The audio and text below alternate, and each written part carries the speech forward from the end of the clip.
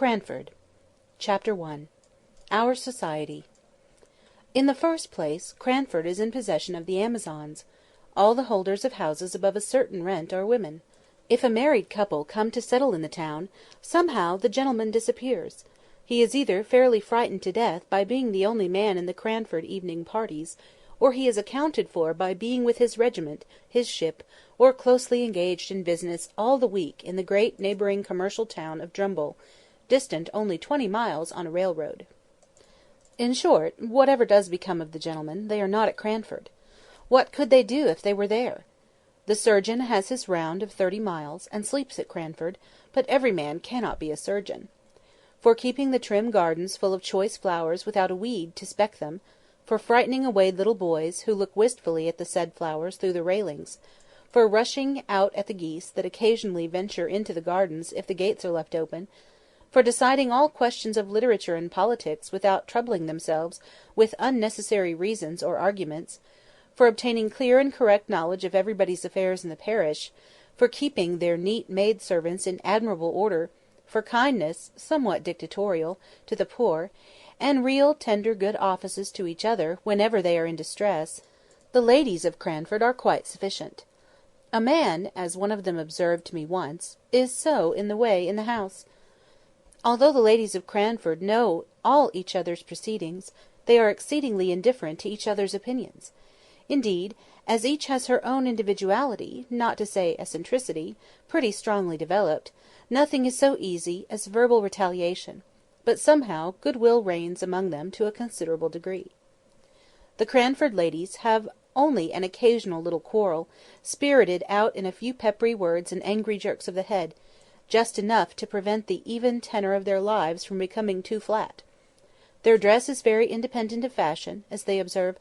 What does it signify how we dress here at Cranford, where everybody knows us? And if they go from home, their reason is equally cogent. What does it signify how we dress here, where nobody knows us? The materials of their clothes are, in general, good and plain, and most of them are nearly as scrupulous as Miss Tyler, of cleanly memory, but I will answer for it, the last gigot, the last tight and scanty petticoat in wear in England, was seen in Cranford, and seen without a smile. I can testify to a magnificent family red silk umbrella, under which a gentle little spinster, left alone of many brothers and sisters, used to patter to church on rainy days. Have you any red silk umbrellas in London? We had a tradition of the first that had ever been seen in Cranford, and the little boys mobbed it, and called it a stick in petticoats. It might have been the very red silk one I have described, held by a strong father over a troop of little ones. The poor little lady, the survivor of all, could scarcely carry it. Then there were rules and regulations for visiting and calls, and they were announced to any young people who might be staying in the town, with all the solemnity with which the old Manx laws were read twice a year on the tin-walled mount. "Our friends have sent to inquire how you are after your journey to-night, my dear. 15 miles in a gentleman's carriage. They will give you some rest to-morrow, but the next day I have no doubt they will call. So be at liberty after 12. From 12 to 3 are our calling hours." Then, after they had called, "It is the 3rd day. I dare say your mamma has told you, my dear, never to let more than 3 days elapse between receiving a call and returning it, and also that you are never to stay longer than 1/4 of an hour." "But am I to look at my watch? How am I to find out when 1/4 of an hour has passed?" "You must keep thinking about the time, my dear, and not to allow yourself to forget it in conversation." As everybody had this rule in their minds, whether they received or paid a call, of course no absorbing subject was ever spoken about. We kept ourselves to short sentences of small talk, and were punctual to our time. I imagine that a few of the gentlefolks of Cranford were poor, and had some difficulty in making both ends meet, but they were like the Spartans, and concealed their smart under a smiling face. We none of us spoke of money, because that subject savoured of commerce and trade, and though some might be poor, we were all aristocratic. The Cranfordians had that kindly esprit de corps which made them overlook all deficiencies in success when some among them tried to conceal their poverty.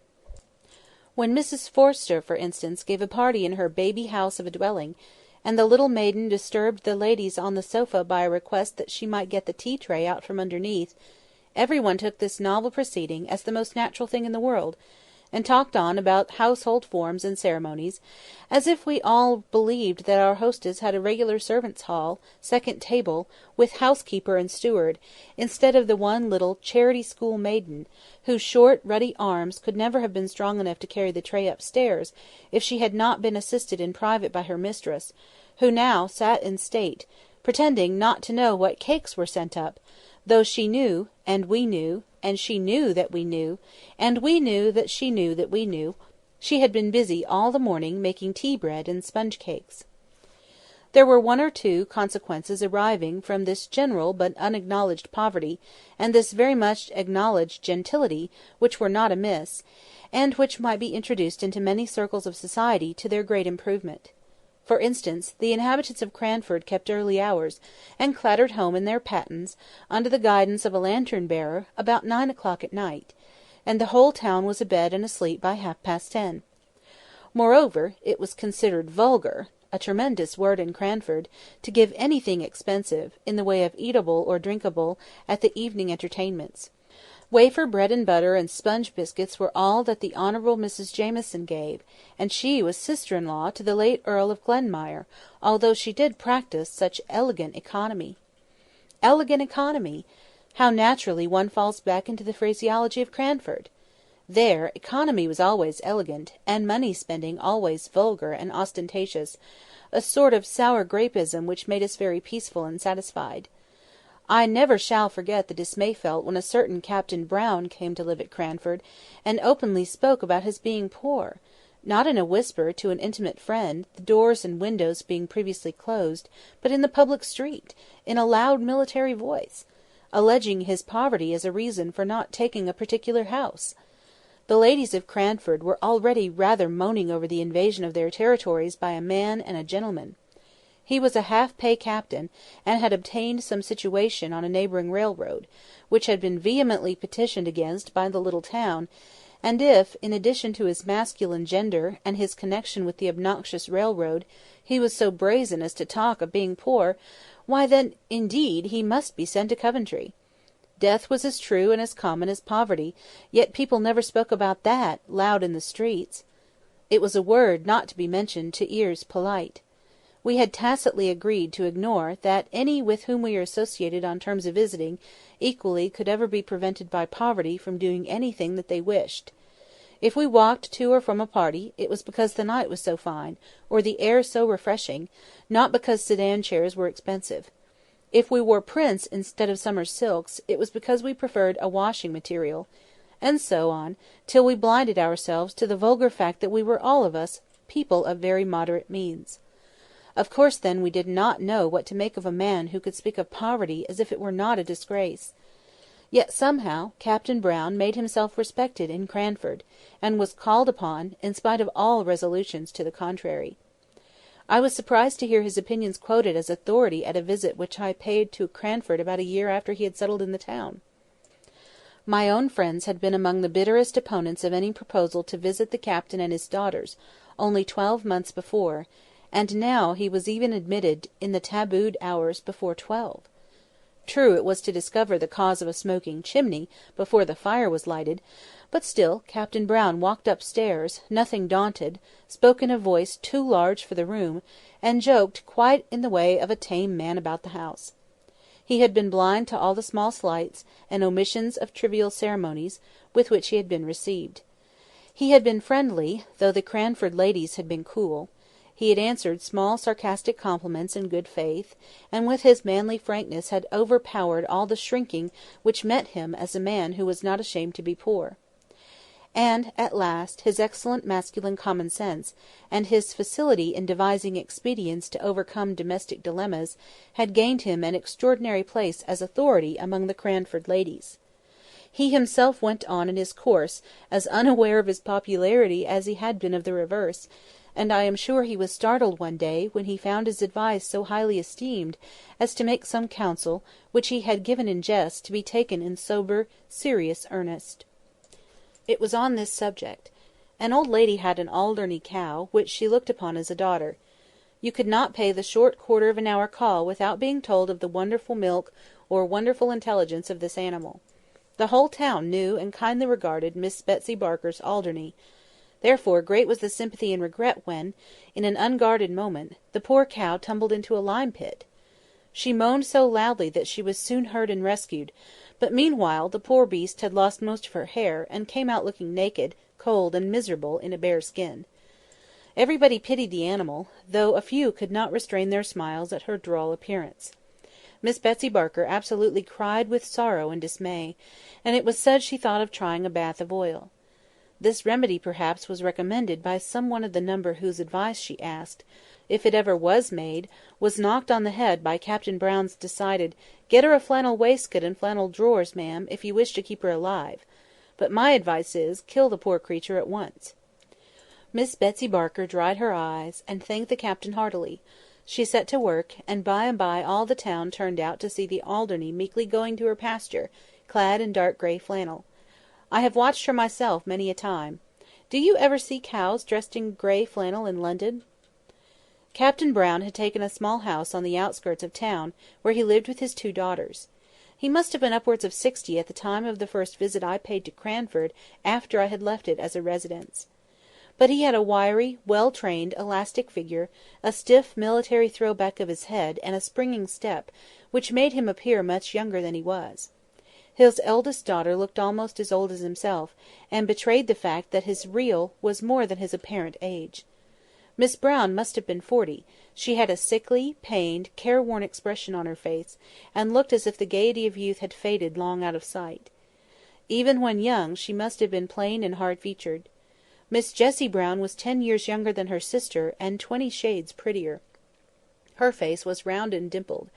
Miss Jenkyns once said, in a passion against Captain Brown, the cause of which I will tell you presently, that she thought it was time for Miss Jessie to leave off her dimples, and not always be trying to look like a child. It was true there was something childlike in her face, and there will be, I think, till she dies, though she should live to 100. Her eyes were large, blue, wondering eyes, looking straight at you. Her nose was unformed and snub. Her lips were red and dewy. She wore her hair, too, in little rows of curls, which heightened this appearance. I do not know whether she was pretty or not, but I liked her face, and so did everybody, and I do not think she could help her dimples. She had something of her father's jauntiness of gait and manner, and any female observer might detect a slight difference in the attire of the 2 sisters, that of Miss Jessie being about £2 per annum more expensive than Miss Brown's. £2 was a large sum in Captain Brown's annual disbursements. Such was the impression made upon me by the Brown family when I first saw them all together in Cranford Church. The captain I had met before, on the occasion of the smoky chimney, which he had cured by some simple alteration in the flue. In church, he held his double eye-glass to his eye during the morning hymn, and then lifted up his head erect and sang out loud joyfully. He made the responses louder than the clerk, an old man with a piping, feeble voice, who, I think, felt aggrieved at the captain's sonorous bass, and quivered higher and higher in consequence. On coming out of church, the brisk captain paid the most gallant attention to his 2 daughters. He nodded and smiled to his acquaintances, but he shook hands with none until he had helped Miss Brown to unfurl her umbrella, had relieved her of her prayer-book, and had waited patiently till she, with trembling, nervous hands, had taken up her gown to walk through the wet roads. I wonder what the Cranford ladies did with Captain Brown at their parties. We had often rejoiced in former days that there was no gentleman to be attended to, and to find conversation for, at the card-parties. We had congratulated ourselves on the snugness of the evenings, and in our love for gentility and distaste of mankind, we had almost persuaded ourselves that to be a man was to be vulgar, so that when I found my friend and hostess, Miss Jenkyns, was going to have a party in my honour, and that the captain and Miss Browns were invited, I wondered much what would be the course of the evening. Card-tables, with green baize tops, were set out by daylight, just as usual. It was the 3rd week in November, so the evenings closed in about 4. Candles and clean packs of cards were arranged on each table. The fire was made up, the neat maid-servant had received her last directions, and there we stood, dressed in our best, each with a candle-lighter in our hands, ready to dart at the candles as soon as the first knock came. Parties in Cranford were solemn festivities, making the ladies feel gravely elated as they sat down together in their best dresses. As soon as the three had arrived, we sat down to preference, I being the unlucky fourth. The next four comers were put down immediately to another table, and presently the tea-trays, which I had seen set out in the store-room as I passed in the morning, were placed each on the middle of a card-table. The china was delicate egg-shell, the old-fashioned silver glittered with polishing, but the eatables were of the slightest description. While the trays were yet on the tables, the Captain and the Miss Browns came in, and I could see that, somehow or other, the Captain was a favourite with all the ladies present. Ruffled brows were smoothed, sharp voices lowered at his approach. Miss Brown looked ill, and depressed almost to gloom. Miss Jessie smiled as usual, and seemed nearly as popular as her father. He immediately and quietly assumed the man's place in the room, attended to every one's wants, lessened the pretty maid-servant's labour by waiting on empty cups and bread-and-butterless ladies, and yet did it all in so easy and dignified a manner, and so much as if it were a matter of course for the strong to attend to the weak, that he was a true man throughout. He played for threepenny points with as grave an interest as if they had been pounds, and yet in all his attention to strangers he had an eye on his suffering daughter, for suffering I was sure she was, though to many eyes she might only appear to be irritable. Miss Jessie could not play cards, but she talked to the sitters out, who before her coming had been rather inclined to be cross. She sang, too, to an old cracked piano, which I think had been a spinet in its youth. Miss Jessie sang "Jock of Hazeldean," a little out of tune, but we were none of us musical, though Miss Jenkyns beat time, out of time, by way of appearing to be so. It was very good of Miss Jenkyns to do this, for I had seen that, a little before, she had been a good deal annoyed by Miss Jessie Brown's unguarded admission, apropos of Shetland wool, that she had an uncle, her mother's brother, who was a shopkeeper in Edinburgh. Miss Jenkyns tried to drown this confession by a terrible cough, for the Honourable Mrs Jamieson was sitting at a card-table nearest Miss Jessie, and what would she say or think if she found out she was in the same room with a shopkeeper's niece? But Miss Jessie Brown, who had no tact, as we all agreed the next morning, would repeat the information, and assure Miss Pole that she could easily get her the identical Shetland wool required, through my uncle, who has the best assortment of Shetland goods of any one in Edinburgh. It was to take the taste of this out of our mouths, and the sound of this out of our ears, that Miss Jenkyns proposed music, so I say again, it was very good of her to beat time to the song. When the trays reappeared with biscuits and wine, punctually at 8:45, there was conversation, comparing of cards, and talking over tricks, but by and by Captain Brown sported a bit of literature. "Have you seen any numbers of the Pickwick papers?" said he. They were then publishing in parts. "Capital thing!" Now Miss Jenkyns was daughter of a deceased rector of Cranford, and on the strength of a number of manuscript sermons and a pretty good library of divinity, considered herself literary, and looked upon any conversation about books as a challenge to her. So she answered and said, yes, she had seen them; indeed, she might say she had read them. "And what do you think of them?" exclaimed Captain Brown. "Aren't they famously good?" So urged, Miss Jenkyns could not but speak. "I must say, I don't think they are by any means equal to Dr Johnson. Still, perhaps, the author is young. Let him persevere, and who knows what he may become if he will take the good doctor for his model?" This was evidently too much for Captain Brown to take placidly, and I saw the words on the tip of his tongue before Miss Jenkyns had finished her sentence. "It is quite a different sort of thing, my dear madam," he began. "I am quite aware of that," returned she, "and I make allowances, Captain Brown." "Just allow me to read you a scene out of this month's number," pleaded he. "I had it only this morning, and I don't think the company can have read it yet." "As you please," said she, settling herself with an air of resignation. He read the account of the soirée which Sam Weller gave at Bath. Some of us laughed heartily. I did not dare, because I was staying in the house. Miss Jenkyns sat in patient gravity. When it was ended, she turned to me, and said with mild dignity, "Fetch me Rasselas, my dear, out of the book-room." When I had brought it to her, she turned to Captain Brown.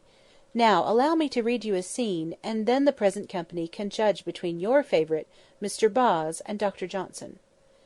She read one of the conversations between Rasselas and Imlac, in a high-pitched, majestic voice, and when she had ended, she said, "I imagine I am now justified in my preference of Dr Johnson as a writer of fiction."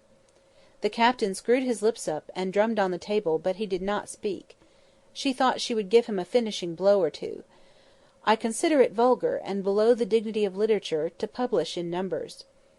"How was the Rambler published, ma'am?" asked Captain Brown in a low voice, which I think Miss Jenkyns could not have heard. "Dr Johnson's style is a model for young beginners. My father recommended it to me when I began to write letters. I have formed my own style upon it. I recommend it to your favourite." "I should be very sorry for him to exchange his style for any such pompous writing," said Captain Brown. Miss Jenkyns felt this as a personal affront, in a way of which the captain had not dreamed. Epistolary writing she and her friends considered as her forte. Many a copy of many a letter I have seen written and corrected on the slate, before she seized the half hour just previous to post time to assure her friends of this or that, and Dr Johnson was, as she said, her model in these compositions. She drew herself up with dignity, and only replied to Captain Brown's last remark by saying, with marked emphasis on every syllable, "I prefer Dr Johnson to Mr Boz." It is said, I won't vouch for the fact, that Captain Brown was heard to say, sotto voce, "Damn Dr Johnson." If he did, he was penitent afterwards, as he showed by going to stand near Miss Jenkyns's arm-chair and endeavouring to beguile her into conversation on some more pleasing subject. But she was inexorable. The next day she made the remark I have mentioned about Miss Jessie's dimples. Chapter 2. The Captain. It was impossible to live a month at Cranford and not know the daily habits of each resident, and long before my visit ended, I knew much concerning the whole Brown trio. There was nothing new to be discovered respecting their poverty, for they had spoken simply and openly about that from the very first. They made no mystery of the necessity for their being economical. All that remained to be discovered was the captain's infinite kindness of heart, and the various modes in which, unconsciously to himself, he manifested it.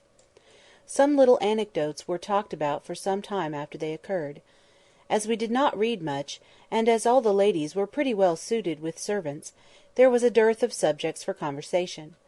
We therefore discussed the circumstance of the captain taking a poor old woman's dinner out of her hands one very slippery Sunday.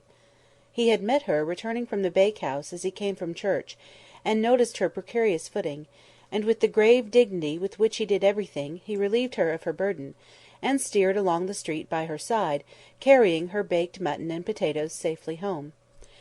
This was thought very eccentric, and it was rather expected that he would pay a round of calls on the Monday morning, to explain and apologise to the Cranford sense of propriety, but he did no such thing, and then it was decided that he was ashamed, and was keeping out of sight.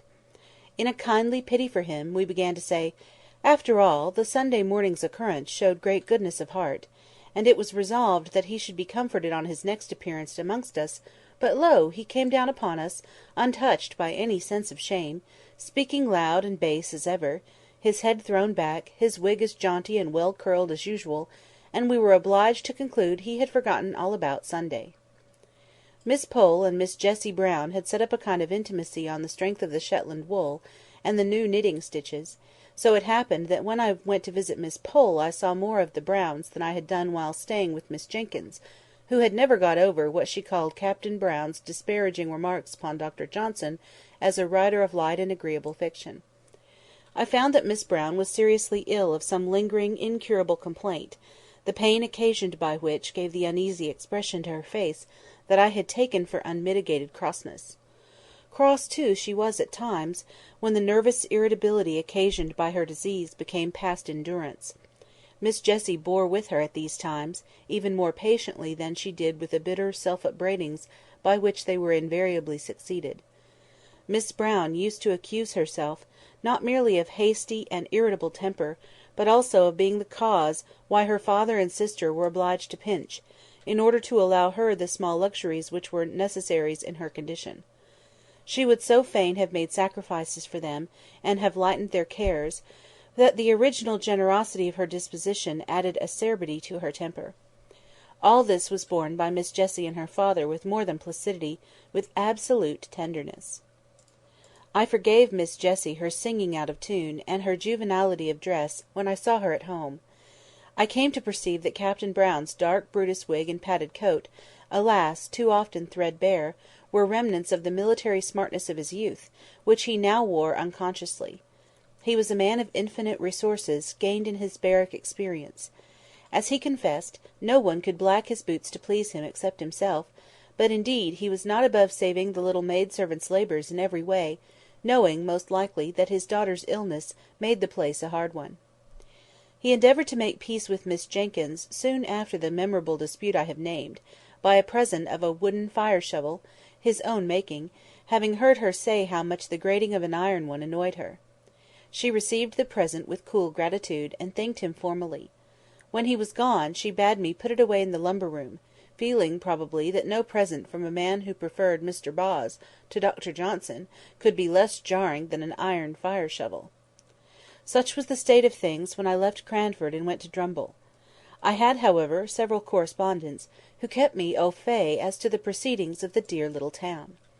There was Miss Pole, who was becoming as much absorbed in crochet as she had been once in knitting, and the burden of whose letter was something like "But don't you forget the white worsted at Flint's" of the old song, for at the end of every sentence of news came a fresh direction as to some crochet commission I was to execute for her. Miss Matilda Jenkyns, who did not mind being called Miss Matty when Miss Jenkyns was not by, wrote nice, kind, rambling letters, now and then venturing into an opinion of her own, but suddenly pulling herself up, and either begging me not to name what she had said, as Deborah thought differently, and she knew, or else putting in a postscript to the effect that, since writing the above, she had been talking over the subject with Deborah, and was quite convinced that, etc. Here probably followed a recantation of every opinion she had given in the letter. Then came Miss Jenkyns, Deborah, as she liked Miss Matty to call her, her father having once said that the Hebrew name ought to be so pronounced. I secretly think she took the Hebrew prophetess for a model in character, and indeed she was not unlike the stern prophetess in some ways, making allowance, of course, for modern customs and differences in dress. Miss Jenkyns wore a cravat, and a little bonnet like a jockey cap, and altogether had the appearance of a strong-minded woman, although she would have despised the modern idea of woman being equal to men. Equal, indeed! She knew they were superior. But to return to her letters, everything in them was stately and grand like herself. I have been looking them over. Dear Miss Jenkyns, how I honoured her, and will give an extract more especially because it relates to our friend Captain Brown. The Honourable Mrs Jamieson has only just quitted me, and in the course of conversation she communicated to me the intelligence that she had yesterday received a call from her revered husband's quondam friend, Lord Mauleverer. You will not easily conjecture what brought his lordship within the precincts of our little town. It was to see Captain Brown, with whom, it appears, his lordship was acquainted in the plumed wars, and who had the privilege of averting destruction from his lordship's head when some great peril was impending over it, off the misnomered Cape of Good Hope. You know our friend the Honourable Mrs Jamieson's deficiency in the spirit of innocent curiosity, and you will therefore not be so much surprised when I tell you she was quite unable to disclose to me the exact nature of the peril in question. I was anxious, I confess, to ascertain in what manner Captain Brown, with his limited establishment, could receive so distinguished a guest, and I discovered that his lordship retired to rest, and, let us hope, to refreshing slumbers, at the Angel Hotel, but shared the Brunonian meals during the 2 days that he honoured Cranford with his august presence. Mrs Johnson, our civil butcher's wife, informs me that Miss Jessie purchased a leg of lamb, but besides this, I can hear of no preparation whatever to give a suitable reception to so distinguished a visitor. Perhaps they entertained him with the feast of reason and the flow of soul, and to us, who are acquainted with Captain Brown's sad want of relish for the pure wells of English undefiled, it may be matter for congratulation that he has had the opportunity of improving his taste by holding converse with an elegant and refined member of the British aristocracy. But from some mundane failings who is altogether free? Miss Pole and Miss Matty wrote to me by the same post. Such a piece of news as Lord Mauleverer's visit was not to be lost on the Cranford letter-writers. They made the most of it. Miss Matty humbly apologised for writing at the same time as her sister, who was so much more capable than she to describe the honour done to Cranford, but in spite of a little bad spelling, Miss Matty's account gave me the best idea of the commotion occasioned by his lordship's visit, after it had occurred, for except the people at the Angel, The Browns, Mrs Jamieson, and a little lad his lordship had sworn at for driving a dirty hoop against the aristocratic legs, I could not hear of any one with whom his lordship had held conversation. My next visit to Cranford was in the summer. There had been neither births, deaths, nor marriages since I was there last. Everybody lived in the same house, and wore pretty nearly the same well-preserved, old-fashioned clothes. The greatest event was, that Miss Jenkyns had purchased a new carpet for the drawing-room. Oh, the busy work Miss Matty and I had in chasing the sunbeams, as they fell in an afternoon, right down on this carpet through the blindless window! We spread newspapers over the places and sat down to our book or our work, and lo! in a quarter of an hour the sun had moved, and was blazing away on a fresh spot, and down we went on our knees to alter the position of the newspapers. We were very busy, too, one whole morning, before Miss Jenkyns gave her party, in following her directions, and in cutting out and stitching together pieces of newspaper so as to form little paths to every chair set for the expected visitors, lest their shoes might dirty or defile the purity of the carpet. Do you make paper paths for every guest to walk upon in London? Captain Brown and Miss Jenkyns were not very cordial to each other. The literary dispute, of which I had seen the beginning, was raw, the slightest touch on which made them wince. It was the only difference of opinion they had ever had, but that difference was enough. Miss Jenkyns could not refrain from talking at Captain Brown, and though he did not reply, he drummed with his fingers, which action she felt and resented as very disparaging to Dr Johnson. He was rather ostentatious in his preference of the writings of Mr Boz, would walk through the streets so absorbed in them that he all but ran up against Miss Jenkyns, and though his apologies were earnest and sincere, and though he did not, in fact, do more than startle her and himself, she owned to me that she had rather he had knocked her down, if he had only been reading a higher style of literature. The poor brave captain!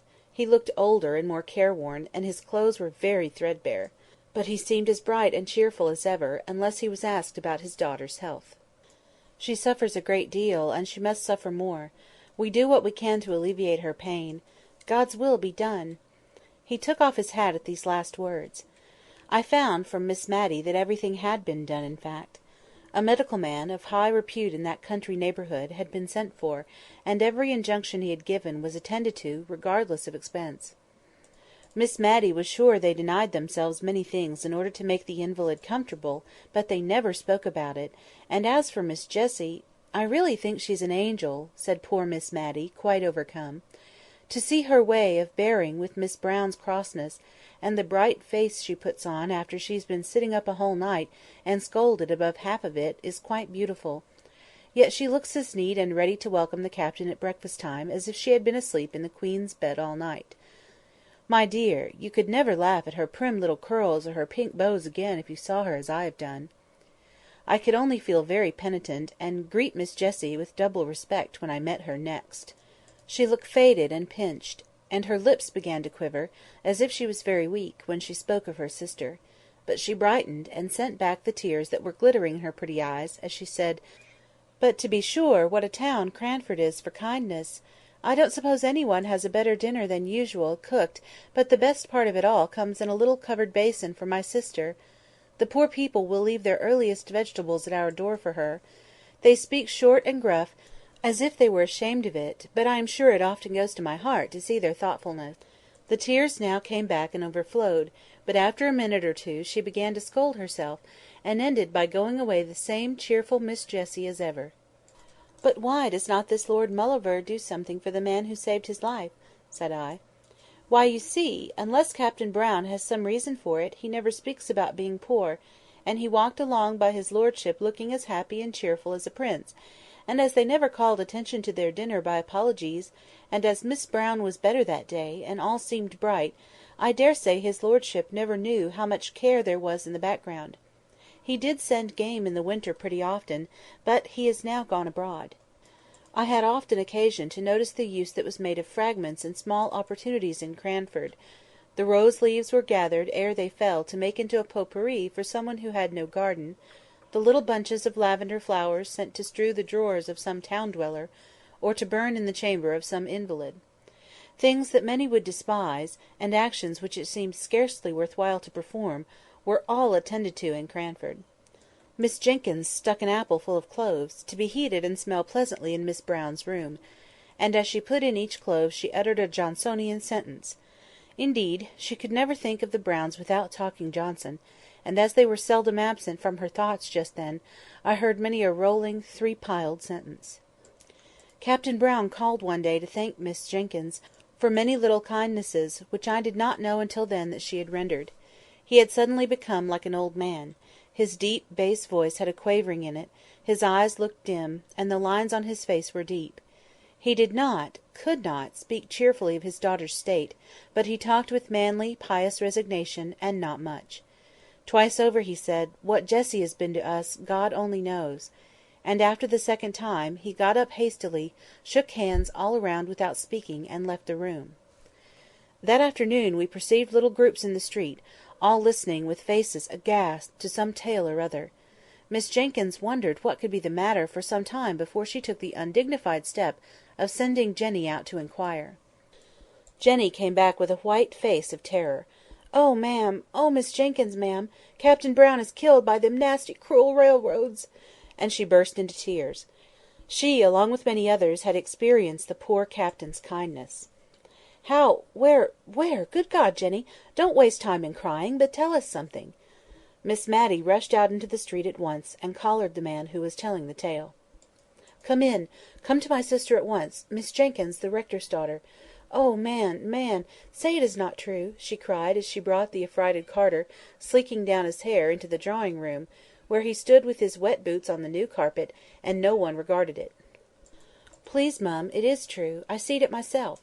And he shuddered at the recollection. The captain was a-reading some new book he was deep in, a-waiting for the train down, and there was a little lass as wanted to come to its mammy, and gave its sister the slip, and came toddling across the line. And he looked up sudden at the sound of the train coming, and seed the child, and he darted on the line and cutched it up, and his foot slipped, and the train came over him in no time. Oh, Lord! Mum, it's quite true, and they've come over to tell his daughters. The child's safe, though, with only a bang on its shoulder as he threw it to its mammy. Poor captain would be glad of that, mum, wouldn't he? God bless him!" The great rough Carter puckered up his manly face, and turned away to hide his tears. She looked very ill, as if she were going to faint, and signed to me to open the window. "Matilda, bring me my bonnet. I must go to those girls. God pardon me if I have ever spoken contemptuously to the captain." Miss Jenkyns arrayed herself to go out, telling Miss Matilda to give the man a glass of wine. While she was away, Miss Matty and I huddled over the fire, talking in a low and awestruck voice. I know we cried quietly all the time. Miss Jenkyns came home in a silent mood, and we durst not ask her many questions. She told us that Miss Jessie had fainted, and that she and Miss Pole had had some difficulty in bringing her round, but that as soon as she recovered, she begged one of them to go and sit with her sister. "Mr Hoggins says she cannot live many days, and she shall be spared this shock," said Miss Jessie, shivering with feelings which she dared not give away. "But how can you manage, my dear?" asked Miss Jenkyns. "You cannot bear up. She must see your tears." "God will help me. I will not give way. She was asleep when the news came. She may be asleep yet. She would be so utterly miserable, not merely at my father's death, but to think of what would become of me. She is so good to me." She looked up earnestly in their faces with her soft, true eyes, and Miss Pole told Miss Jenkyns afterwards she could hardly bear it, knowing, as she did, how Miss Brown treated her sister. However, it was settled according to Miss Jessie's wish. Miss Brown was to be told her father had been summoned to take a short journey on railway business. They had managed it in some way, Miss Jenkyns could not exactly say how. Miss Pole was to stop with Miss Jessie. Mrs Jamieson had sent to inquire, and this was all we heard that night, and a sorrowful night it was. The next day a full account of the fatal accident was in the county paper, which Miss Jenkyns took in. Her eyes were very weak, she said, and she asked me to read it. When I came to the gallant gentleman was deeply engaged in the perusal of a number of Pickwick which he had just received, Miss Jenkyns shook her head long and solemnly, and then sighed out, "Poor, dear, infatuated man." The corpse was to be taken from the station to the parish church, and there to be interred. Miss Jessie had set her heart on following it to the grave, and no dissuasives could alter her resolve. Her restraint upon herself made her almost obstinate. She resisted all Miss Pole's entreaties and Miss Jenkyns's advice. At last Miss Jenkyns gave up the point, and after a silence, which I feared portended some deep displeasure against Miss Jessie, Miss Jenkyns said she should accompany the latter to the funeral. "It is not fit for you to go alone. It would be against both propriety and humanity were I to allow it." Miss Jessie seemed as if she did not half like this arrangement, but her obstinacy, if she had any, had been exhausted in her determination to go to the interment. She longed, poor thing, I have no doubt, to cry alone over the grave of the dear father to whom she had been all in all, and to give way for one little half-hour, uninterrupted by sympathy and unobserved by friendship. But it was not to be. That afternoon Miss Jenkyns sent out for a yard of black crape, and employed herself busily in trimming the little black silk bonnet I have spoken about. When it was finished she put it on, and looked at us for approbation. Admiration she despised. I was full of sorrow, but, by one of those whimsical thoughts which come unbidden into our heads, in times of deepest grief, I no sooner saw the bonnet than I was reminded of a helmet, and in that hybrid bonnet, half helmet, half jockey cap, did Miss Jenkyns attend Captain Brown's funeral, and, I believe, supported Miss Jessie with a tender, indulgent firmness which was invaluable, allowing her to weep her passionate fill before they left. Miss Pole, Miss Matty, and I, meanwhile, attended to Miss Brown, and hard work we found it to relieve her querulous and never-ending complaints. But if we were so weary and dispirited, what must Miss Jessie have been? Yet she came back almost as calm as if she had gained a new strength. She put off her morning dress, and came in, looking pale and gentle, thanking us each with a soft, long pressure of the hand. She could even smile, a faint, sweet, wintry smile, as if to reassure us of her power to endure, but her look made our eyes fill suddenly with tears, more than if she had cried outright. It was settled that Miss Pole was to remain with her all the watching livelong night, and that Miss Matty and I were to return in the morning to relieve them, and give Miss Jessie the opportunity for a few hours of sleep. But when the morning came, Miss Jenkyns appeared at the breakfast-table, equipped in her helmet bonnet, and ordered Miss Matty to stay at home, as she meant to go and help to nurse. She was evidently in a state of great friendly excitement, which she showed by eating her breakfast standing, and scolding the household all round. No nursing, no energetic, strong-minded woman could help Miss Brown now. There was in that room as we entered which was stronger than us all, and made us shrink into solemn, awestruck helplessness. Miss Brown was dying. We hardly knew her voice, it was so devoid of the complaining tone we had always associated with it. Miss Jessie told me afterwards that it, and her face too, were just what they had been formerly, when her mother's death left her the young, anxious head of the family, of whom only Miss Jessie survived. She was conscious of her sister's presence, though not, I think, of ours. We stood a little behind the curtain. Miss Jessie knelt with her face near her sister's, in order to catch the last soft, awful whispers. "Oh, Jessie, Jessie, how selfish I have been! God forgive me for letting you sacrifice yourself for me as you did. I have so loved you, and yet I have thought only of myself. God forgive me!" "Hush, love, hush," said Miss Jessie, sobbing. "And my father, my dear, dear father! I will not complain now, if God will give me strength to be patient. But oh, Jessie, tell my father how I longed and yearned to see him at last, and to ask his forgiveness. He can never know now how I loved him. Oh, if I might but tell him before I die! What a life of sorrow his has been, and I have done so little to cheer him." A light came into Miss Jessie's face. "Would it comfort you, dearest, to think that he does know? Would it comfort you, love, to know that his cares, his sorrows—" Her voice quivered, but she steadied it into calmness. "Mary, he has gone before you to the place where the weary are at rest. He knows now how you loved him." A strange look, which was not distress, came over Miss Brown's face. She did not speak for some time, but then we saw her lips form the words, rather than heard the sound, "Father, mother, Henry, Archie." Then, as if it were a new idea throwing a filmy shadow over her darkened mind, "But you will be alone, Jessie." Miss Jessie had been feeling this all during the silence, I think, for the tears rolled down her cheeks like rain, at these words, and she could not answer at first. Then she put her hands together tight, and lifted them up, and said, but not to us, "Though he slay me, yet I will trust in him." In a few moments more, Miss Brown lay calm and still, never to sorrow or murmur more. After this second funeral, Miss Jenkyns insisted that Miss Jessie should come to stay with her, rather than go back to the desolate house, which in fact we were learning from Miss Jessie must now be given up, as she had not wherewithal to maintain it. She had something above £20 a year, besides the interest of the money for which the furniture would sell, but she could not live upon that, and so we talked over her qualifications for earning money. "I can sew neatly," said she, "and I like nursing. I think, too, I could manage a house, if any one would try me as a housekeeper, or I would go into a shop as a saleswoman, if they would have patience with me at first." Miss Jenkyns declared in an angry voice that she should do no such thing, and talked to herself about some people having no idea of their rank as a captain's daughter, nearly an hour afterwards, when she brought Miss Jessie up a basin of delicately made arrowroot, and stood over her like a dragoon until the last spoonful was finished. Then she disappeared.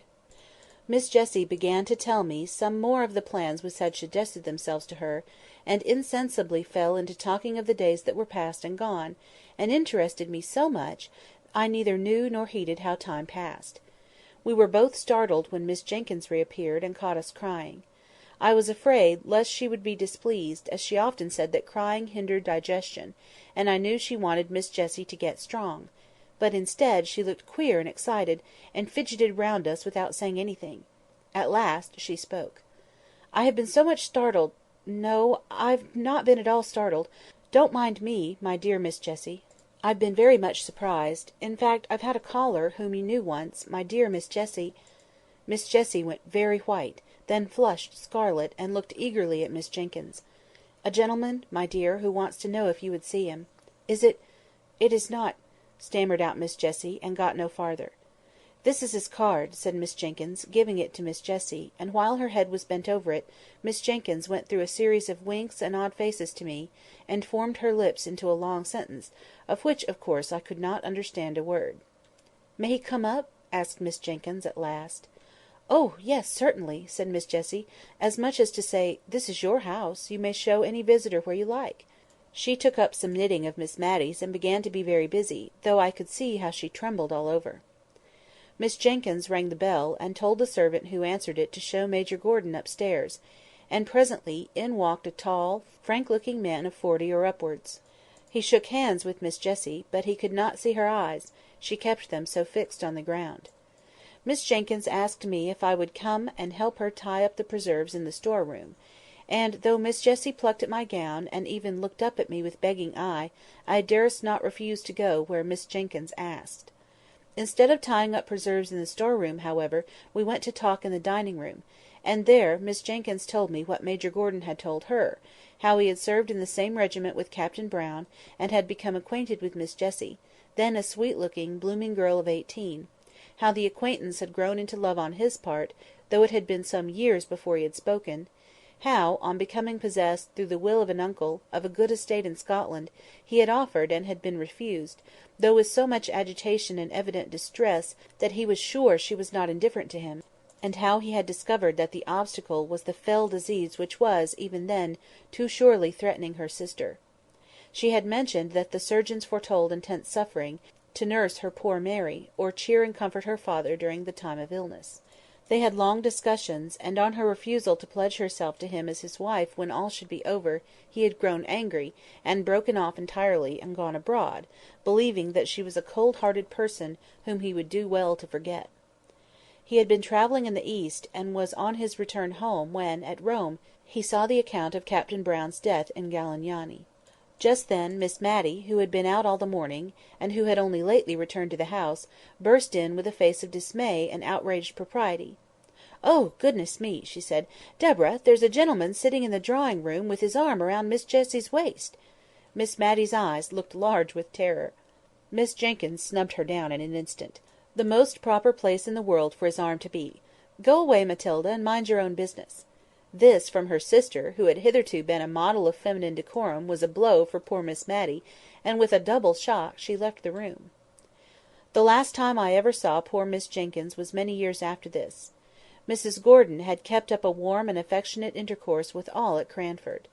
Miss Jenkyns, Miss Matty, and Miss Pole had all been to visit her, and returned with wonderful accounts of her house, her husband, her dress, and her looks. For, with happiness, something of her early bloom returned.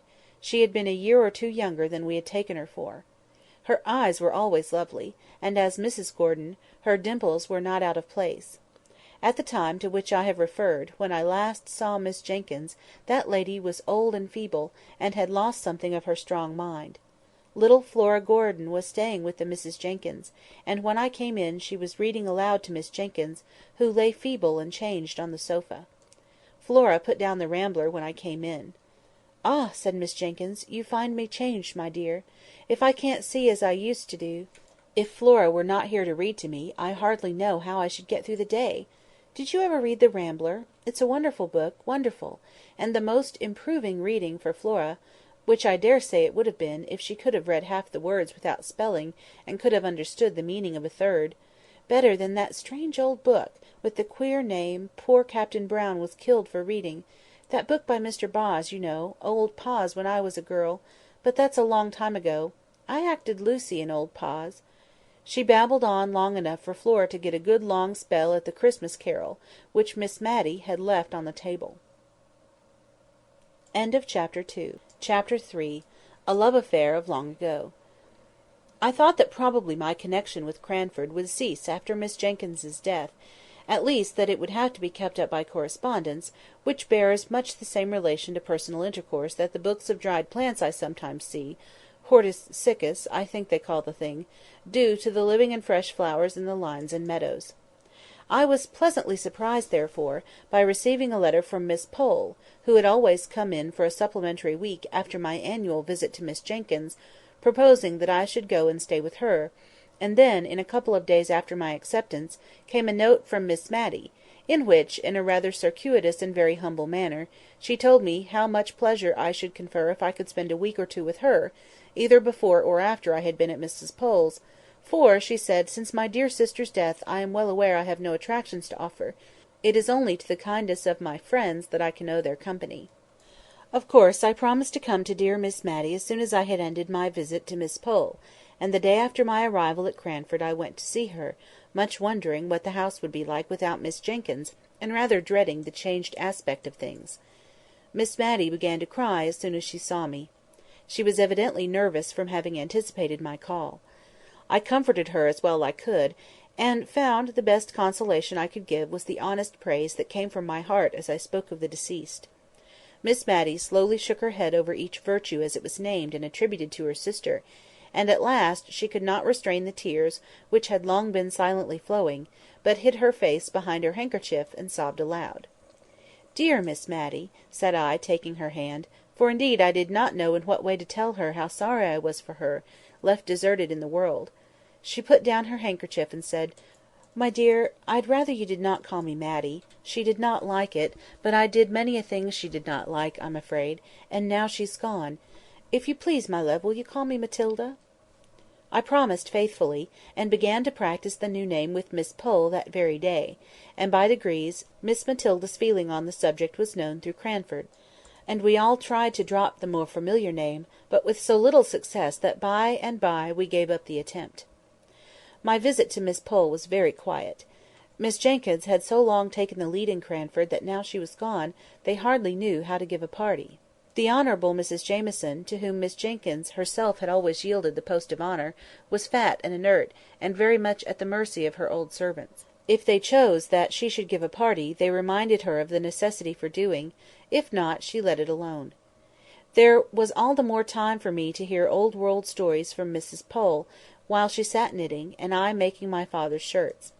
I always took a quantity of plain sewing to Cranford, for as we did not read much, or walk much, I found it a capital time to get through my work. One of Miss Pole's stories related to a shadow of a love affair that was dimly perceived or suspected long years before. Presently the time arrived when I was to remove to Miss Matilda's house. I found her timid and anxious about the arrangements for my comfort. Many a time, while I was unpacking, did she come backwards and forwards to stir the fire, which burned all the worse for being so frequently poked. "Have you drawers enough, dear?" she asked. "I don't know exactly how my sister used to arrange them. She had capital methods. I am sure she would have trained a servant in a week to make a better fire than this, and Fanny has been with me 4 months." The subject of servants was a standing grievance, and I could not wonder much at it, for if gentlemen were scarce, and almost unheard of in the genteel society of Cranford, They or their counterparts, handsome young men, abounded in the lower classes. The pretty, neat serving-maids had their choice of desirable followers, and their mistresses, without having the sort of mysterious dread of men and matrimony that Miss Matilda had, might well feel a little anxious, lest the heads of their comely maids should be turned by the joiner, or the butcher, or the gardener, who were obliged, by their callings, to come to the house, and who, as ill luck would have it, were generally handsome and unmarried. Fanny's lovers, if she had any, and Miss Matilda suspected her of so many flirtations that, if she had not been very pretty, I should have doubted her having one, were a constant anxiety to her mistress. She was forbidden, by the articles of her engagement, to have followers, and though she had answered, innocently enough, doubling up the hem of her apron as she spoke, "Please, ma'am, I never had more than one at a time," Miss Matty prohibited that one. But a vision of a man seemed to haunt the kitchen. Fanny assured me that it was all fancy, or else I should have said myself that I had seen a man's coat-tails whisk into the scullery once, when I went on an errand to the store-room at night, and another evening, when, our watches having stopped, I went to look at the clock, there was a very odd appearance, singularly like a young man squeezed up between the clock and the back of the open kitchen door, and I thought Fanny snatched up the candle very hastily, so as to throw the shadow on the clock-face, while she very positively told me the time half an hour too early, as we found out afterwards by the church clock. But I did not add to Miss Matty's anxieties by naming my suspicions, especially as Fanny said to me, the next day, that it was such a queer kitchen for having odd shadows about it, she really was almost afraid to stay, for you know, miss, she added, I don't see a creature from 6 o'clock tea, till missus rings the bell for prayers at 10. However, it so fell out that Fanny had to leave, and Miss Matilda begged me to stay and settle her with the new maid, to which I consented, after I had heard from my father that he did not want me at home. The new servant was a rough, honest-looking country girl, who had only lived in a farm place before, but I liked her looks when she came to be hired, and I promised Miss Matilda to put her in the ways of the house. The said ways were religiously such as Miss Matilda thought her sister would approve. Many a domestic rule and regulation had been a subject of plaintive whispered murmur to me during Miss Jenkyns's life, but now that she was gone, I do not think that even I, who was a favourite, darest have suggested an alteration. To give an instance, we constantly adhered to the forms which were observed at meal-times in my father the rector's house. Accordingly, we always had wine and dessert, but the decanters were only filled when there was a party, and what remained was seldom touched, though we had 2 wine-glasses apiece every day after dinner, until the next festive occasion arrived, when the state of the remainder wine was examined into a family council. The dregs were often given to the poor, but occasionally, when a good deal had been left at the last party, 5 months ago it might be, it was added to some of a fresh bottle, brought up from the cellar. I fancy poor Captain Brown did not much like wine, for I noticed he never finished his first glass, and most military men take several. Then, as to our dessert, Miss Jenkyns used to gather currants and gooseberries for it herself, which I sometimes thought would have tasted better fresh from the trees; but then, as Miss Jenkyns observed, there would have been nothing for dessert in the summer-time. As it was, we felt very genteel with our 2 glasses apiece, and a dish of gooseberries at the top, of currants and biscuits at the sides, and 2 decanters at the bottom. When oranges came in, a curious proceeding was gone through. Miss Jenkyns did not like to cut the fruit, for, as she observed, the juice all ran out, nobody ever knew where. Sucking, I only think she used some more recondite word, was in fact the only way of enjoying oranges; but then there was the unpleasant association with a ceremony frequently gone through by little babies; and so, after dessert in orange season, Miss Jenkyns and Miss Matty used to rise up, possess themselves each of an orange in silence, and withdraw to the privacy of their own rooms to indulge in sucking oranges. I had once or twice tried, on such occasions, to prevail on Miss Matty to stay, and had succeeded in her sister's lifetime.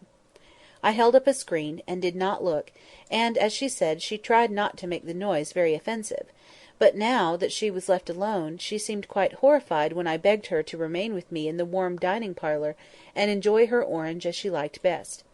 And so it was in everything.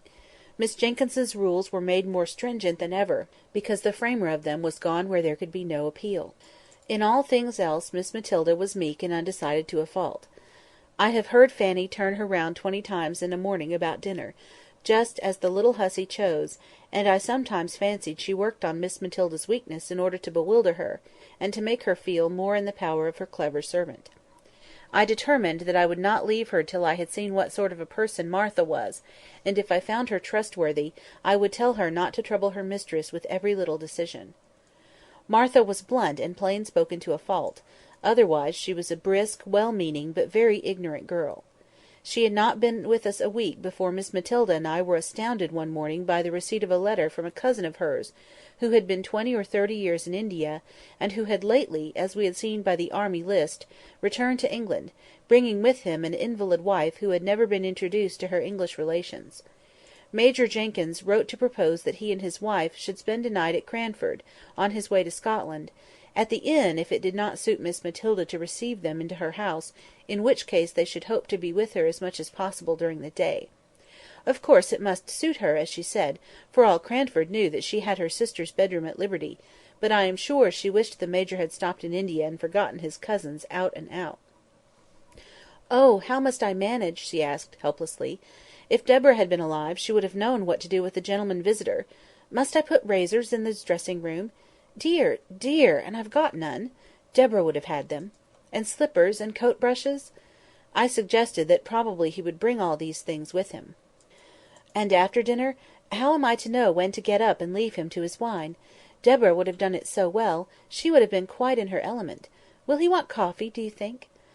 I undertook the management of the coffee, and told her I would instruct Martha in the act of waiting, in which it must be owned she was terribly deficient, and that I had no doubt Major and Mrs Jenkyns would understand the quiet mode in which a lady lived by herself in a country town. But she was sadly fluttered. I made her empty her decanters and bring up 2 fresh bottles of wine. I wished I could have prevented her from being present at my instructions to Martha, for she frequently cut in with some fresh direction, muddling the poor girl's mind as she stood open-mouthed, listening to us both. "Hand the vegetables round," said I, foolishly I see now, for it was aiming at more than we could accomplish with quietness and simplicity; and then, seeing her look bewildered, I added, "Take the vegetables round to people, and let them help themselves." "And mind you go first to the ladies," put in Miss Matilda. "Always go to the ladies before gentlemen when you are waiting." "I'll do it as you tell me, ma'am," said Martha, "but I like lads best." We felt very uncomfortable and shocked at this speech of Martha's, yet I don't think she meant any harm; and on the whole she attended very well to our directions, except that she nudged the Major when he did not help himself as soon as she expected to the potatoes, while she was handing them round. The Major and his wife were quiet, unpretending people enough when they did come; languid, as all East Indians are, I suppose. We were rather dismayed at their bringing 2 servants with them, a Hindoo body-servant for the Major, and a steady, elderly maid for his wife; but they slept at the inn, and took off a good deal of the responsibility by attending carefully to their master's and mistress's comfort. Martha, to be sure, had never ended her staring at the East Indian's white turban and brown complexion, and I saw that Miss Matilda shrunk away from him a little as he waited at dinner. Indeed, she asked me, when they were gone, if he did not remind me of Bluebeard. On the whole, the visit was most satisfactory, and is a subject of conversation even now with Miss Matilda. At the time it greatly excited Cranford, and even stirred up the apathetic and honourable Mrs Jamieson to some expression of interest, when I went to call and thank her for the kind answers she had vouchsafed to Miss Matilda's inquiries as to the arrangement of a gentleman's dressing-room, answers which I must confess she had given in the wearied manner of the Scandinavian prophetess. Leave me to repose. And now I come to the love affair. It seems that Miss Pole had a cousin, once or twice removed, who had offered to Miss Matty long ago. Now this cousin lived 4 or 5 miles from Cranford on his own estate, but his property was not large enough to entitle him to rank higher than a yeoman, or rather, with something of the pride which apes humility, he had refused to push himself on, as so many of his class had done, into the ranks of the squires.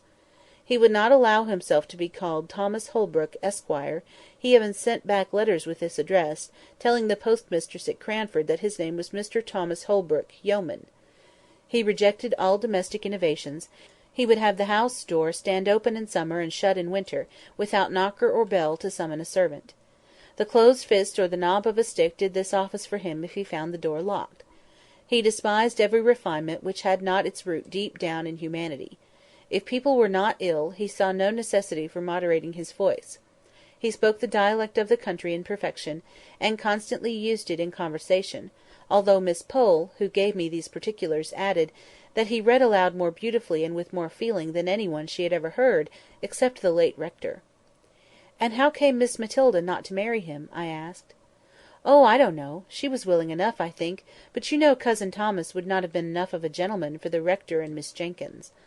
"Well, but they were not to marry him," said I, impatiently. "No, but they did not like Miss Matty to marry below her rank. You know she was the rector's daughter, and somehow they are related to Sir Peter Arley.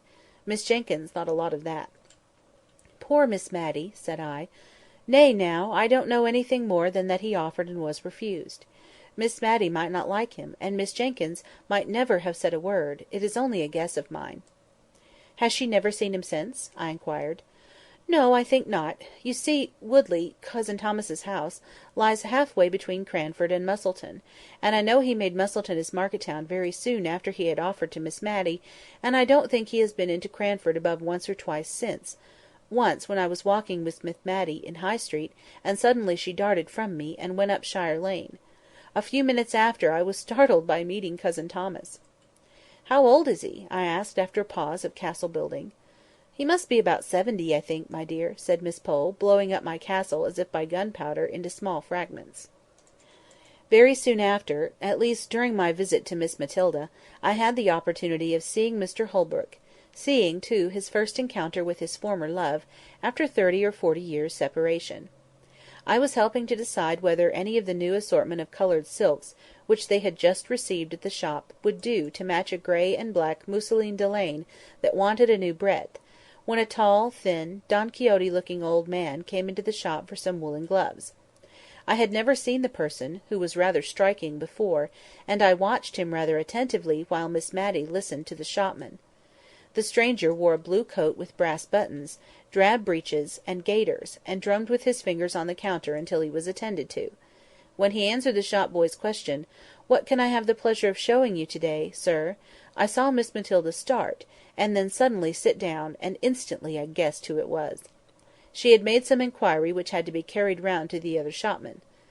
"Miss Jenkyns wants the black sarcenet 2 and 2d. the yard," and Mr Holbrook caught the name, and was across the shop in 2 strides.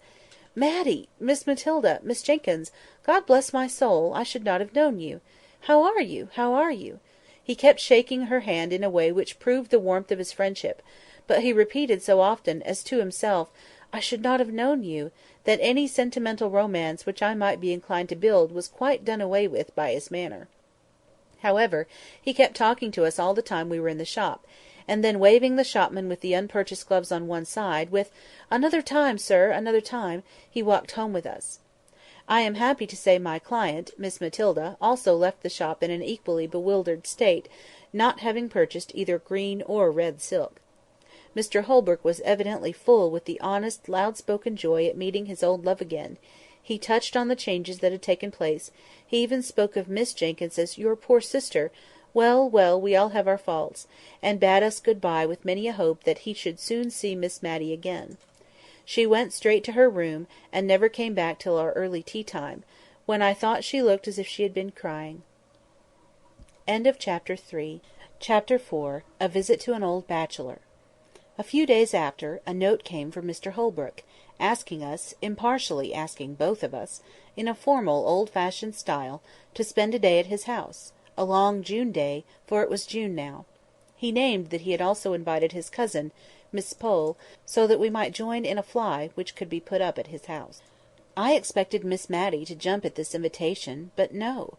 Miss Pole and I had the greatest difficulty in persuading her to go. She thought it was improper, and was even half annoyed when we utterly ignored the idea of any impropriety in her going with 2 other ladies to see her old lover. Then came a more serious difficulty. She did not think Deborah would have liked her to go. This took us half a day's good hard talking to get over, but at the first sentence of relenting, I seized the opportunity, and wrote and dispatched an acceptance in her name, fixing day and hour, that all might be decided and done with.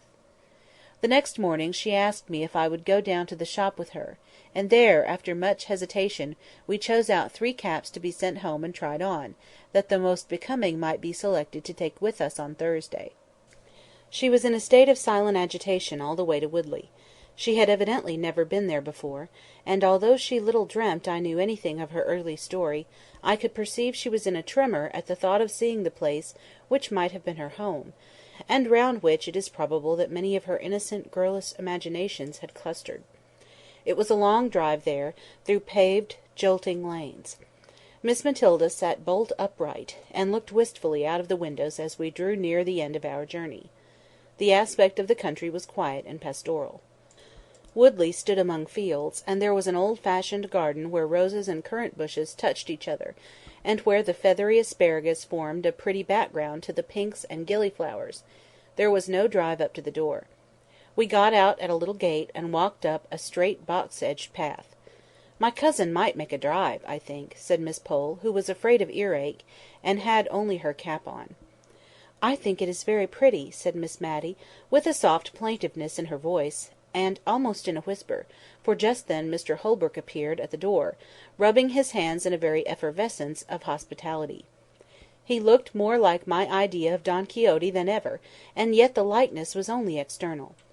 His respectable housekeeper stood modestly at the door to bid us welcome, and while she led the elder ladies upstairs to a bedroom, I begged to look about the garden.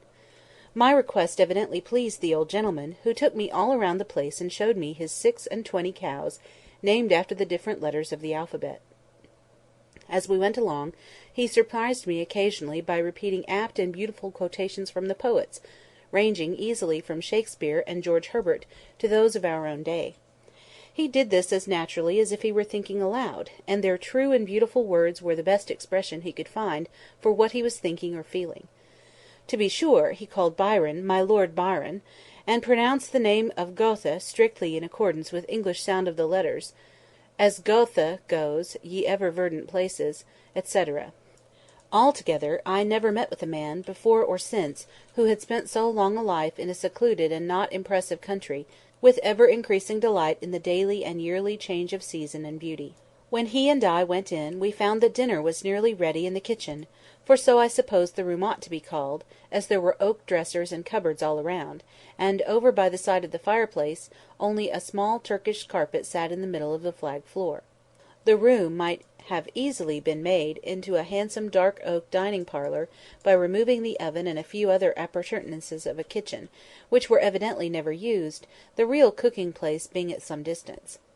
The room in which we were expected to sit was a stiffly furnished, ugly apartment, but that in which we did sit was what Mr Holbrook called the counting-house, where he paid his labourers their weekly wages at a great desk near the door.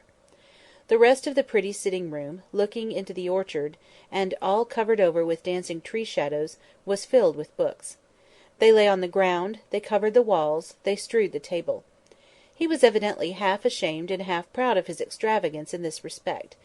They were of all kinds, poetry and wild weird tales prevailing. He evidently chose his books in accordance with his own tastes, not because such and such were classical or established favourites. "Ah," he said, "we farmers ought not to have much time for reading, yet somehow one can't help it." "What a pretty room!" said Miss Matty, sotto voce. "What a pleasant place!" I said aloud, almost simultaneously. "Nay, if you like it," replied he; "but can you sit on these great, black leather, three-cornered chairs?" "I like it better than the best parlour, but I thought ladies would take that for the smarter place." It was the smarter place, but, like most smart things, not at all pretty, or pleasant, or homelike; so while we were at dinner, the servant girl dusted and scrubbed the counting-house chairs, and we sat there all the rest of the day. We had pudding before meat, and I thought Mr Holbrook was going to make some apology for his old-fashioned ways, for he began, "I don't know whether you like new-fangled ways." "Oh, not at all," said Miss Matty. "No more do I," said he. "My housekeeper will have these in her new fashion, or else I tell her that, when I was a young man, we used to keep strictly to my father's rule, no broth, no ball, no beef; and always began dinner with broth. Then we had suet puddings, boiled in the broth with the beef, and then the meat itself.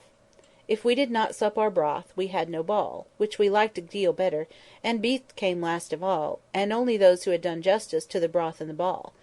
Now folks begin with sweet things, and turn their dinners topsy-turvy. When the ducks and green peas came, we looked at each other in dismay; we had only two-pronged, black-handled forks. It is true the steel was as bright as silver, but what were we to do? Miss Matty picked up her peas, one by one, on the point of the prongs, much as Amine ate her grains of rice after her previous feast with the ghoul. Miss Pole sighed over her delicate young peas as she left them on one side of her plate untasted, for they would drop between the prongs. I looked at my host; the peas were going wholesale into his capacious mouth, shovelled up by his large round-ended knife. I saw, I imitated, I survived. My friends, in spite of my precedent, could not muster up courage enough to do an ungenteel thing, and if Mr Holbrook had not been so heartily hungry, he would probably have seen that the good peas went away almost untouched.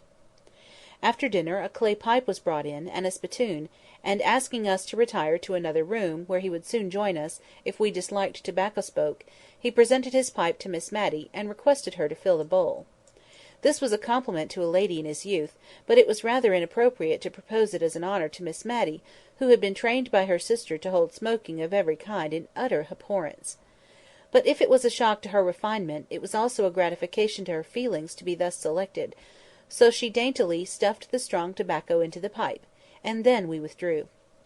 "It is very pleasant dining with a bachelor," said Miss Matty softly, as we settled ourselves in the counting-house. "I only hope it is not improper; so many pleasant things are." "What a number of books he has!" said Miss Pole, looking round the room. "And how dusty they are!" "I think it must be like one of the great Dr Johnson's rooms," said Miss Matty. "What a superior man your cousin must be!" "Yes," said Miss Pole, "he's a great reader, but I am afraid he has got into very uncouth habits with living alone." "Oh, uncouth is too hard a word. I should call him eccentric; very clever people always are," replied Miss Matty.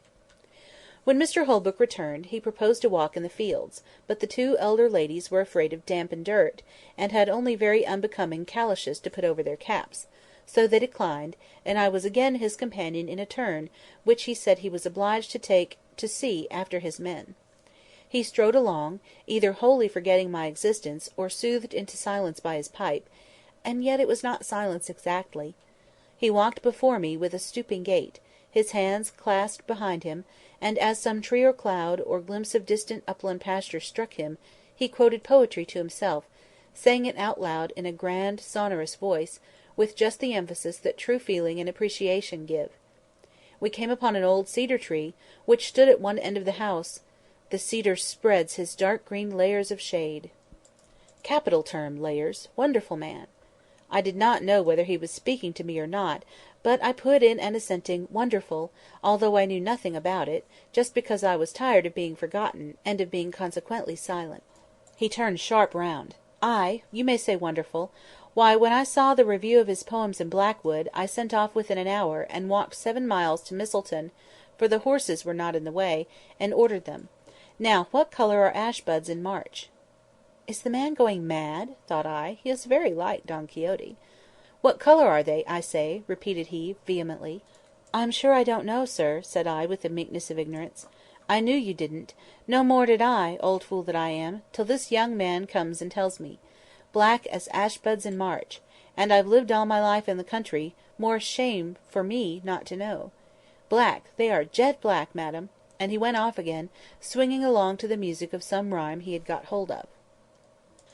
When we came back, nothing would serve him but he must read us the poems he had been speaking of, and Miss Pole encouraged him in his proposal, I thought, because she wished me to hear his beautiful reading, of which she had boasted; but she afterwards said it was because she had got to a difficult part of her crochet, and wanted to count her stitches without having to talk.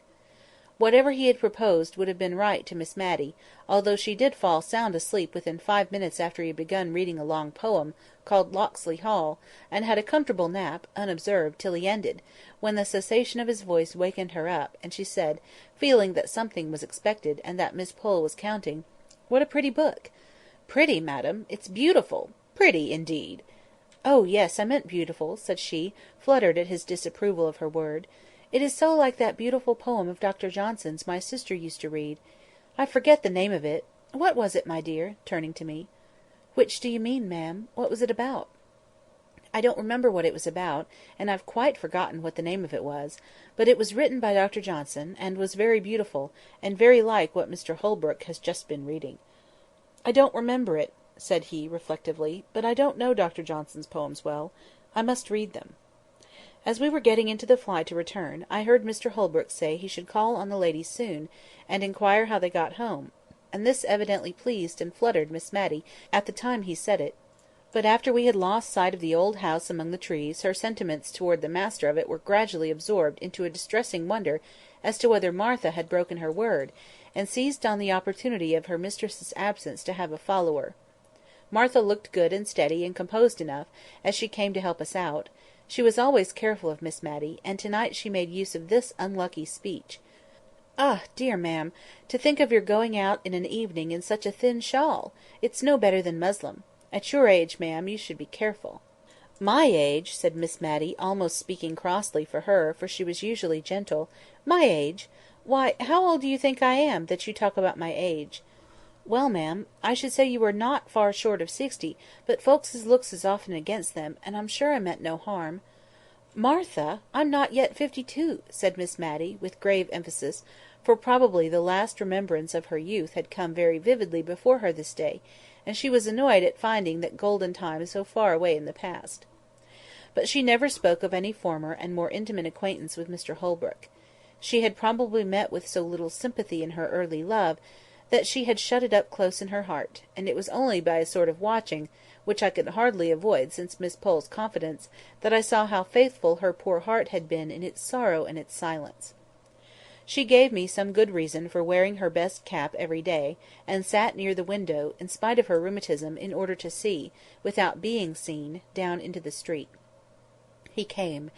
He put his open palms upon his knees, which were far apart, as he sat with his head bent down, whistling, after we had replied to his inquiries about our safe return. Suddenly he jumped up. "Well, madam, have you any commands for Paris? I am going there in a week or two." "To Paris!" we both exclaimed. "Yes, madam, I have never been there before, and always had a wish to go, and I think if I don't go soon, I mayn't go at all. So as soon as the hay is got in I shall go, before harvest time." We were so much astonished that we had no commissions.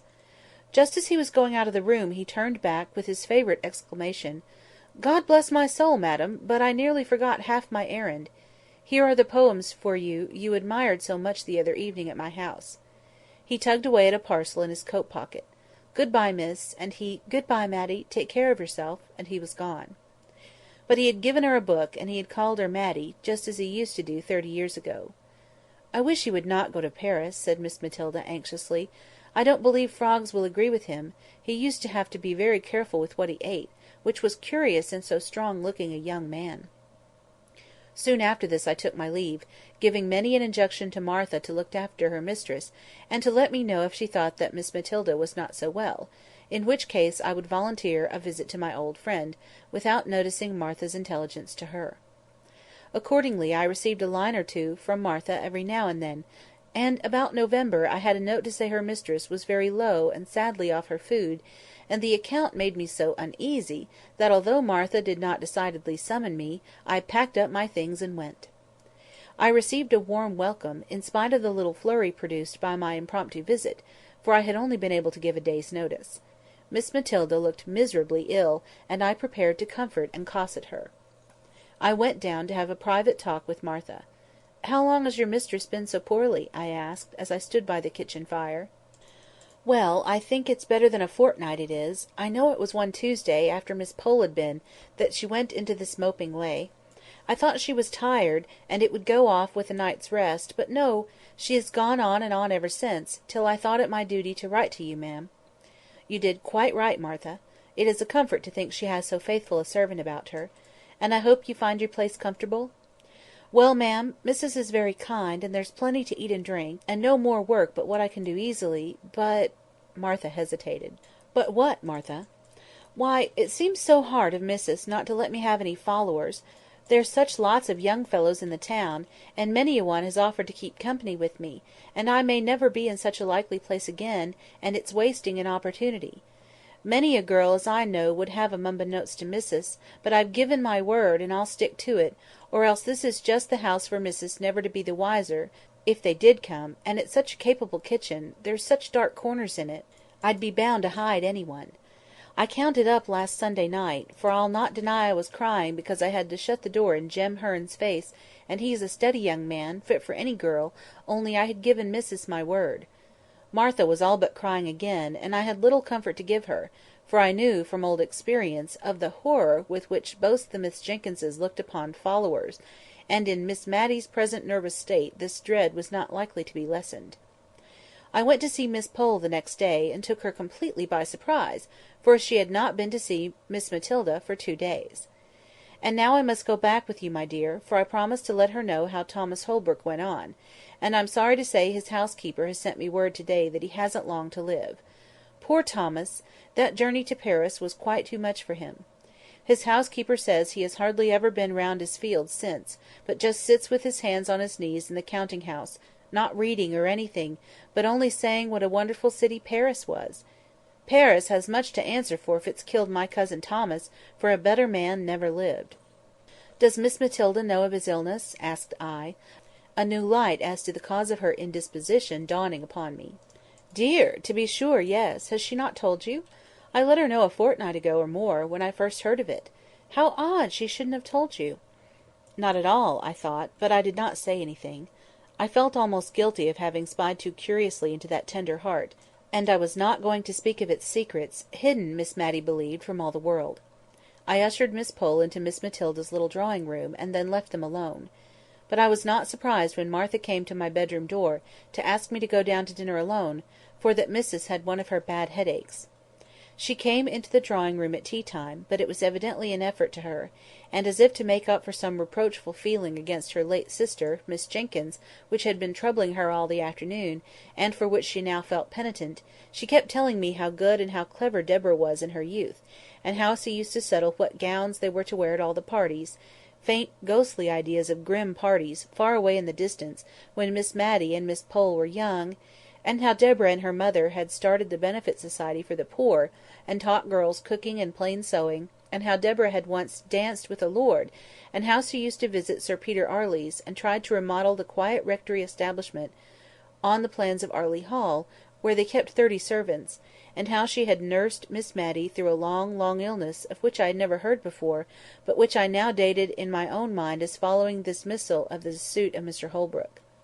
So we talked softly and quietly of old times through the long November evening. The next day Miss Pole brought us word that Mr Holbrook was dead. Miss Matty heard the news in silence; in fact, from the account of the previous day, it was only what we had to expect. Miss Pole kept calling upon us, for some expression of regret, asking if it was not sad that he was gone, and saying, "To think of that pleasant day last June, when he seemed so well! And he might have lived this dozen years if he had not gone to that wicked Paris, where they are always having revolutions." She paused for some demonstration on our part. I saw Miss Matty could not speak; she was trembling so nervously, so I said what I really felt, and after a call of some duration, all the time of which I have no doubt Miss Pole thought Miss Matty received the news very calmly, our visitor took her leave. Miss Matty made a strong effort to conceal her feelings, a concealment she practised even with me, for she has never alluded to Mr Holbrook again, although the book he gave her lies with her Bible on the little table by her bedside. She did not think I heard her when she asked the little milliner of Cranford to make her cap something like the Honourable Miss Jameson's, or that I noticed the reply, "But she wears widows' caps, ma'am." "Oh, I only meant something in that style; not widows', of course, but rather like Mrs Jamieson's." This effort at concealment was the beginning of the tremulous motion of head and hands which I have ever seen in Miss Matty. The evening of the day on which we heard of Mr Holbrook's death, Miss Matilda was very silent and thoughtful. After prayers, she called Martha back, and then she stood uncertain what to say. "Martha," she said at last, "you are young," and then she made so long a pause that Martha, to remind her of her half-finished sentence, dropped a curtsey, and said, "Yes, please, ma'am. 22 last 3rd of October, please, ma'am." "And perhaps, Martha, you may some time meet with a young man you like, and who likes you. I did say you were not to have followers, but if you meet with such a young man, and tell me, and I find he is respectable, I have no objection to his coming to see you once a week. God forbid," she said in a low voice, "that I should grieve any young hearts." She spoke as if she were providing for some distant contingency, and was rather startled when Martha made her ready, eager answer, "Please, ma'am, there's Jem Hearn, and he's a joiner making 3 and 6pence a day, and 6 foot 1 in his stocking feet. Please, ma'am, and if you'll ask about him to-morrow morning, every one will give him a character for steadiness, and he'll be glad enough to come to-morrow night, I'll be bound." Though Miss Matty was startled, she submitted to fate and love. Chapter 5. Old Letters. I have often noticed that almost every one has his own individual small economies, careful habits of saving fractions of pennies in some one peculiar direction, any disturbance of which annoys him more than spending shillings or pounds on some real extravagance. An old gentleman of my acquaintance, who took the intelligence of the failure of a joint stock bank, in which some of his money was invested, with stoical mildness, worried his family all through a long summer's day because one of them had torn, instead of cutting, out the written leaves of his now useless bank-book. Of course, the corresponding pages at the other end came out as well, and this little unnecessary waste of paper, his private economy, chafed him more than all the loss of his money. Envelopes fretted his soul terribly when they first came in. The only way in which he could reconcile himself to such waste of his cherished article was by patiently turning inside out all that were sent to him, and so making them serve again. Even now, though tamed by age, I see him casting wistful glances at his daughters when they send a whole inside of a half-sheet of note-paper, with the 3 lines of acceptance to an invitation, written on only one of the sides. I am not above owning that I have this human weakness myself. String is my foible. My pockets get full of little banks of it, picked up and twisted together, ready for uses that never come. I am seriously annoyed if any one cuts the string of a parcel instead of patiently and faithfully undoing it fold by fold. How people can bring themselves to use india-rubber rings, which are a sort of deification of string, as lightly as they do, I cannot imagine. To me an Indian-rubber ring is a precious treasure. I have one which is not new, one that I picked up off the floor nearly 6 years ago. I have really tried to use it, but my heart failed me, and I could not commit the extravagance. Small pieces of butter grieve others. They cannot attend to conversation because of the annoyance occasioned by the habit which some people have of invariably taking more butter than they want. Have you not seen the anxious look, almost mesmeric, which such persons fix on the article? They would feel it a relief if they might bury it out of sight by popping it into their own mouths and swallowing it down, and they are made really happy if the person on whose plate it lies unused suddenly breaks off a piece of toast, which he does not want at all, and eats up his butter. They think that this is not waste. Now Miss Matty Jenkyns was chary of candles. We had many devices to use as few as possible. In the winter afternoons she would sit knitting for 2 or 3 hours. She could do this in the dark, or by firelight, and when I asked if I might not ring for candles to finish stitching my waistbands, she told me to keep blind man's holiday. They were usually brought in with tea, but we only burnt one at a time. As we lived in constant preparation for a friend who might come in any evening, but who never did, it required some contrivance to keep our 2 candles out of the same length, ready to be lighted, and to look as if we burnt 2 always. The candles took it in turns, and whatever we might be talking about or doing, Miss Matty's eyes were habitually fixed upon the candle, ready to jump up and extinguish it and to light the other, before they had become too uneven in length to be restored to equality in the course of the evening. One night, I remember this candle economy particularly annoyed me. I had been very much tired of my compulsory blind man's holiday, especially as Miss Matty had fallen asleep, and I did not like to stir the fire and run the risk of awakening her, so I could not even sit on the rug, and scorch myself with sewing by firelight, according to my usual custom. I fancied Miss Matty must be dreaming of her early life, for she spoke 1 or 2 words in her uneasy sleep, bearing reference to persons who were dead long before. When Martha brought in the lighted candle and tea, Miss Matty started into wakefulness, with a strange, bewildered look around, as if we were not the people she expected to see about her. There was a little sad expression that shadowed her face as she recognised me, but immediately afterwards she tried to give me her usual smile. All through tea-time her talk ran upon the days of her childhood and youth. Perhaps this reminded her of the desirableness of looking over all the old family letters, and destroying such as ought not be allowed to fall into the hands of strangers, for she had often spoken of the necessity of this task, but had always shrunk from it, with a timid dread of something painful. To-night, however, she rose up after tea and went for them, in the dark, for she piqued herself on the precise neatness of all her chamber arrangements, and used to look uneasily at me when I lighted a bed candle to go to another room for anything.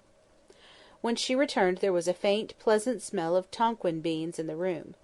I had always noticed this scent about any of the things which had belonged to her mother, and many of the letters were addressed to her, yellow bundles of love letters 60 or 70 years old. Miss Matty undid the packet with a sigh, but she stifled it directly, as if it were hardly right to regret the flight of time, or of life either. We agreed to look them over separately, each taking a different letter out of the same bundle and describing its contents to the other before destroying it.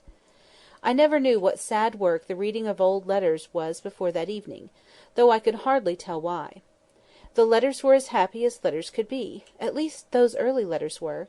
There was in them a vivid and intense sense of the present time, which seemed so strong and full, as if it could never pass away, and as if the warm, living hearts that so expressed themselves could never die, and be as nothing to the sunny earth. I should have felt less melancholy, I believe, if the letters had been more so. I saw the tears stealing down the well-worn furrows of Miss Matty's cheeks, and her spectacles often wanted wiping. I trusted at last that she would light the other candle, for my own eyes were rather dim, and I wanted more light to see the pale, faded ink; but no, even through her tears, she saw and remembered her little economical ways.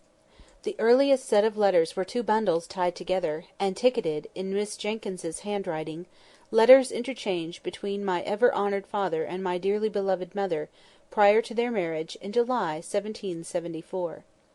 I should guess that the rector of Cranford was about 27 years of age when he wrote those letters, and Miss Matty told me that her mother was just 18 at the time of her wedding.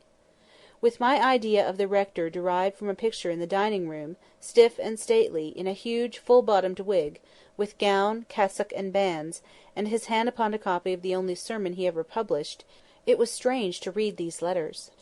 They were full of eager, passionate ardour, short, homely sentences, right fresh from the heart, very different from the grand, Latinised, Johnsonian style of the printed sermon preached before some judge at assize time. His letters were a curious contrast to those of his bride-girl.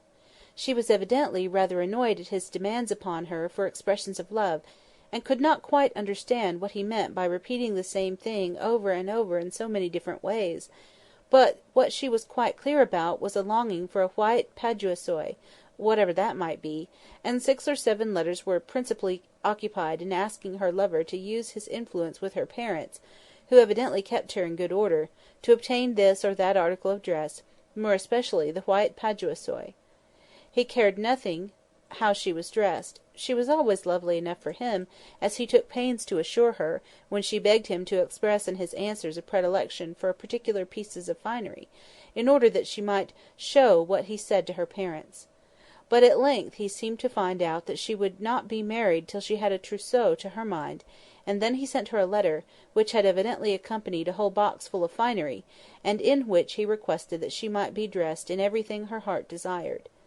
This was the first letter, ticketed in a frail, delicate hand, "From my dearest John." Shortly afterwards they were married, I suppose, from the intermission in their correspondence. "We must burn them, I think," said Miss Matty, looking doubtfully at me. "No one will care for them when I am gone." And one by one she dropped them in the middle of the fire, watching each blaze up, die out, and rise away, in faint, white, ghostly semblance, up the chimney, before she gave another to the same fate. The room was light enough now, but I, like her, was fascinated into watching the destruction of those letters, into which the honest warmth of a manly heart had been poured forth. The next letter, likewise docketed by Miss Jenkyns, was endorsed, "Letter of pious congratulation and exhortation from my venerable grandfather to my beloved mother, on occasion of my own birth. Also some practical remarks on the desirability of keeping warm the extremities of infants, from my excellent grandmother." The first part was, indeed, a severe and forcible picture of the responsibilities of mothers, and a warning against the evils that were in the world, and lying in ghostly wait for the little baby of 2 days old. His wife did not write, said the old gentleman, because he had forbidden it, she being indisposed with a sprained ankle, which, he said, quite incapacitated her from holding a pen. However, at the foot of the page was a small T.O., and on turning it over, sure enough, there was a letter to my dear, dearest Molly, begging her, when she left her room, whatever she did, to go upstairs before going down, and telling her to wrap her baby's feet up in flannel, and keep it warm by the fire, although it was summer, for babies were so tender. It was pretty to see from the letters, which were evidently exchanged with some frequency between the young mother and the grandmother, how the girlish vanity was being weeded out of her heart by her love for her baby. The white paduasoy figured again in the letters, with almost as much vigour as before. In one it was being made into a christening cloak for the baby. It decked it when it went with its parents to spend a day or two at Arley Hall. It added to its charms when it was the prettiest little baby that ever was seen. Dear mother, I wish you could see her. Without any partiality, I do think she will grow up a regular beauty.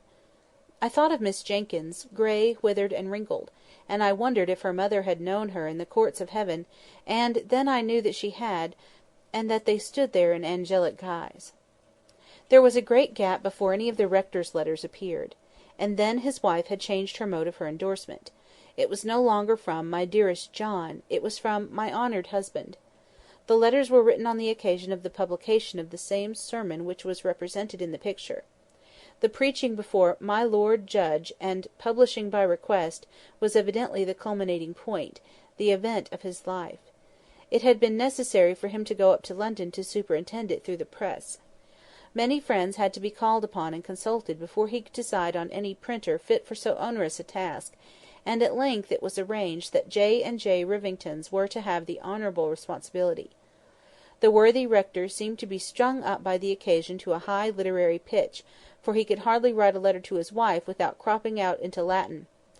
I remember the end of one of his letters ran thus: "I shall ever hold the virtuous qualities of my Molly in remembrance, dum memor ipse mei, dum spiritus regit artis," which, considering that the English of his correspondent was sometimes at fault in grammar, and often in spelling, it might be taken as a proof of how much he idealised his Molly, and, as Miss Jenkyns used to say, people talk a great deal about idealising nowadays, whatever that may mean.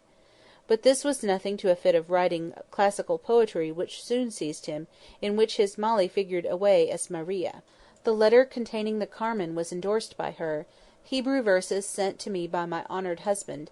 I thought to have a letter about killing the pig, but must wait.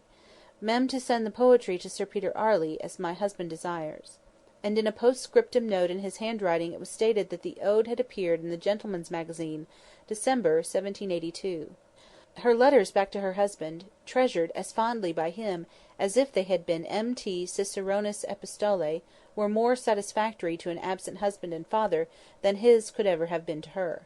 She told him how Deborah sewed her seam very neatly every day, and read to her in the books he had sent her; how she was a very forward, good child, but would ask questions her mother could not answer, but how she did not let herself down by saying she did not know, but took to stirring the fire, or sending the forward child on an errand.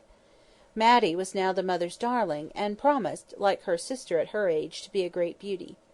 I was reading this aloud to Miss Matty, who smiled and sighed a little at the hope, so fondly expressed, that little Matty might not be vain, even if she were a beauty.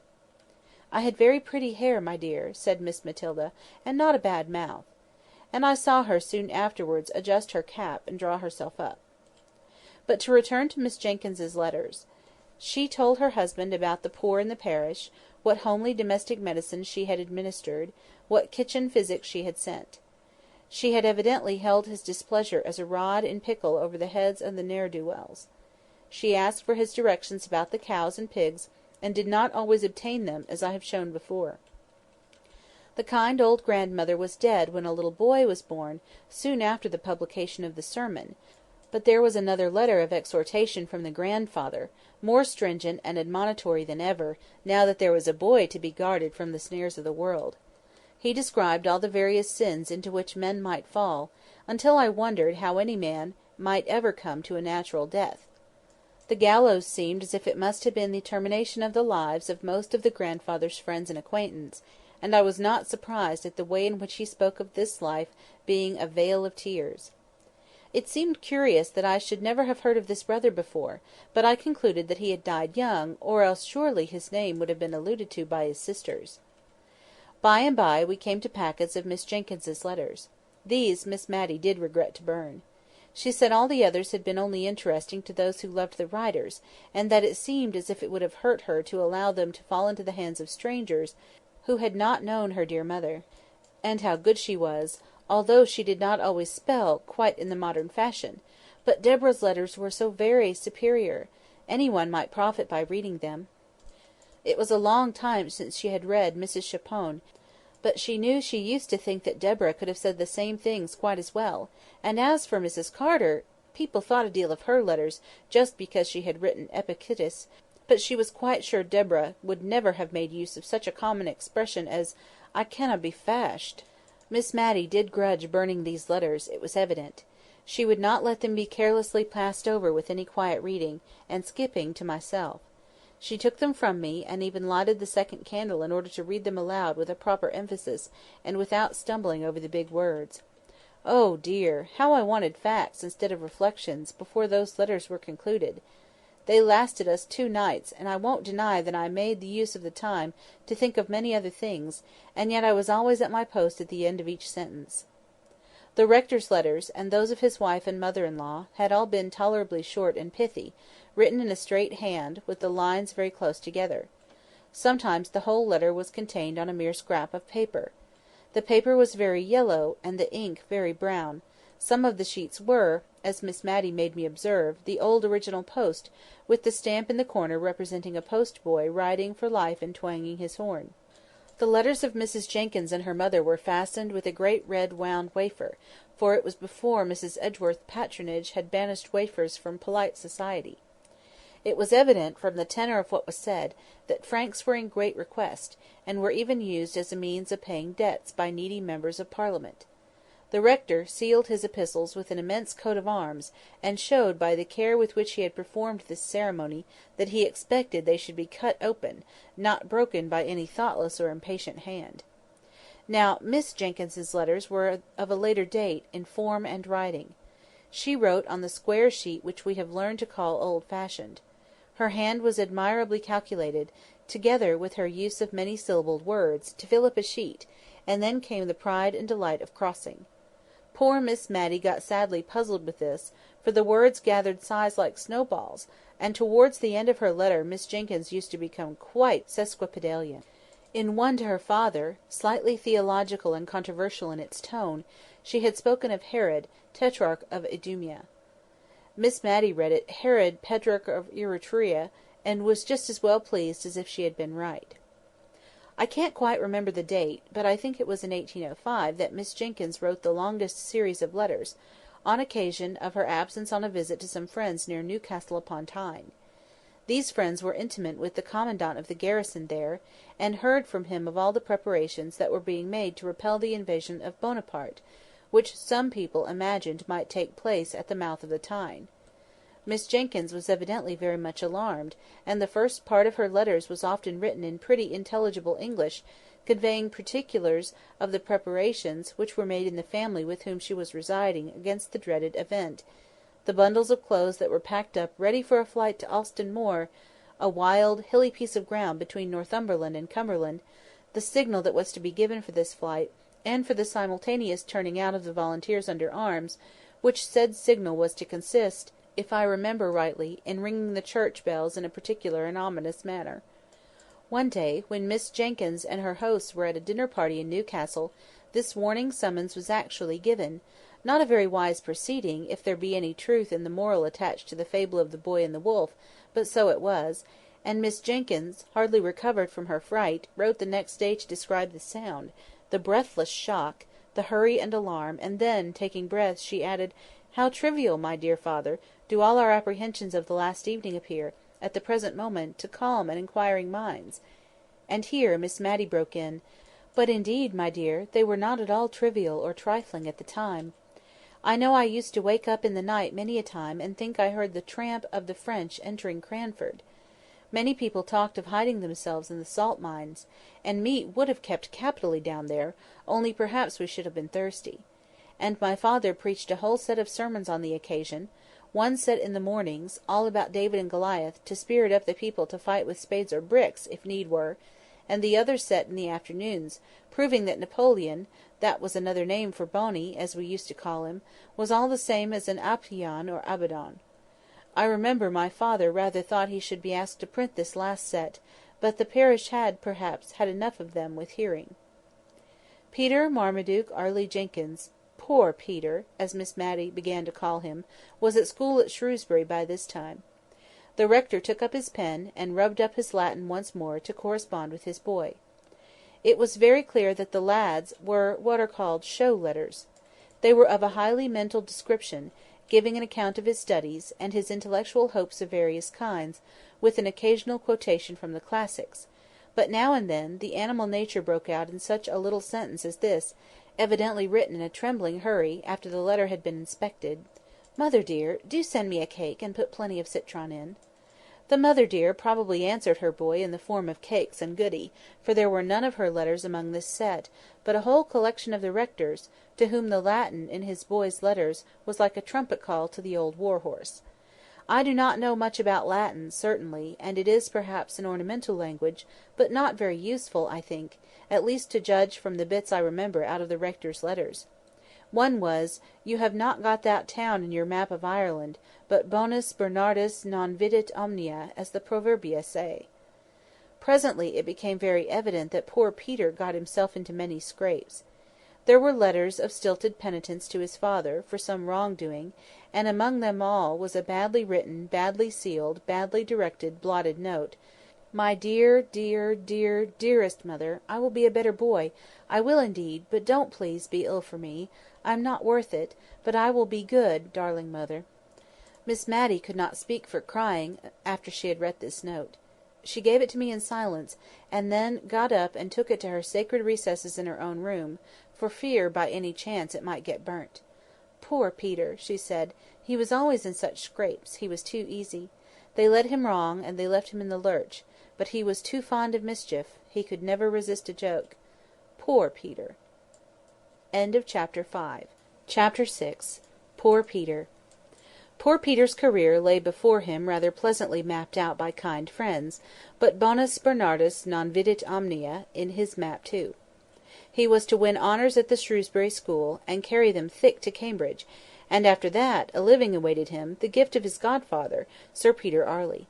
Poor Peter! His lot in life was very different to what his friends had hoped and planned. Miss Matty told me all about it, and I think it was a relief when she had done so. He was the darling of his mother, who seemed to dote on all her children, though she was, perhaps, a little afraid of Deborah's superior acquirements. Deborah was the favourite of her father, and when Peter disappointed him, she became his pride. The sole honour Peter brought away from Shrewsbury was the reputation of being the best good fellow that ever was, and of being the captain of the school in the art of practical joking. His father was disappointed, but set about remedying the matter in a manly way.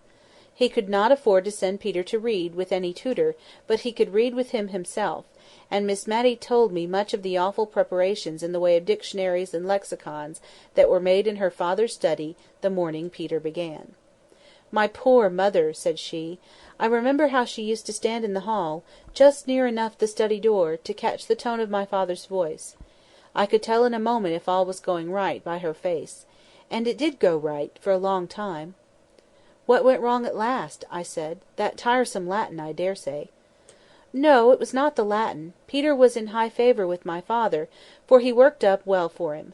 But he seemed to think that the Cranford people might be joked about, and made fun of, and they did not like it. Nobody does. He was always hoaxing them. Hoaxing is not a pretty word, my dear, and I hope you won't tell your father I used it, for I should not like him to think I was not choice in my language, after living with such a woman as Deborah. And be sure you never use it yourself. I don't know how it slipped out of my mouth, except that I was thinking of poor Peter, and it was always his expression. But he was a very gentlemanly boy in many things. He was like dear Captain Brown in always being ready to help any old person or a child. Still, he did like joking and making fun, and he seemed to think the old ladies in Cranford would believe anything. There were many old ladies living here then; we are principally ladies now, I think, but we are not so old as the ladies used to be when I was a girl. I could laugh to think of some of Peter's jokes.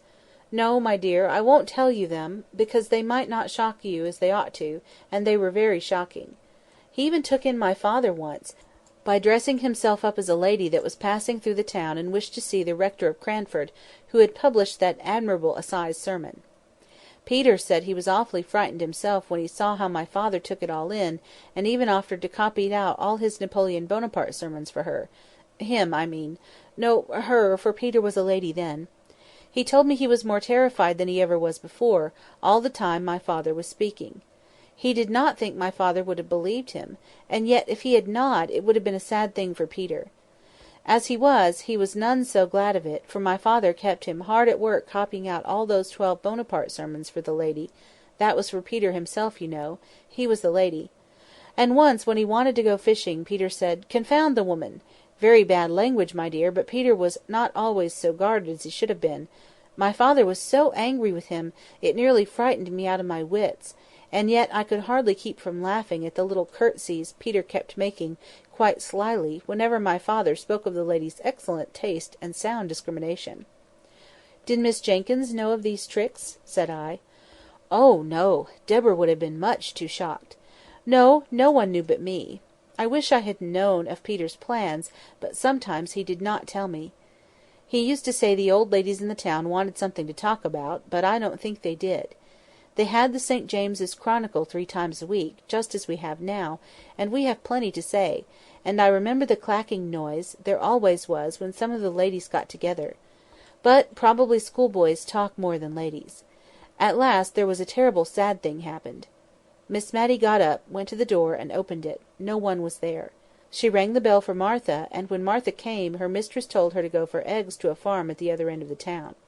"I will lock the door after you, Martha. You are not afraid to go, are you?" "No, ma'am, not at all. Jem Hearn will be only too proud to go with me." Miss Matty drew herself up, and as soon as we were alone, she wished that Martha had more maidenly reserve. "We'll put out the candle, my dear. We can talk just as well by firelight, you know. There. Well, you see, Deborah had gone from home for a fortnight or so.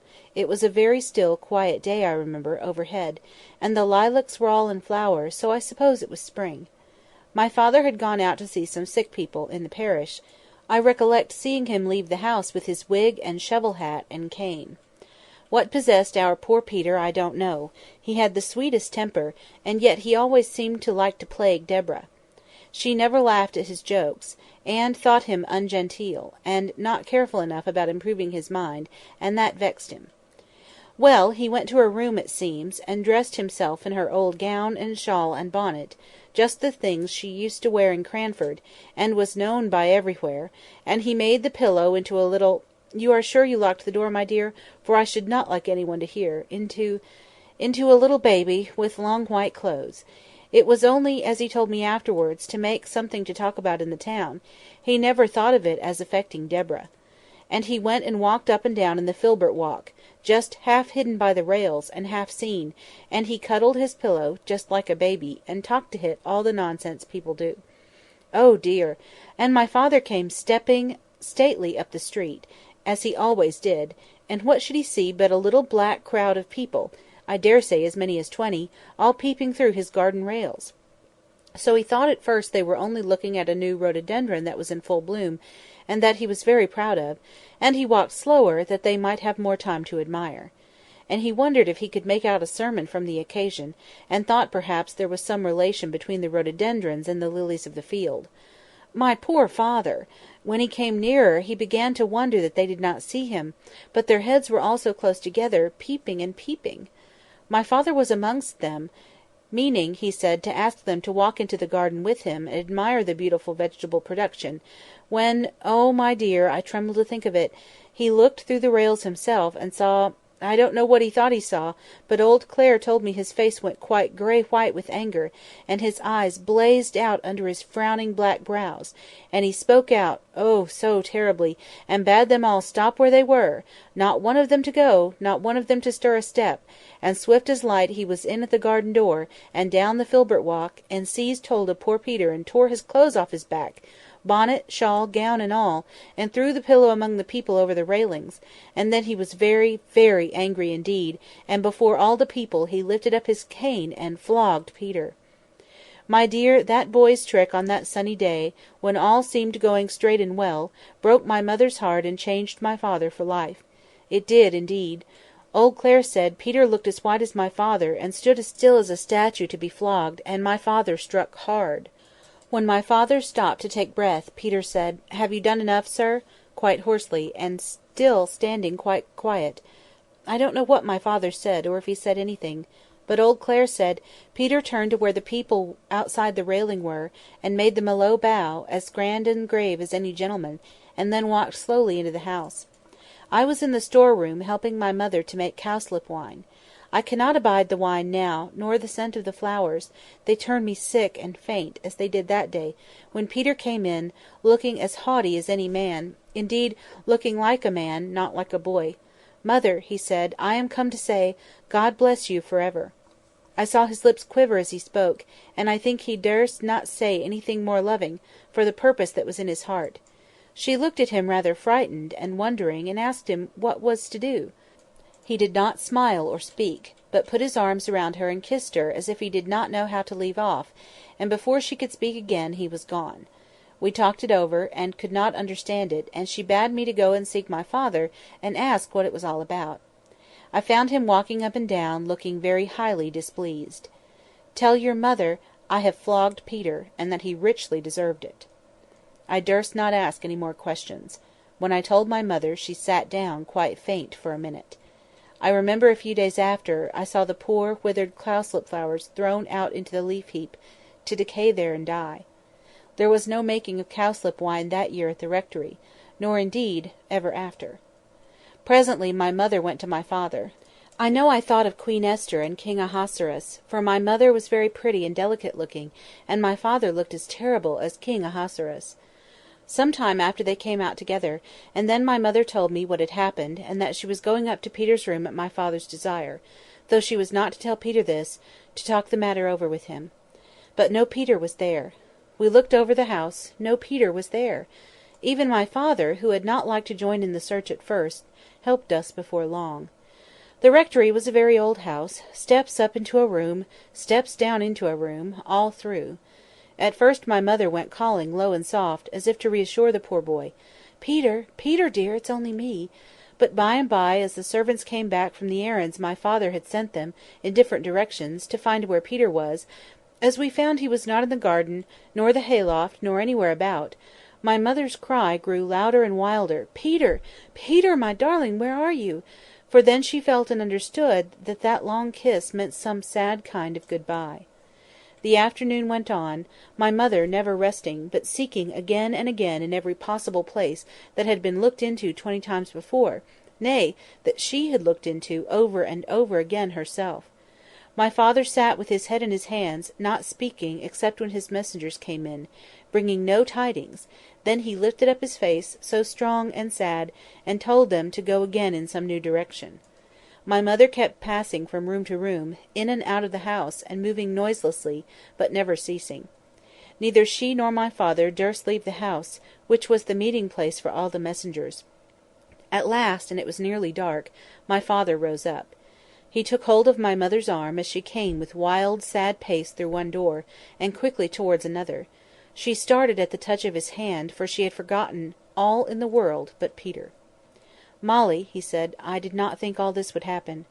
He looked into her face for comfort, her poor face all wild and white, for neither she nor my father had dared to acknowledge, much less act upon, the terror that was in their hearts, lest Peter should have made away with himself. My father saw no conscious look in his wife's hot, dreary eyes, and he missed the sympathy that she had always been ready to give him. Strong man as he was, and at the dumb despair in her face his tears began to flow. But when she saw this, a gentle sorrow came over her countenance, and she said, "Dearest John, don't cry. Come with me, and we'll find him," almost as cheerfully as if she knew where he was. And she took my father's great hand in her little soft one, and led him along, the tears dropping as he walked on that same unceasing, weary walk, from room to room, through house and garden. Oh, how I wished for Deborah! I had no time for crying, for now all seemed to depend on me. I wrote for Deborah to come home. I sent a message privately to that same Mr. Holbrook's house. Poor Mr. Holbrook, you know who I mean. I don't mean I sent a message to him, but I sent one that I could trust, to know if Peter was at his house. For at one time Mr. Holbrook was an occasional visitor at the rectory, You know he was Miss Pole's cousin, and he had been very kind to Peter, and taught him how to fish. He was very kind to everybody, and I thought Peter might have gone off there. But Mr Holbrook was from home, and Peter had never been seen. It was night now, but the doors were all wide open, and my father and mother walked on and on. It was more than an hour since he had joined her, and I don't believe they had ever spoken all that time. I was getting the parlour fire lighted, and one of the servants was preparing tea, for I wanted them to have something to eat and drink and warm them, when old Clare came to speak to me. "I have borrowed the nets from the weir, Miss Matty. Shall we drag the ponds to-night, or wait for the morning?" I remember staring in his face to gather his meaning, and when I did I laughed out loud. The horror of that new thought, our bright, darling Peter, cold and dark and dead! I remember the ring of my own laugh now. The next day Deborah was at home before I was myself again. She would not have been so weak as to give way as I had done, but my screams, my horrible laughter had ended in crying, had roused my dear sweet mother, whose poor wandering wits were called back and collected as soon as a child needed her care. She and Deborah sat by my bedside.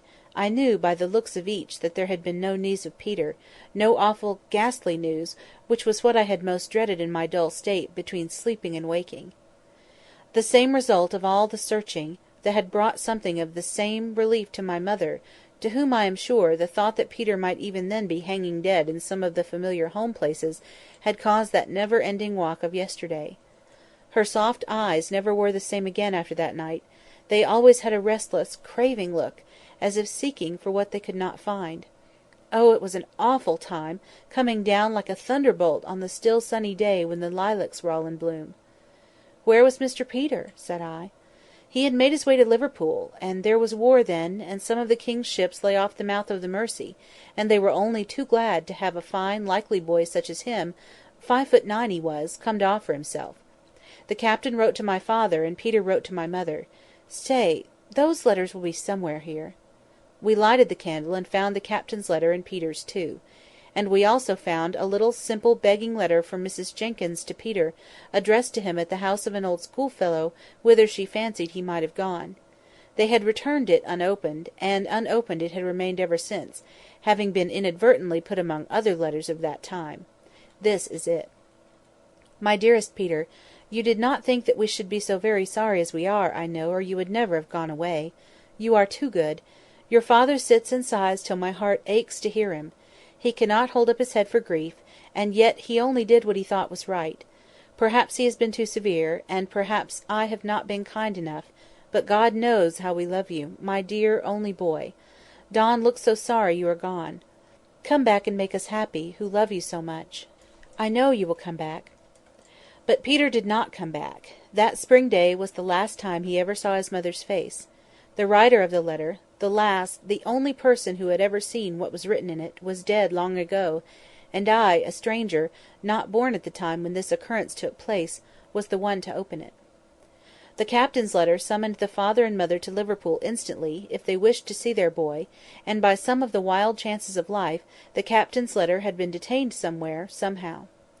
Miss Matty went on, and it was race time, and all the post horses at Cranford were gone to the races, but my father and mother set off in our own gig, and oh, my dear, they were too late, the ship was gone, and now read Peter's letter to my mother. It was full of love and sorrow and pride in his new profession, and a sore sense of his disgrace in the eyes of the people at Cranford, but ending with a passionate entreaty that she would come and see him before he left the Mersey. "Mother, we may go into battle. I hope we shall, and lick those French, but I must see you again before that time." And she was too late, said Miss Matty, too late. We sat in silence, pondering on the full meaning of those sad, sad words. At length I asked Miss Matty to tell me how her mother bore it. "Oh," she said, "she was patience itself. She had never been strong, and this weakened her terribly. My father used to sit looking at her, far more sad than she was. He seemed as if he could look at nothing else when she was by, and he was so humble, so very gentle now. He would, perhaps, speak in his old way, laying down the law, as it were, and then in a minute or two he would come round and put his hand on our shoulders, and ask us in a low voice if he had said anything to hurt us. I did not wonder at his speaking so to Deborah, for she was so clever, but I could not bear to hear him talking so to me. But you see, he saw what we did not, that it was killing my mother. Yes, killing her. Put out the candle, my dear, I can talk better in the dark. For she was but a frail woman, and ill fitted to stand the fright and shock she had gone through, and she would smile at him and comfort him, not in words, but in her looks and tones, which were always cheerful when he was there. And she would speak of how she thought Peter stood a good chance of being an admiral very soon, he was so brave and clever, and how she thought of seeing him in his navy uniform, and what sort of hats admirals wore, and how very much more fit he was to be a sailor than a clergyman, and all in that way, just to make my father think she was quite glad of what came of that unlucky morning's work, and the flogging which was always in his mind, as we all knew. But, oh, my dear, the bitter, bitter crying she had when she was alone, and at last, as she grew weaker, she could not keep her tears in when Deborah or me was by, and would give us message after message for Peter. His ship had gone to the Mediterranean, or somewhere down there, and then he was ordered off to India, and there was no overland route then. But she still said that no one knew where their death lay in wait, and that we were not to think hers was near. We did not think it, but we knew it, as we saw her fading away. Well, my dear, it's very foolish of me, I know, when in all likelihood I am so near seeing her again. And only think, love, the very day after her death, for she did not live quite a 12-month after Peter went away, the very day after, came a parcel for her from India, from her poor boy. It was a large, soft, white Indian shawl, with just a little narrow border all round, just what my mother would have liked. We thought it might rouse my father, for he had sat with her hand in his all night long, so Deborah took it into him, and Peter's letter to her and all. At first he took no notice, and we tried to make a kind of light careless talk about the shawl, opening it out and admiring it. Then suddenly he got up and spoke. She shall be buried in it, he said. Peter shall have that comfort, and she would have liked it. Well, perhaps it was not reasonable, but what could we do or say? One gives people in grief their own way. He took it up and felt it. It's just such a shawl as she would have wished for when she was married, and her mother did not give it to her. I did not know of it till after, or she should have had it. She should, but she shall have it now. My mother looked so lovely in her death. She was always pretty, and now she looked fair, waxen, and young, as she stood trembling and shivering by her. We decked her in the long, soft folds, she lay smiling as if pleased, and her people came, all Cranford came, to beg to see her, for they had loved her dearly, as well they might, and the countrywoman brought posies, old Clare's wife brought some white violets, and begged they might lie on her breast. Deborah said to me, the day of my mother's funeral, that if she had 100 offers she would never marry and leave my father. It was not very likely she would have so many. I don't know that she had one, but it was not less to her credit to say so. She was such a daughter to my father as I think there never was before or since. His eyes failed him, and she read book after book, and wrote, and copied, and was always at his service in any parish business. She could do many more things than my poor mother could. She even once wrote a letter to the bishop for my father. But he missed my mother sorely. The whole parish noticed it. Not that he was less active, I think he was more so, and more patient in helping every one. I did all I could to set Deborah at liberty to be with him, for I knew I was good for little, and that my best work in the world was to do odd jobs quietly and set others at liberty. But my father was a changed man. Did Mr. Peter ever come home? Yes, once. He came home a lieutenant. He did not get to be admiral. And he and my father were such friends. My father took him into every house in the parish, he was so proud of him. He never walked out without Peter's arm to lean upon.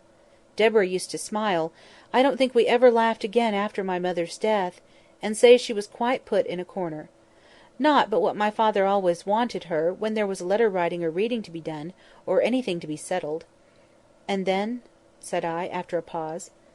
Then Peter went to sea again, and by my father died, blessing us both, and thanking Deborah for all she had been to him, and of course our circumstances were changed, and instead of living at the rectory, and keeping 3 maids and a man, we had to come to this small house, and be content with the servant of all work. But as Deborah used to say, we have always lived genteelly, even if circumstances have compelled us to simplicity. Poor Deborah! And Mr. Peter? Asked I.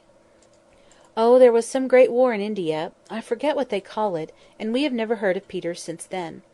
I believe he is dead myself, and it sometimes fidgets me that we have never put on mourning for him. And then again, when I sit by myself, and all the house is still, I think I hear his step coming up the street, and my heart begins to flutter and beat, but the sound always goes past, and Peter never comes. That's Martha back? No, I'll go, my dear. I can always find my way in the dark, you know. And a blow of fresh air at the door will do my head good, and it's rather got a trick of aching. So she pattered off. I had lighted the candle, to give the room a cheerful appearance against her return. "Was it Martha?" asked I. "Yes, and I am rather uncomfortable, for I heard such a strange noise just as I was opening the door." "Where?" I asked, for her eyes were round with affright. "In the street, just outside. It sounded like—" "Talking?" I put in, as she hesitated a little. "No, kissing." Chapter 7. Visiting. One morning, as Miss Matty and I sat at our work, it was before 12 o'clock, and Miss Matty had not changed the cap with yellow ribbons that had been Miss Jenkyns's best, and which Miss Matty was now wearing out in private, putting on the one made in imitation of Mrs Jamieson's at all times when she expected to be seen. Martha came up, and asked if Miss Betty Barker might speak to her mistress. Miss Matty assented, and quickly disappeared to change the yellow ribbons, while Miss Barker came upstairs; but as she had forgotten her spectacles, and was rather flurried by the unusual time of the visit, I was not surprised to see her return with one cap on top of the other. She was quite unconscious of it herself, and looked at us with bland satisfaction. Nor do I think Miss Barker perceived it, for, putting aside the little circumstance that she was not so young as she had been, she was very much absorbed in her errand, which she delivered herself of with an oppressive modesty that found vent in endless apologies. Miss Betty Barker was the daughter of the old clerk at Cranford who had officiated in Mr Jenkyns's time. She and her sister had had pretty good situations as ladies' maids, and had saved money enough to set up a milliner's shop, which had been patronised by the ladies in the neighbourhood. Lady Arley, for instance, would occasionally give Miss Barkers the pattern of an old cap of hers, which they immediately copied and circulated among the élite of Cranford. I say the élite, for Miss Barkers had caught the trick of the place, and piqued themselves upon their aristocratic connection. They would not sell their caps and ribbons to any one without a pedigree. Many a farmer's wife or daughter turned away huffled from Miss Barkers's select millinery, and went rather to the universal shop, where the profits of brown soap and moist sugar enabled the proprietor to go straight to Paris, he said, until he found his customers too patriotic and John Bullish to wear what the monsieurs wore. London, where, as he often told his customers, Queen Adelaide had appeared, only the week before, in a cap exactly like the one he showed them, trimmed with yellow and blue ribbons, and had been complimented by King William on the becoming nature of her headdress. Miss Barkers, who confined themselves to truth, did not approve of miscellaneous customers, throve notwithstanding. They were self-denying, good people. Many a time have I seen the eldest of them, she had been maid to Mrs Jamieson, carrying out some delicate mess to a poor person. They only aped their betters in having nothing to do with the class immediately below theirs. And when Miss Barker died, their profits and income were found to be such that Miss Betty was justified in shutting up shop and retiring from business. She also, as I think I have said before, set up her cow, a mark of respectability in Cranford almost decided as setting up a gig is among some people. She dressed finer than any lady in Cranford, and we did not wonder at it, for it was understood that she was wearing out all the bonnets and caps and outrageous ribbons which had once formed her stock in trade. It was 5 or 6 years since she had given up its shop, so in any other place than Cranford her dress might have been considered passé. And now Miss Betty Barker had called to invite Miss Matty to tea at her house on the following Tuesday. She gave me also an impromptu invitation, as I happened to be a visitor, though I could see she had little fear lest, since my father had gone to live in Drumble, he might have engaged in that horrid cotton trade, and so dragged his family down out of aristocratic society. She prefaced this invitation with so many apologies that she quite excited my curiosity. Her presumption was to be excused. What had she been doing? She seemed so overpowered by it, I could only think that she had been writing to Queen Adelaide to ask for a receipt for washing lace, but the act which she so characterised was only an invitation she had carried to her sister's former mistress, Mrs Jamieson. Her former occupation considered, could Miss Matty excuse the liberty? Ah, thought I, she has found out that double cap, and is going to rectify Miss Matty's headdress. "No, it was simply to extend her invitation to Miss Matty and me." Miss Matty bowed acceptance, and I wondered that, in the graceful action, she did not feel the unusual weight and extraordinary height of her head-dress. But I do not think she did, for she recovered her balance, and went on talking to Miss Betty in a kind, condescending manner, very different from the fidgety way she would have if she had suspected how singular her appearance was. "Mrs Jamieson is coming, I think you said?" asked Miss Matty. Mrs Jamieson most kindly and condescendingly said she would be happy to come. One little stipulation she made, that she should bring Carlo. I told her that if I had a weakness it was for dogs. "And Miss Pole?" questioned Miss Matty, who was thinking of her pool at preference, in which Carlo would not be available as a partner. "I am going to ask Miss Pole. Of course I could not think of asking her until I had asked you, madam, the rector's daughter, madam. Believe me, I do not forget the situation my father held under yours." "And Mrs Forrester, of course?" "And Mrs Forrester. I thought, in fact, of going to her before I went to Miss Pole. Although her circumstances are changed, madam, she was born at Tyrrell, and we can never forget her alliance to the Biggs, of Bigelow Hall." Miss Matty cared much more for the little circumstance of her being a very good card-player. "Mrs Fitz-Adam, I suppose?" "No, madam, I must draw a line somewhere. Mrs Jamieson would not, I think, like to meet Mrs Fitz-Adam.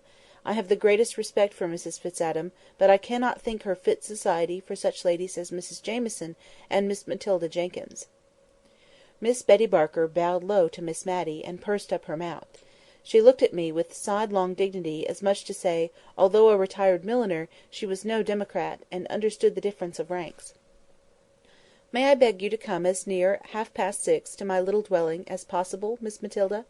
Mrs Jamieson dines at 5, but has kindly promised not to delay her visit beyond that time, 6:30. And with a swimming curtsey, Miss Betty Barker took her leave. My prophetic soul foretold a visit that afternoon from Miss Pole, who usually came to call on Miss Matilda after any event, or indeed in sight of any event, to talk it over with her. "Miss Betty told me it was to be a choice and select few," said Miss Pole, as she and Miss Matty compared notes. "Yes, so she said. Not even Mrs Fitz-Adam." Now, Mrs Fitz-Adam was the widowed sister of the Cranford surgeon, whom I have named before. Their parents were respectable farmers, content with their situation. The name of these good people was Hoggins. Mr Hoggins was the Cranford doctor now. We disliked the name and considered it coarse, but, as Miss Jenkyns said, if he changed it to Piggins it would not be much better. We had hoped to discover a relationship between him and that Marchioness of Exeter, whose name was Molly Hoggins, but the man, careless of his own interests, utterly ignored and denied any such relationship, although, as Miss Jenkyns had said, he had a sister called Mary, and the same Christian names were very apt to run in families. Soon after Miss Mary Hoggins married Mr Fitz-Adam, she disappeared from the neighbourhood for many years. She did not move in a sphere in Cranford society sufficiently high to make any of us care to know what Mr Fitz-Adam was. He died, and was gathered to his fathers, without our ever having thought about him at all. And then Mrs Fitz-Adam reappeared in Cranford, as bold as a lion, Miss Pole said, a well-to-do widow, dressed in rustling black silk, so soon after her husband's death that poor Miss Jenkyns was justified in the remark she made, that Bombazine would have shown a deeper sense of her loss. I remember the convocation of ladies who assembled to decide whether or not Mrs Fitz-Adam should be called upon by the old blue-blooded inhabitants of Cranford. She had taken a large rambling house, which had been usually considered to confer a patent of gentility upon its tenant, because once upon a time, 70 or 80 years before, the spinster daughter of an earl had resided in it. I am not sure if the inhabiting this house was not also believed to convey some unusual power of intellect, for the earl's daughter, Lady Jane, had a sister, Lady Anne, who had married a general officer in the time of the American War, and this general officer had written 1 or 2 comedies, which were still acted on the London boards, and which, when we saw them advertised, made us all draw up, and feel that Drury Lane was paying a very pretty compliment to Cranford. Still, it was not at all a settled thing that Mrs Fitz-Adam was to be visited, when dear Miss Jenkyns died, and, with her, something of the clear knowledge of the strict code of gentility went out also. As Miss Pole observed, as most of the ladies of good family in Cranford were elderly spinsters, or widows without children, if we did not relax a little, and become less exclusive, by and by we should have no society at all. Mrs Forrester continued on the same side. She had always understood that Fitz meant something aristocratic. There was Fitzroy; she thought that some of the king's children had been called Fitzroy; and there was Fitzclarence now; they were the children of dear, good King William the Fourth. Fitzadam, it was a pretty name, and she thought it very probably meant child of Adam. No one, who had not some good blood in their veins, would dare to be called Fitz. There was a deal in a name; she had a cousin who spelt his with two little f's, Ffoulkes, and he always looked down upon capital letters, and said they belonged to lately invented families. She had been afraid he would die a bachelor, he was so very choice. When he met with a Mrs. Faringdon, at a watering place, he took her immediately; and a very pretty genteel woman she was, a widow, with a very good fortune, and my cousin, Mr. Ffoulkes, married her, and it was all owing to her two little f's. Mrs. Fitzadam did not stand a chance of meeting with a Mr. Fitzanything in Cranford, so that could not have been her motive for settling there. Miss Matty thought it might have been the hope of being admitted into the society of the place, which would certainly be a very agreeable rise for ci devant Miss Hoggins, and if this had been her hope, it would be cruel to disappoint her.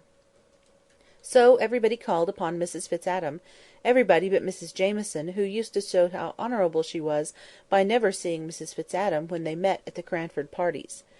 There would be only 8 or 10 ladies in the room, and Mrs. Fitzadam was the largest of all, and she invariably used to stand up when Mrs. Jameson came in, and curtsy very low to her whenever she turned in her direction; so low, in fact, that I think Mrs. Jameson must have looked at the wall before her, for she never moved a muscle of her face, no more than if she had not seen her.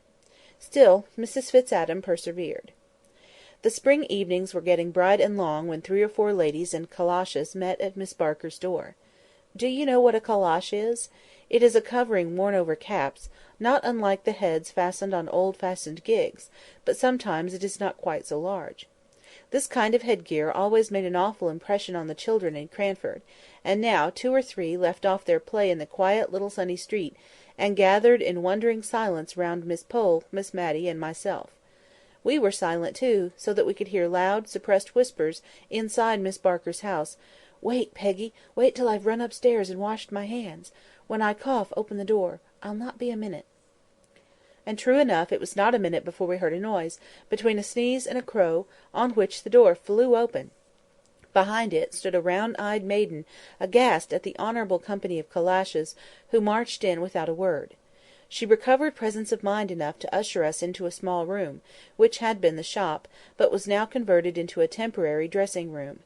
There we unpinned and shook ourselves, and arranged our features before the glass and sweet gracious company face, and then, bowing backwards with "After you, ma'am," we allowed Mrs. Forster to take precedence up the narrow staircase that led to Miss Barker's drawing-room. There she sat, stately and composed as though we had never heard that odd-sounding cough, from which her throat must have been even then sore and rough. Kind, gentle, shabbily dressed Mrs. Forster was immediately conducted to the second place of honour, a seat arranged something like Prince Albert's near the Queen's, good, but not so good. The place of pre-eminence was, of course, reserved for the Honourable Mrs. Jameson, who presently came panting up the stairs, Carlo rushing round her on her progress, as if he meant to trip her up. And now Miss Betty Barker was a proud and happy woman. She stirred the fire, shut the door, and sat as near to it as she could, quite on the edge of her chair. When Peggy came in, tottering under the weight of the tea-tray, I noticed that Miss Barker was sadly afraid lest Peggy should not keep her distance sufficiently. She and her mistress were on very familiar terms in their everyday intercourse, and Peggy wanted now to make several little confidences to her, which Miss Barker was on thorns to hear, but which she thought it her duty, as a lady, to repress. So she turned away from all Peggy's asides and signs, but she made 1 or 2 very mal-propos answers to what was said, and at last, seized with a bright idea, she exclaimed, "Poor sweet Carlo! I'm forgetting him. Come downstairs with me, poor itty doggy, and it shall have its tea, it shall." In a few minutes she returned, bland and benignant as before, but I thought she had forgotten to give the poor itty doggy anything to eat, judging by avidity with which it swallowed down pieces of cake. The tea-tray was abundantly loaded. I was pleased to see it, I was so hungry, but I was afraid the ladies present might think it vulgarly heaped up. I know they would have done at their own houses, but somehow the heaps disappeared here. I saw Mrs Jamieson eating seed cake, slowly and considerably, as she did everything, and I was rather surprised, for I know she had told us, on the occasion of her last party, that she never had it in her house, it reminded her so much of scented soap. She always gave us Savoy biscuits. However, Mrs Jamieson was kindly indulgent to Miss Barker's want of knowledge of the customs of high life, and to spare her feelings, ate 3 large pieces of seed cake, with a placid, ruminating expression of countenance not unlike a cow's. After tea there was some little demur and difficulty. We were 6 in number, 4 could play at preference, and for the other 2 there was cribbage. But all, except myself, I was rather afraid of the Cranford ladies at cards, for it was the most earnest and serious business they ever engaged in, were anxious to be of the pool. Even Miss Barker, while declaring she did not know Spadille from Madill, was evidently hankering to take a hand. The dilemma was soon put to an end by a singular kind of noise. If a baron's daughter-in-law could ever be supposed to snore, I should have said Mrs Jamieson did so then, for, overcome by the heat of the room, and inclined to doze by nature, the temptation of that very comfortable arm-chair had been too much for her, and Mrs Jamieson was nodding. Once or twice she opened her eyes with an effort, and calmly but unconsciously smiled upon us. But by and by, even her benevolence was not equal to this exertion, and she was sound asleep. "It is very gratifying to me," whispered Miss Barker at the card-table to her 3 opponents, whom, notwithstanding her ignorance of the game, she was basting most unmercifully, "very gratifying indeed, to see how completely Mrs Jamieson feels at home in my poor little dwelling. She could not have paid me a greater compliment."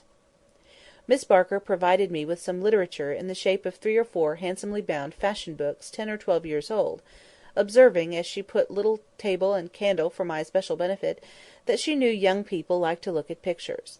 Carlo lay and snorted, and stared at his mistress's feet. He, too, was quite at home. The card-table was an animated scene to watch, 4 ladies' heads, with niddle-nodding caps, all nearly meeting over the middle of the table in their eagerness to whisper quick enough and loud enough, and every now and then came Miss Barker's "Hush, ladies, if you please, hush! Mrs Jamieson is asleep." It was very difficult to steer clear between Mrs Forrester's deafness and Mrs Jamieson's sleepiness, but Miss Barker managed her arduous task well. She repeated the whisper to Mrs Forrester, distorting her face considerably, in order to show by the motions of her lips what she said, and then she smiled kindly round at us, and murmured to herself, "Very gratifying indeed. I wish my poor sister had been alive to see this day." Presently the door was thrown wide open. Carlo started to his feet, with a loud snapping bark, and Mrs Jamieson awoke, or perhaps she had not been asleep, as she said almost directly. The room had been so light she had been glad to keep her eyes shut, but had been listening with great interest to all our amusing and agreeable conversation. Peggy came in once more, red with importance. "Another tray! Oh, gentility," thought I, "can yon endure this last shock?" For Miss Barker had ordered, nay, I doubt not prepared, although she did say, "Why, Peggy, what have you brought us?"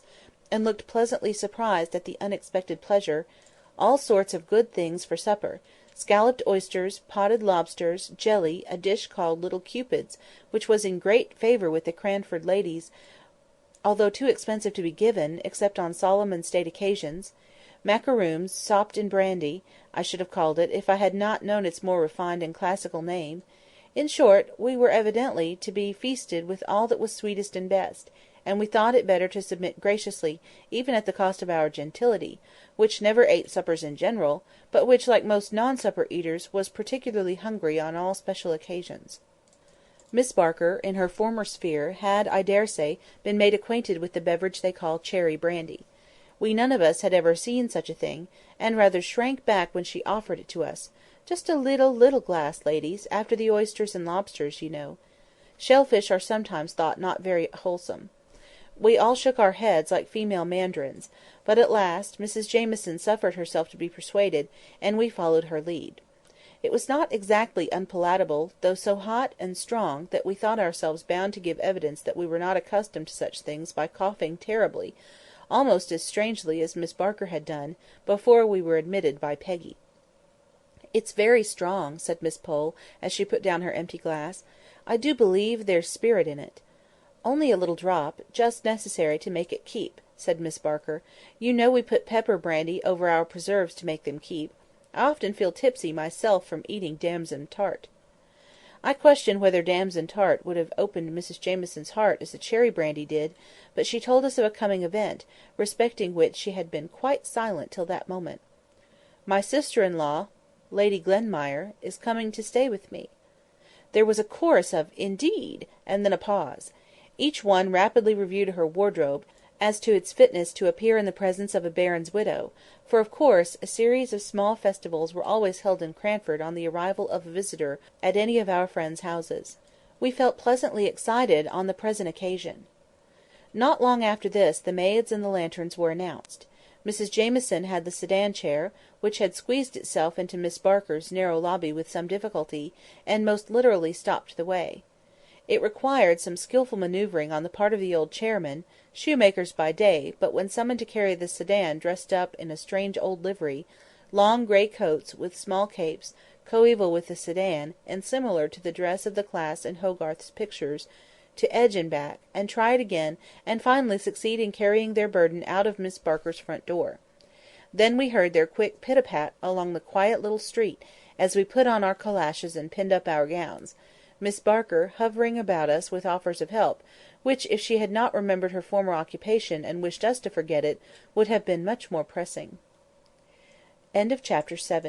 Chapter 8. Your Ladyship. Early the next morning, directly after 12, Miss Pole made her appearance at Miss Matty's. Some very trifling piece of business was alleged as a reason for the call, but there was evidently something behind. At last it came. "By the way, you'll think I am strangely ignorant, but, do you really know, I am puzzled how we ought to address Lady Glenmire. Do you say 'Your Ladyship,' where you would say 'you' to a common person?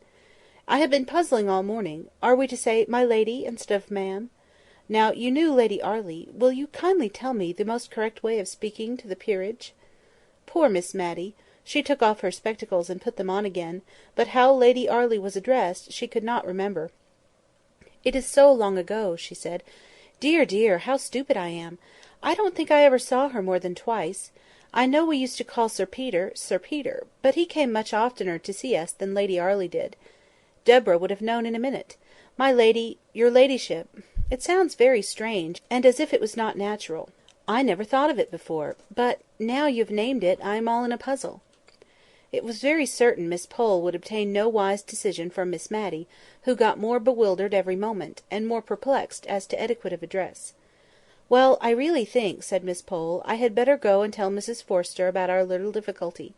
One sometimes grows nervous, yet one would not have Lady Glenmire think we were quite ignorant of the etiquettes of high life in Cranford. And will you just step in here, dear Miss Pole, as you come back, please, and tell me what you decide upon? Whatever you and Mrs Forrester fix upon will be quite right, I'm sure. Lady Arley, Sir Peter," said Miss Matty to herself, trying to recall the old forms of words. "Who is Lady Glenmire?" I asked. "Oh, she's the widow of Mr Jamieson; that's Mrs Jamieson's late husband, you know, daughter of his eldest brother. Mrs Jamieson was a Miss Walker, daughter of Governor Walker.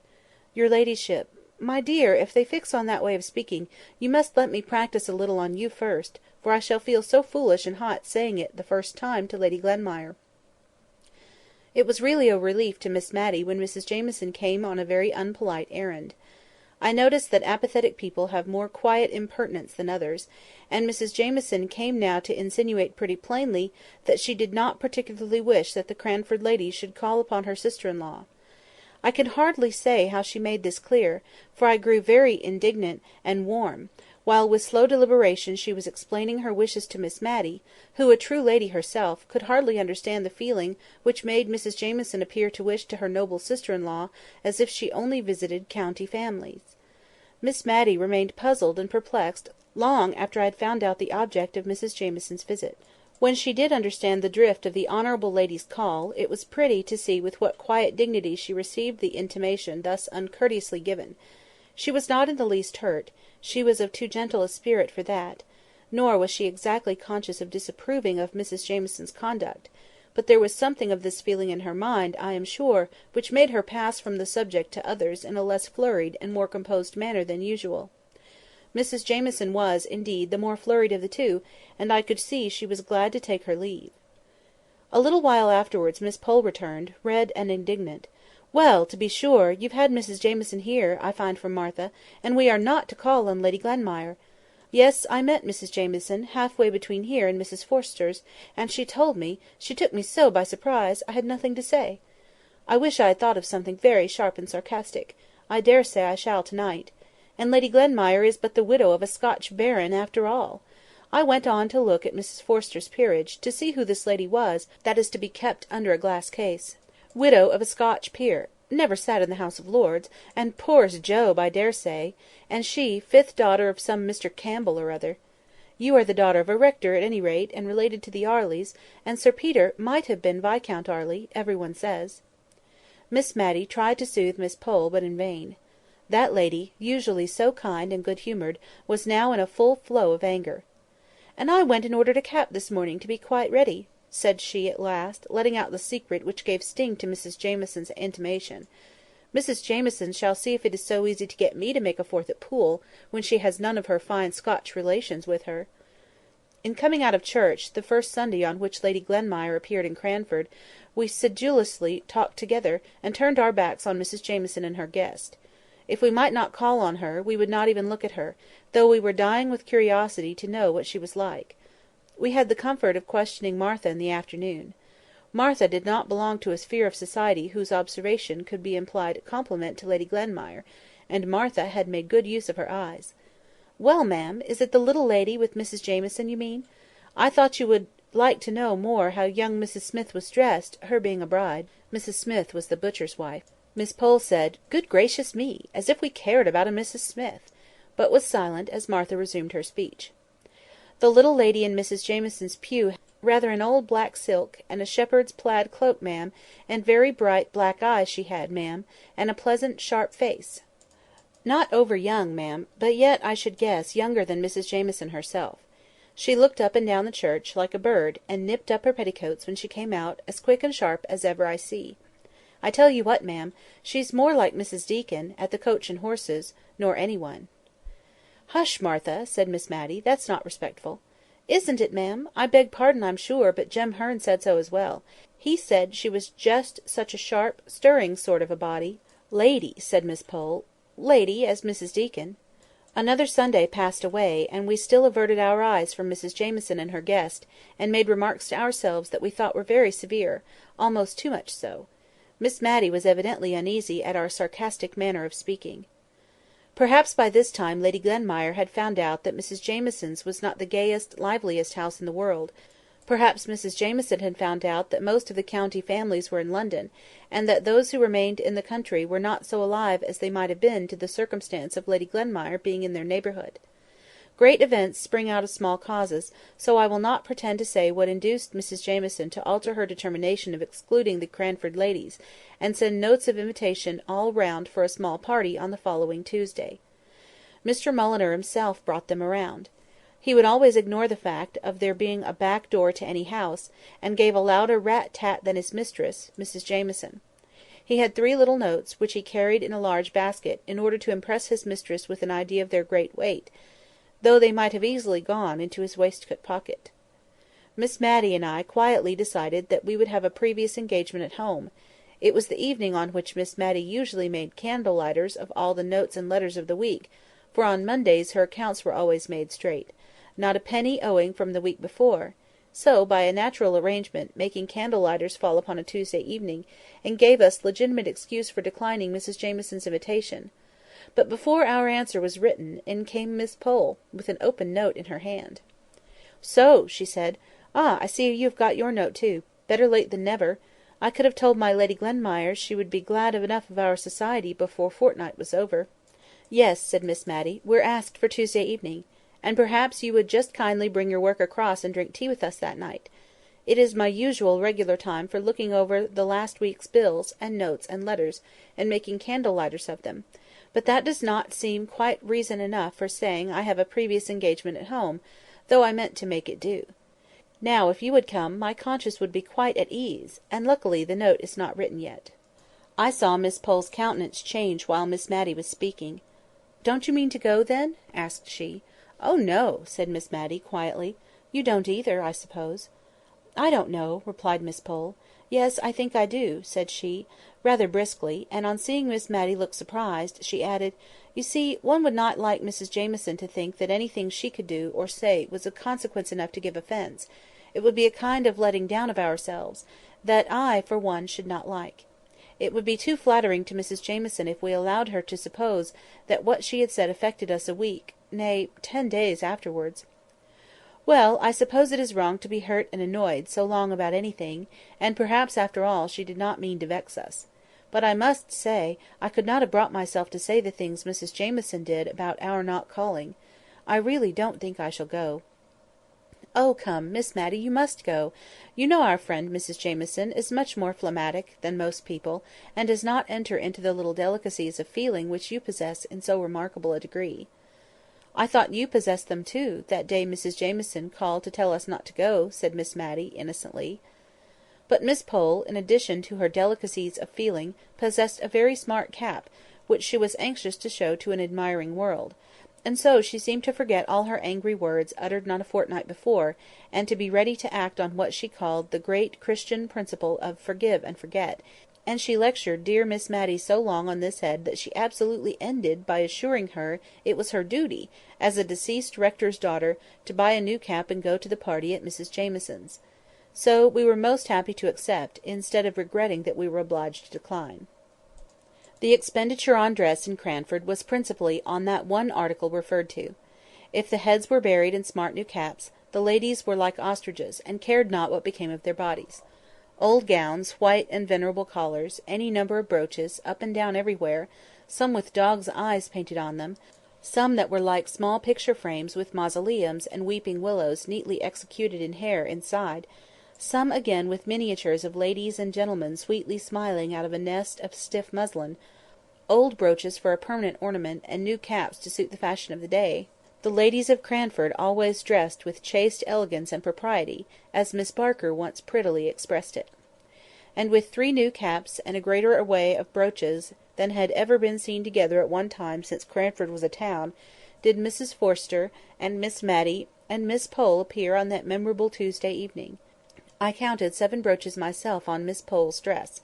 2 were fixed negligently in her cap; 1 was a butterfly made of Scotch pebbles, which a vivid imagination might believe to be the real insect; 1 fastened her net neckerchief; 1 her collar; 1 ornamented the front of her gown, midway between her throat and waist; and another adorned the point of her stomacher. Where the 7th was I have forgotten, but it was somewhere about her, I am sure. But I am getting on too fast, in describing the dress of the company. I should first relate the gathering on the way to Mrs Jamieson's. That lady lived in a large house just outside the town. A road, which had known what it was to be a street, ran right before the house, which opened out upon it without any intervening garden or court. Whatever the sun was about, he never shone on the front of that house. To be sure, the living rooms were at the back, looking on to the pleasant garden; the front windows only belonged to kitchens, and housekeepers' rooms, and pantries, and in one of them Mr Mulliner was reported to sit. Indeed, looking askance, we often saw the back of a head covered with hair powder, which also extended itself over his coat collar down to his very waist, and this imposing back was always engaged in reading the St James's Chronicle, opened wide, which in some degree accounted for the length of time the said newspaper was in reaching us, equal subscribers with Mrs Jamieson, though in right of her honourableness she always had the reading of it first. This very Tuesday, the delay in forwarding the last number had been particularly aggravating, just when both Miss Pole and Miss Matty, the former more especially, had been wanting to see it, in order to catch up the court news ready for the evening's interview with the aristocracy. Miss Pole told us she had absolutely taken time by the forelock, and had been dressed by 5 o'clock, in order to be ready if the St James's Chronicle should come in at the last moment, the very St James's Chronicle which the powdered head was tranquilly and composedly reading as we passed the accustomed window this evening. "The impudence of the man!" said Miss Pole in a low, indignant whisper. "I should like to ask him whether his mistress pays her quarter share for his exclusive use." We looked at her in admiration of the courage of her thought, for Mr Mulliner was an object of great awe to us all. He seemed never to have forgotten his condescension in coming to live at Cranford. Miss Jenkyns, at times, had stood forth as the undaunted champion of her sex, and had spoken to him on terms of equality, but even Miss Jenkyns could get no higher. In his pleasantest and most gracious moods, he looked like a sulky cockatoo. He did not speak, except in gruff monosyllables. He would wait in the hall when we begged him not to wait, and then look deeply offended because we had kept him there, while trembling, hasty hands, we prepared ourselves for appearing in company. Miss Pole ventured on a small joke as we went upstairs, intended, though addressed to us, to afford Mr Mulliner some slight amusement. We all smiled, in order to seem as if we felt at our ease, and timidly looked for Mr Mulliner's sympathy. Not a muscle of that wooden face had relaxed, and we were grave in an instant. Mrs Jamieson's drawing-room was cheerful. The evening sun came streaming into it, and the large, square window was clustered round with flowers. The furniture was white and gold, not the later style, Louis Quatorze, I think they call it, all shells and twirls. No, Mrs Jamieson's chairs and tables had not a curve or bend about them. The chair and table legs diminished as they neared the ground, and were straight and square in all their corners. The chairs were all a row against the wall, with the exception of 4 or 5 which stood in a circle round the fire. They were railed with white bars across the back, and knobbed with gold. Neither the railings nor the knobs invited to ease. There was a japanned table devoted to literature, on which lay a Bible, a peerage, and a prayer-book. There was another square Pembroke table dedicated to the fine arts, on which were a kaleidoscope, conversation cards, puzzle cards tied together to an interminable length with faded pink satin ribbon, and a box painted in fond imitation of the drawings which decorate tea-chests. Carlo lay on the worsted worked rug, and ungraciously barked at us as we entered. Mrs Jamieson stood up, giving each of us a torpid smile of welcome, and looking helplessly beyond us at Mr Mulliner, as if she hoped he would place us in chairs, for if he did not she never could. I supposed he thought we could find our way to the circle round the fire, which reminded me of Stonehenge, I don't know why. Lady Glenmire came to the rescue of our hostess, and somehow or other we found ourselves for the first time placed agreeably and not formally in Mrs Jamieson's house. Lady Glenmire, now we had time to look at her, proved to be a bright little woman of middle age, who had been very pretty in the days of her youth, and who was even yet very pleasant-looking. I saw Miss Pole appraising her dress in the first 5 minutes, and I take her word when she said the next day, "My dear, £10 would have purchased every stitch she had on, lace and all." It was pleasant to suspect that a peeress could be poor, and partly reconciled us to the fact that her husband had never sat in the House of Lords, which, when we first heard of it, seemed a kind of swindling us out of our prospects on false pretences, a sort of a lord and no lord business. We were all very silent at first. We were thinking what we could talk about, that should be high enough to interest my lady. There had been a rise in the price of sugar, which, as preserving time was near, was a piece of intelligence to all our housekeeping hearts, and would have been the natural topic if Lady Glenmire had not been by. But we were not sure if the peerage ate preserves, much less knew how they were made.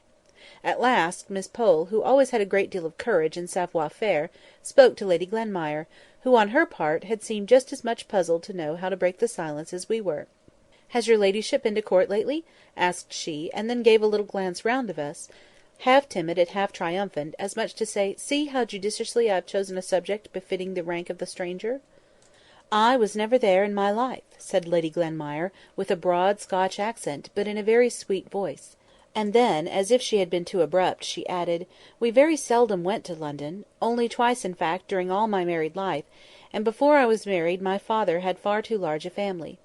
5th daughter of Mr Campbell was in all our minds, I'm sure, to take us often far from our home, even to Edinburgh. You'll have been in Edinburgh, maybe?" said she, suddenly brightening up with the hope of a common interest.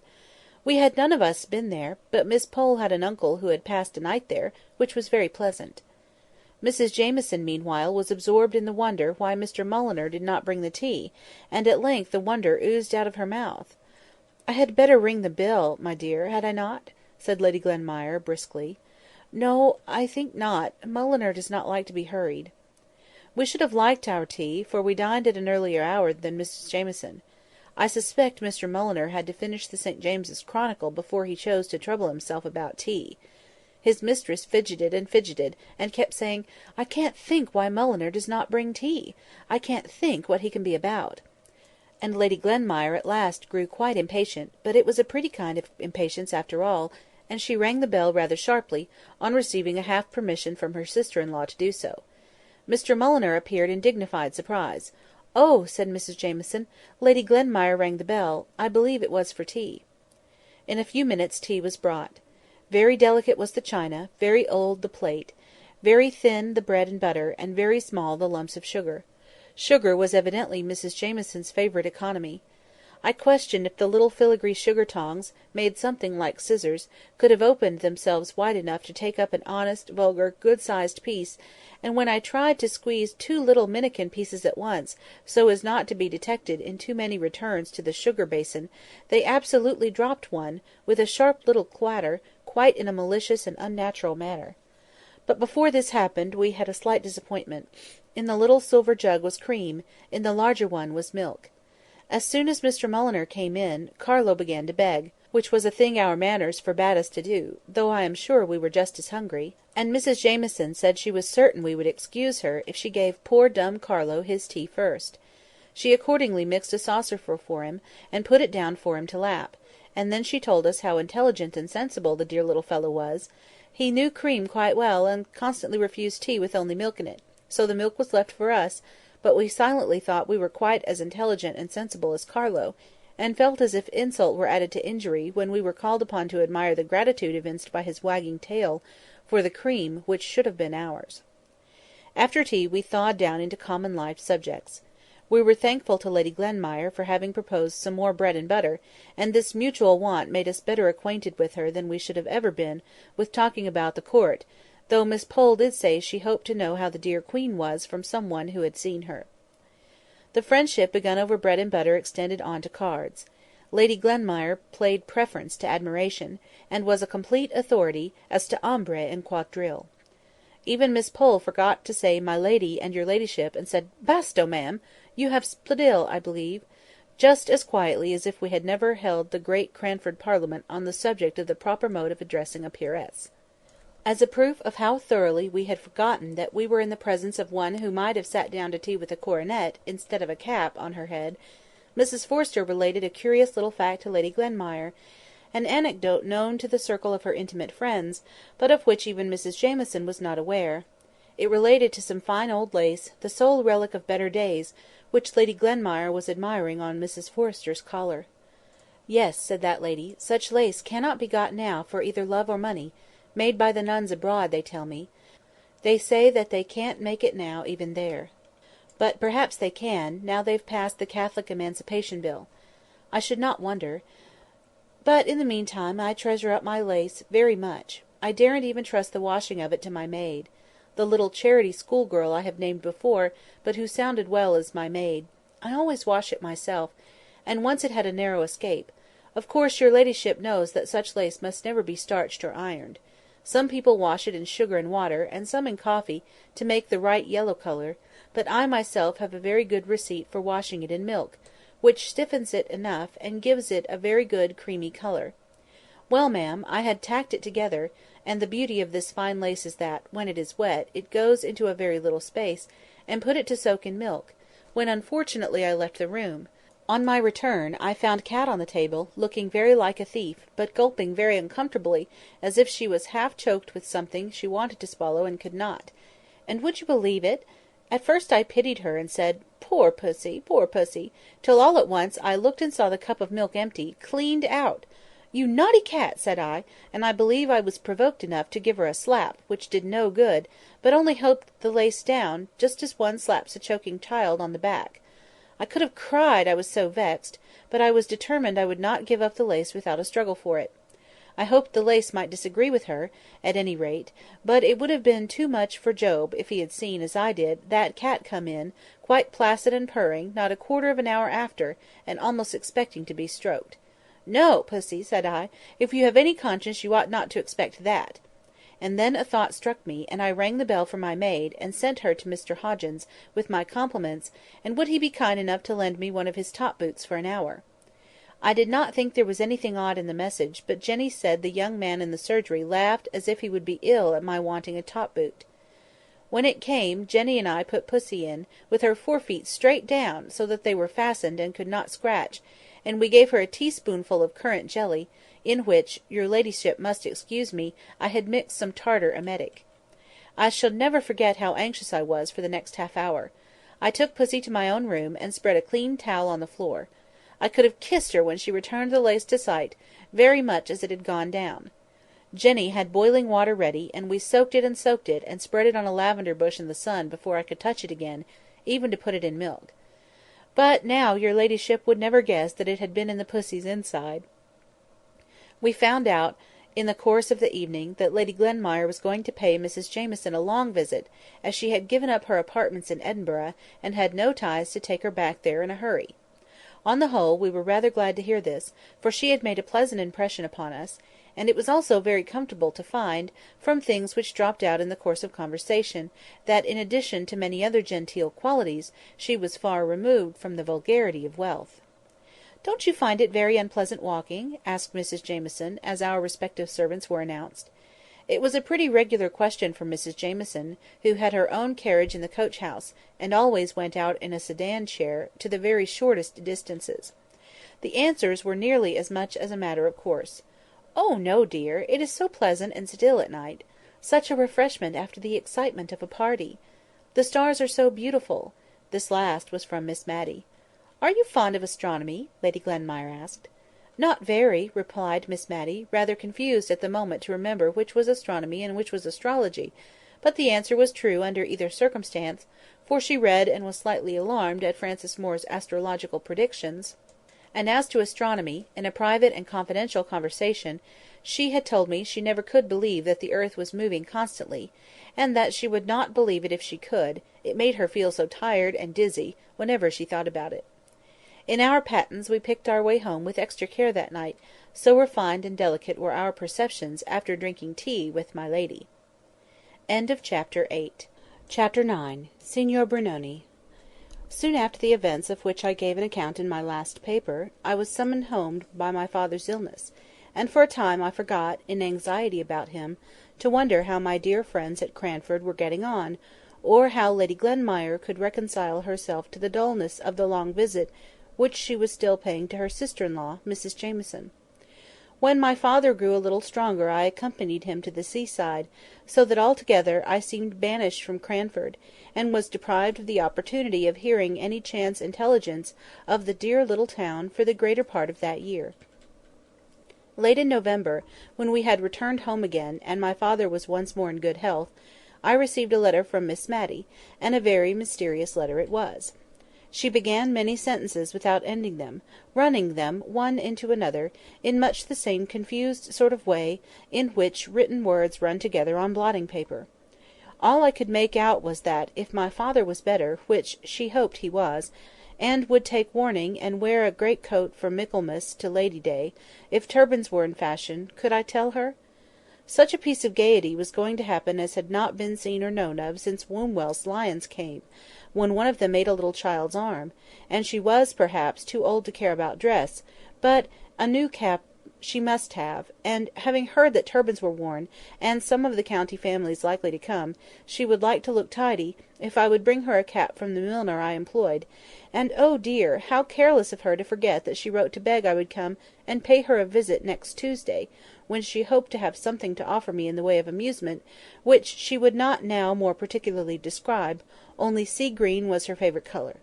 So she ended her letter, but in a P.S. she added, she thought she might as well tell me what was the peculiar attraction to Cranford just now. Signor Brunoni was going to exhibit his wonderful magic in the Cranford Assembly Rooms on Wednesday and Friday evening in the following week. I was very glad to accept the invitation from my dear Miss Matty, independently of the conjure, and most particularly anxious to prevent her from disfiguring her small, gentle, mousy face with a great Saracen's head turban; and accordingly I bought her a pretty, neat, middle-aged cap, which, however, was rather a disappointment to her when, on my arrival, she followed me into my bedroom, ostensibly to poke the fire, but in reality, I do believe, to see if the sea-green turban was not inside the cap-box with which I had travelled. It was in vain that I twirled the cap round on my hand to exhibit back and side fronts. Her heart had been set upon a turban, and all she could do was to say, with resignation in her look and voice, "I am sure you did your best, my dear. It is just like the caps all the ladies in Cranford are wearing, and they have had theirs for a year, I daresay. I should have liked something newer, I confess, something more like the turbans Miss Betty Barker tells me Queen Adelaide wears, but it is very pretty, my dear, and I daresay lavender will wear better than sea green. Well, after all, what is a dress that we should care about it? You'll tell me if you want anything, my dear. Here is the bell. I suppose turbans have not gone down to Drumble yet?" So saying, the dear old lady gently bemoaned herself out of the room, leaving me to dress for the evening, when, as she informed me, she expected Miss Pole and Mrs Forrester, and she hoped I should not feel myself too tired to join the party.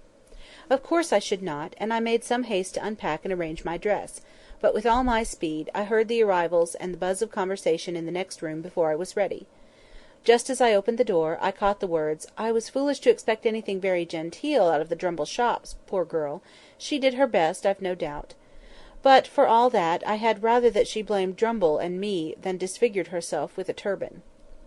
Miss Pole was always the person, in the trio of Cranford ladies now assembled, to have had adventures.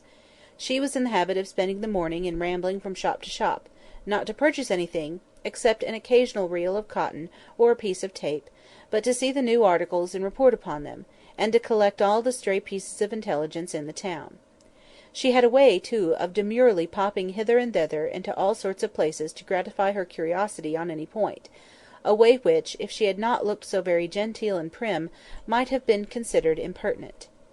And now, by the expressive way which she cleared her throat, and waited for all minor subjects, such as caps and turbans, to be cleared off the course, we knew she had something very particular to relate, when the due pause came; and I defy people possessed of common modesty to keep up a conversation long, when one among them sits up aloft in silence, looking down upon all the things they chance to say as trivial and contemptible compared to what they could disclose, if properly entreated.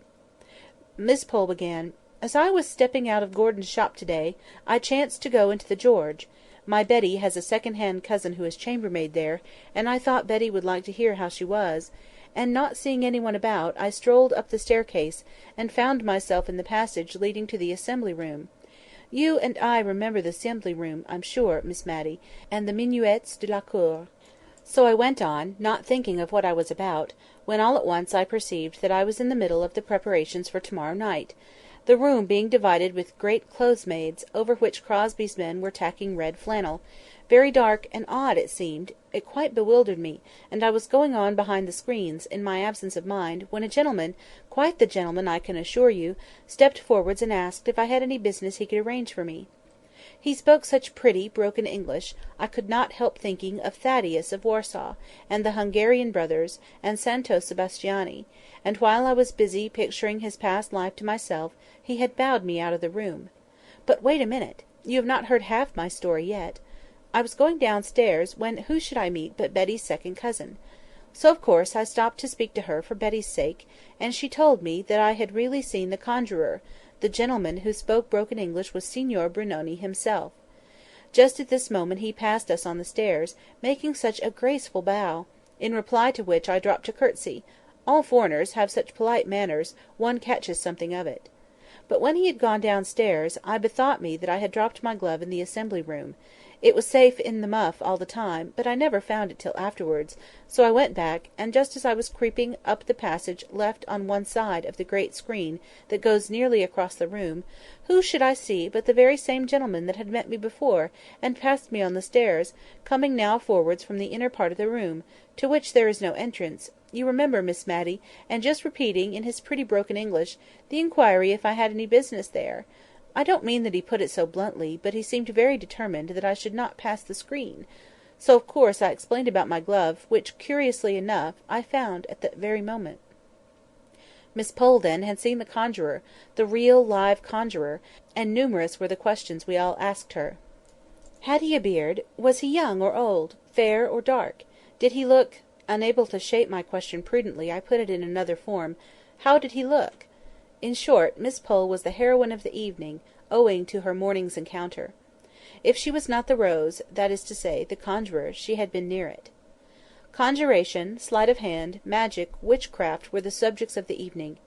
Miss Pole was slightly sceptical, and inclined to think that there might be a scientific solution found even for the proceedings of the Witch of Endor. Mrs Forrester believed everything, from ghosts to death-watches. Miss Matty ranged between the two, always convinced by the last speaker. I think she was naturally more inclined to Mrs Forrester's side, but a desire of proving herself a worthy sister to Miss Jenkyns kept her equally balanced. Miss Jenkyns, who would never allow a servant to call the little rolls of tallow that formed themselves round candles winding sheets, but insisted on their being spoken of as roly-polies. A sister of hers to be superstitious! It would never do. After tea, I was dispatched downstairs into the dining parlour for that volume of the old encyclopaedia which contained the nouns beginning with C, in order that Miss Pole might prime herself with scientific explanations for the tricks of the following evening. It spoilt the pool at preference which Miss Matty and Mrs Forrester had been looking forward to, for Miss Pole became so much absorbed in her subject, and the plates by which it was illustrated, that we felt it would be cruel to disturb her otherwise than by one or two well-timed yawns, which I threw in now and then, for I was really touched by the meek way in which the two ladies were bearing their disappointment.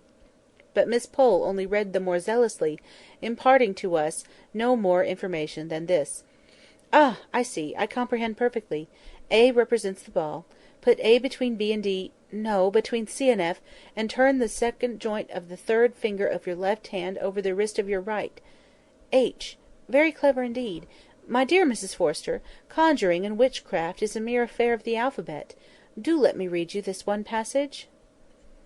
Mrs Forrester implored Mrs Pole to spare her, saying, from a child upwards, she could never understand being read aloud to, and I dropped the pack of cards, which I had been shuffling very audibly, and by this discreet movement I observed Miss Pole to perceive that preference was to have been the order of the evening, and to propose, rather unwillingly, that the pool should commence.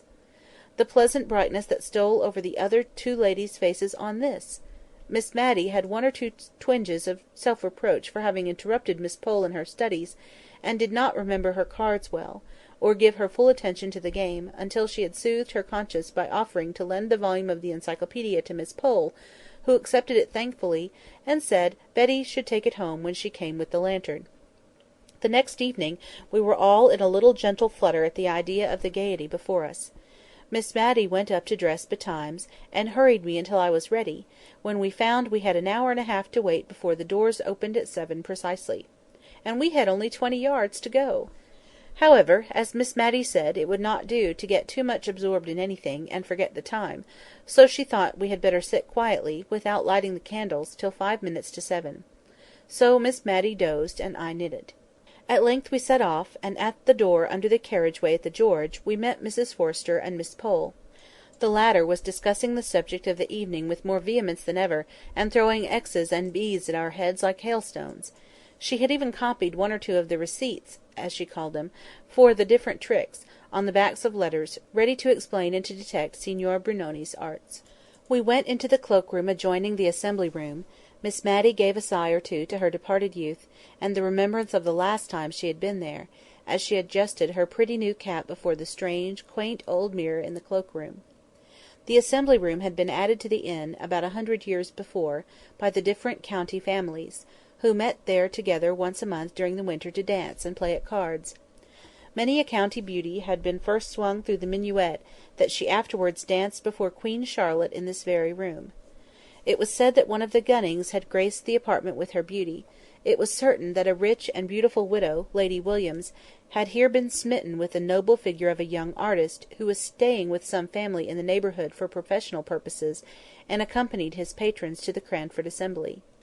And a pretty bargain poor Lady Williams had of her handsome husband, if all tales were true. Now, no beauty blushed and dimpled along the sides of the Cranford assembly-room, no handsome artist won hearts by his bow, chapeau bras in hand.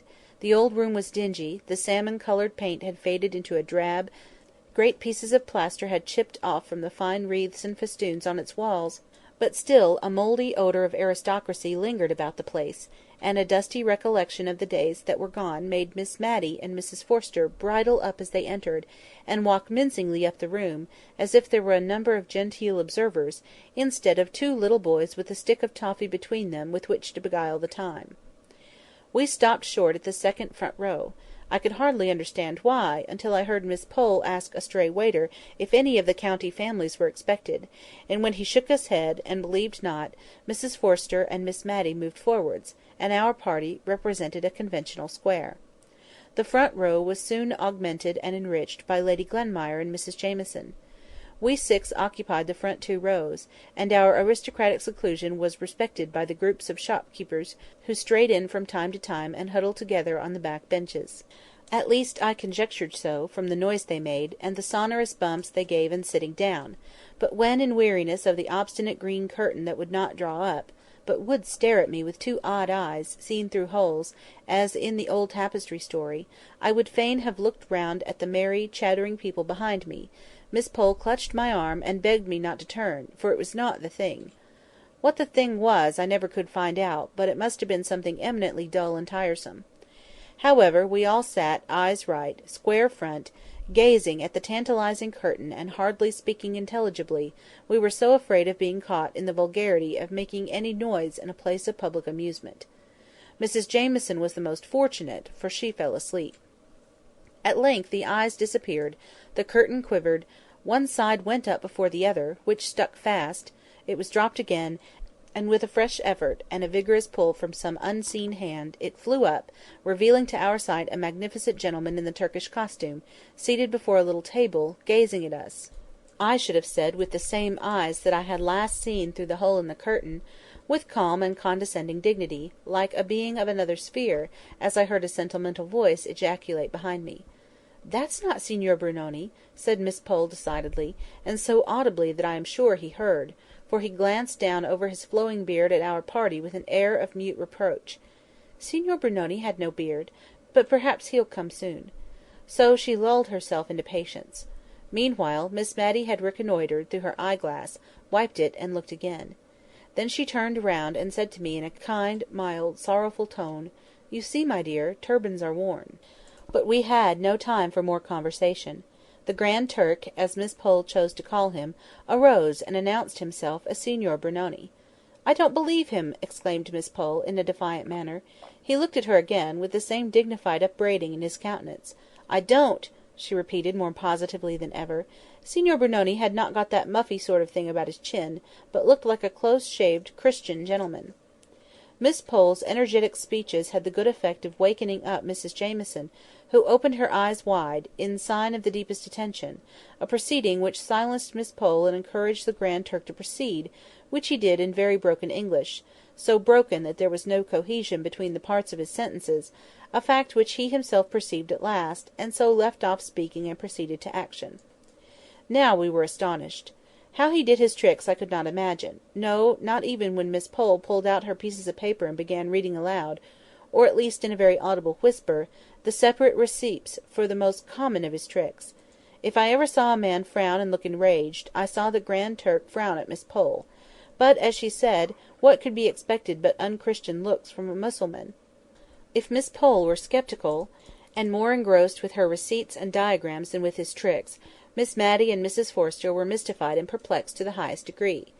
Mrs Jamieson kept taking off her spectacles and wiping them, as if she thought it was something defective in them which made the legerdemain. And Lady Glenmire, who had seen many curious sights in Edinburgh, was very much struck with the tricks, and would not at all agree with Miss Pole, who declared that anybody could do them with a little practice, and that she would herself undertake to do all he did, with 2 hours given to study the encyclopaedia and make her third finger flexible. At last Miss Matty and Mrs Forrester became perfectly awe-stricken. They whispered together. I sat just behind them, so I could not help hearing what they were saying.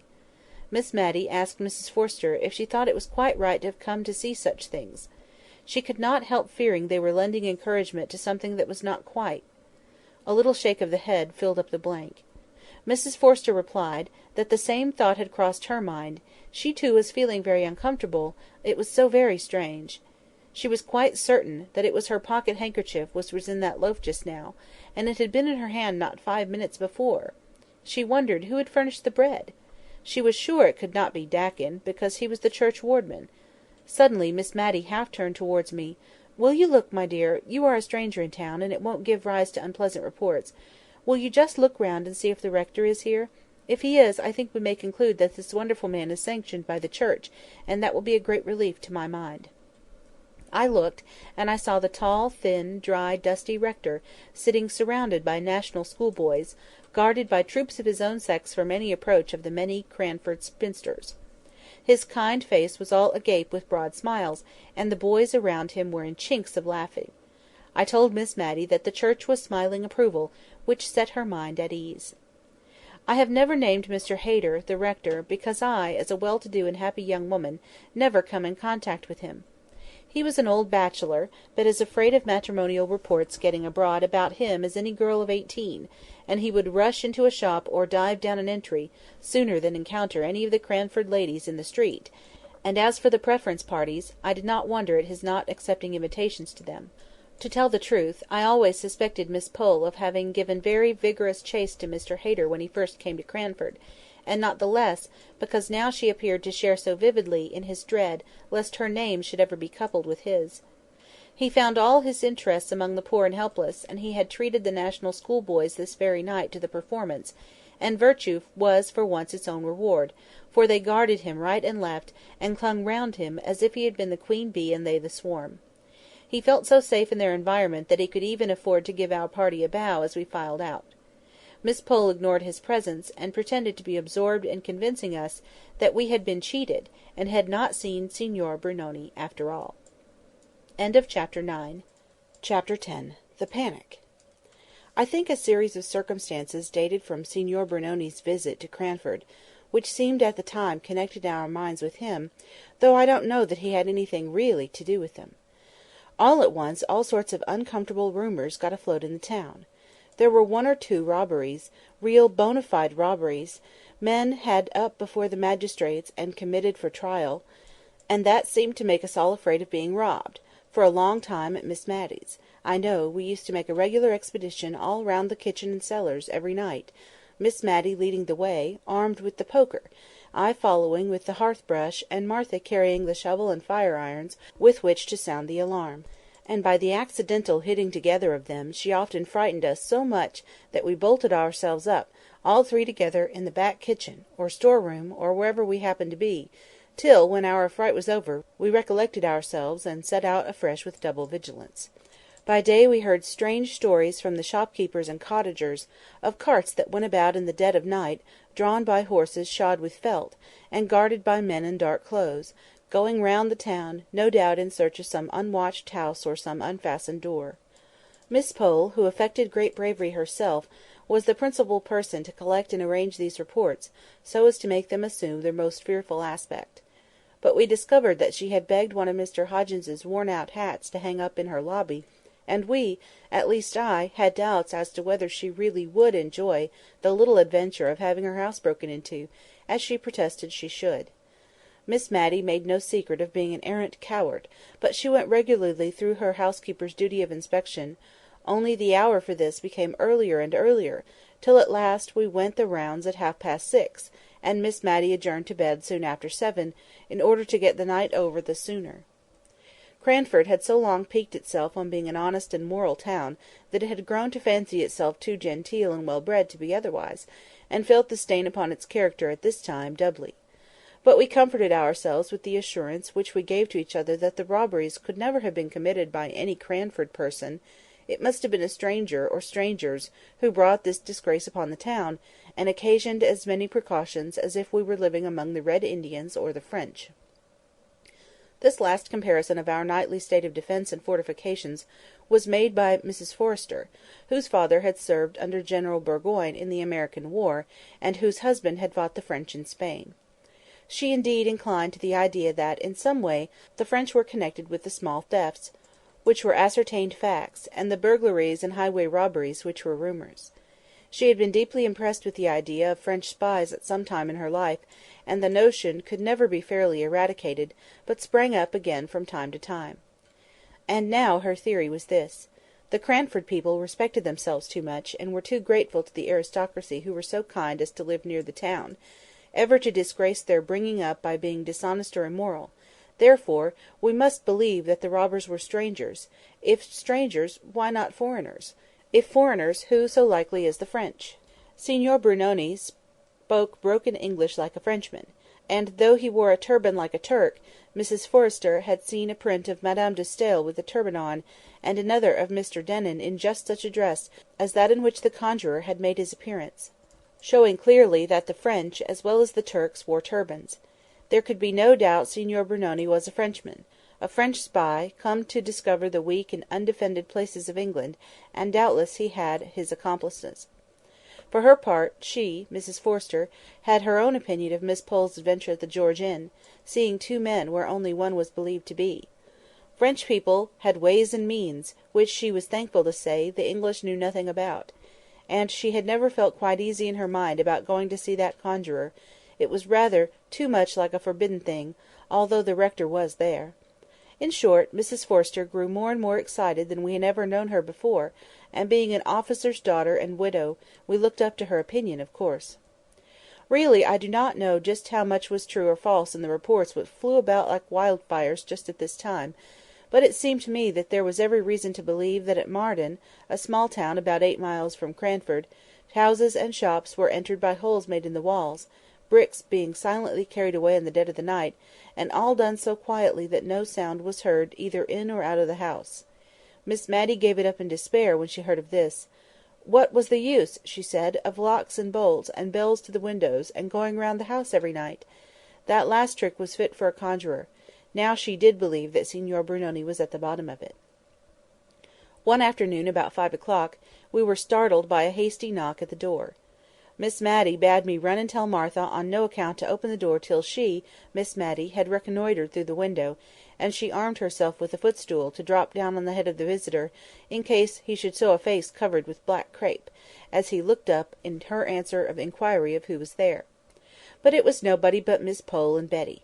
The former came upstairs, carrying a little hand-basket, and she was evidently in a state of great agitation. "Take care of that," she said to me, as I offered to relieve her of her basket. "It's my plate. I am sure there is a plan to rob my house to-night. I am come to throw myself on your hospitality, Miss Matty. Betty is going to sleep with her cousin at the George. I can sit up here all night if you will allow me, but my house is so far from any neighbours, and I don't believe we could be heard if we screamed ever so." "But," said Miss Matty, "what has alarmed you so much? Have you seen any men lurking about the house?" "Oh, yes," answered Miss Pole. "Two very bad-looking men have gone 3 times past the house, very slowly, and an Irish beggar-woman came not half an hour ago, and all but forced herself in past Betty, saying her children were starving, and she must speak to the mistress. You see, she said mistress, though there was a hat hanging up in the hall, and it would have been more natural to have said master. But Betty shut the door in her face, and came up to me, and we got the spoons together, and sat in the parlour window watching, till we saw Thomas Jones going from his work, when we called to him and asked him to take care of us into the town." We might have triumphed over Miss Pole, who had professed such bravery until she was frightened, but we were too glad to perceive that she shared in the weakness of humanity to exult over her, and I gave up my room to her very willingly, and shared Miss Matty's bed for the night. But before we retired, the two ladies rummaged up, out of the recesses of their memory, such horrid stories of robbery and murder that I quite quaked in my shoes. Miss Pole was evidently anxious to prove that such terrible events had occurred within her experience that she was justified in her sudden panic, and Miss Matty did not like to be outdone, and capped every story with one yet more horrible, till it reminded me, oddly enough, of an old story I had read somewhere, of a nightingale and a musician, who strove one against the other, which could produce the most admirable music, till poor Philomel dropped down dead. One of the stories that haunted me for a long time afterwards was of a girl who was left in charge of a great house in Cumberland, on some particular fair day, when the other servants all went off to the gaiety. The family were away in London, and a pedlar came by, and asked to leave his large and heavy pack in the kitchen, saying he would call for it again at night, and the girl, a gamekeeper's daughter, roaming about in search of amusement, chanced to hit upon a gun hanging up in the wall, and took it down to look at the chasing, and it went off through the open kitchen door, hit the pack, and a slow dark thread of blood came oozing out. How Miss Pole enjoyed this part of the story, dwelling on each word as if she loved it! She rather hurried over the further account of the girl's bravery, and I have but a confused idea that somehow she baffled the robbers with Italian irons, heated red-hot, and then restored to blackness by being dipped in grease. We parted for the night with an awe-stricken wonder as to what we should hear of in the morning, and on my part with a vehement desire for the night to be over and gone. I was so afraid lest the robbers should have seen, from some dark lurking-place, that Miss Pole had carried off her plate, and thus have a double motive for attacking our house. but until Lady Glenmire came to call next day we heard of nothing unusual. The kitchen fire-irons were in exactly the same position against the back door as when Martha and I had skilfully piled them up, like spillikins, ready to fall with an awful clatter if only a cat had touched the outside panels. I had wondered what we should all do if thus awakened and alarmed, and had proposed to Miss Matty that we should cover up our faces under the bedclothes, so that there should be no danger of the robbers thinking that we could identify them. But Miss Matty, who was trembling very much, scouted this idea, and said we owed it to society to apprehend them, and that she should certainly do her best to lay hold of them and lock them up in the garret till morning. When Lady Glenmire came, we almost felt jealous of her. Mrs Jamieson's house had really been attacked; at least there were men's footsteps to be seen on the flower borders underneath the kitchen windows, where no men should be, and Carlo had barked all through the night as if strangers were abroad. Mrs Jamieson had been awakened by Lady Glenmire, and they had rung the bell which communicated with Mr Mulliner's room in the third story, and when his night-capped head had appeared over the banisters in answer to the summons, they had told him of their alarm, and the reasons for it. Whereupon he retreated into his bedroom, and locked the door, for fear of draughts, as he informed them in the morning, and opened the window, and called out valiantly to say, if the supposed robbers would come to him he would fight them; but, as Lady Glenmire observed, that was but poor comfort, since they would have to pass by Mrs Jamieson's room and her own before they could reach him, and must be of a very pugnacious disposition indeed if they neglected the opportunities of robbery presented by the unguarded lower stories, to go up to a garret and there force a door in order to get at the champion of the house. Lady Glenmire, after waiting and listening for some time in the drawing-room, had proposed to Mrs Jamieson that they should go to bed; but that lady said she should not feel comfortable unless she sat up and watched, and accordingly she packed herself warmly up on the sofa, where she was found by the housemaid, when she came into the room at 6 o'clock, fast asleep; but Lady Glenmire went to bed, and kept awake all night. When Miss Pole heard of this, she nodded her head in great satisfaction. She had been sure we should hear of something happening in Cranford that night, and we had heard. It was clear enough that they had first proposed to attack her house, but when they saw that she and Betty were on their guard, and had carried off the plate, they had changed their tactics and gone to Mrs Jamieson's, and no one knew what might have happened if Carlo had not barked, like a good dog as he was. Poor Carlo, his barking days were nearly over. Whether the gang who infested the neighbourhood were afraid of him, or whether they were revengeful enough, for the way in which he had baffled them on the night in question, to poison him, or whether, as some among the more uneducated people thought, he died of apoplexy brought on by too much feeding and too little exercise, at any rate it is certain that, 2 days after this eventful night, Carlo was found dead, with his poor legs stretched out stiff in the attitude of running, as if by such unusual exertion he could escape the sure pursuer, death. We were all sorry for Carlo, the old familiar friend who had snapped at us for so many years, and the mysterious mode of his death made us very uncomfortable. Could Signor Brunoni be at the bottom of this? He had apparently killed a canary with only a word of command. His will seemed of deadly force. Who knew but what he might yet be lingering in the neighbourhood, willing all sorts of awful things? We whispered these fancies among ourselves in the evenings, but in the mornings our courage came back with the daylight, and in a week's time we had got over the shock of Carlo's death, all but Mrs Jamieson. She, poor thing, felt it as she had felt no event since her husband's death. Indeed, Miss Pole said, that as the Honourable Mr Jamieson drank a good deal, and occasioned her much uneasiness, it was possible that Carlo's death might be the greater affliction. But there was always a tinge of cynicism in Miss Pole's remarks. However, one thing was clear and certain: it was necessary for Mrs Jamieson to have some change of scene, and Mr Mulliner was very impressive on this point, shaking his head whenever we inquired after his mistress, and speaking of her loss of appetite and bad nights very ominously, and with justice too, for if she had two characteristics in her natural state of health they were a facility of eating and sleeping. If she could neither eat nor sleep, she must indeed be out of spirits and out of health. Lady Glenmire, who had evidently taken very kindly to Cranford, did not like the idea of Mrs Jamieson's going to Cheltenham, and more than once insinuated pretty plainly that it was Mr Mulliner's doing, who had been much alarmed on the occasion of the house being attacked, and since had said more than once that he felt it a very responsible charge to have to defend so many women. Be that as it might, Mrs Jamieson went to Cheltenham, escorted by Mr Mulliner, and Lady Glenmire remained in possession of the house, her ostensible office being to take care that the maidservants did not pick up followers. She made a very pleasant-looking dragon, and as soon as it was arranged for her to stay in Cranford, she found out that Mrs Jamieson's visit to Cheltenham was just the best thing in the world. She had let her house in Edinburgh, and was for the time houseless, so the charge of her sister-in-law's comfortable abode was very convenient and acceptable. Miss Pole was inclined to install herself as a heroine, because of the decided steps she had taken in flying from the 2 men and 1 woman, whom she entitled that murderous gang. She described their appearance in glowing colours, and I noticed that every time she went over the story some fresh trait of villainy was added to their appearance. One was tall. He grew to be gigantic in height before we had done with him. Of course he had black hair, and by it hung in elf-locks over his forehead and down his back. The other was short and broad, and a hump sprouted out on his shoulder before we had heard the last of him. He had red hair, which deepened into carroty, and she was almost sure he had a cast in the eye, a decided squint. As for the woman, her eyes glared, and she was masculine-looking, a perfect virago, most probably a man dressed in woman's clothes. Afterwards we heard of a beard on her chin, and a manly voice and a stride. If Miss Pole was delighted to recount the events of that afternoon to all inquirers, others were not so proud of their adventures in the robbery line.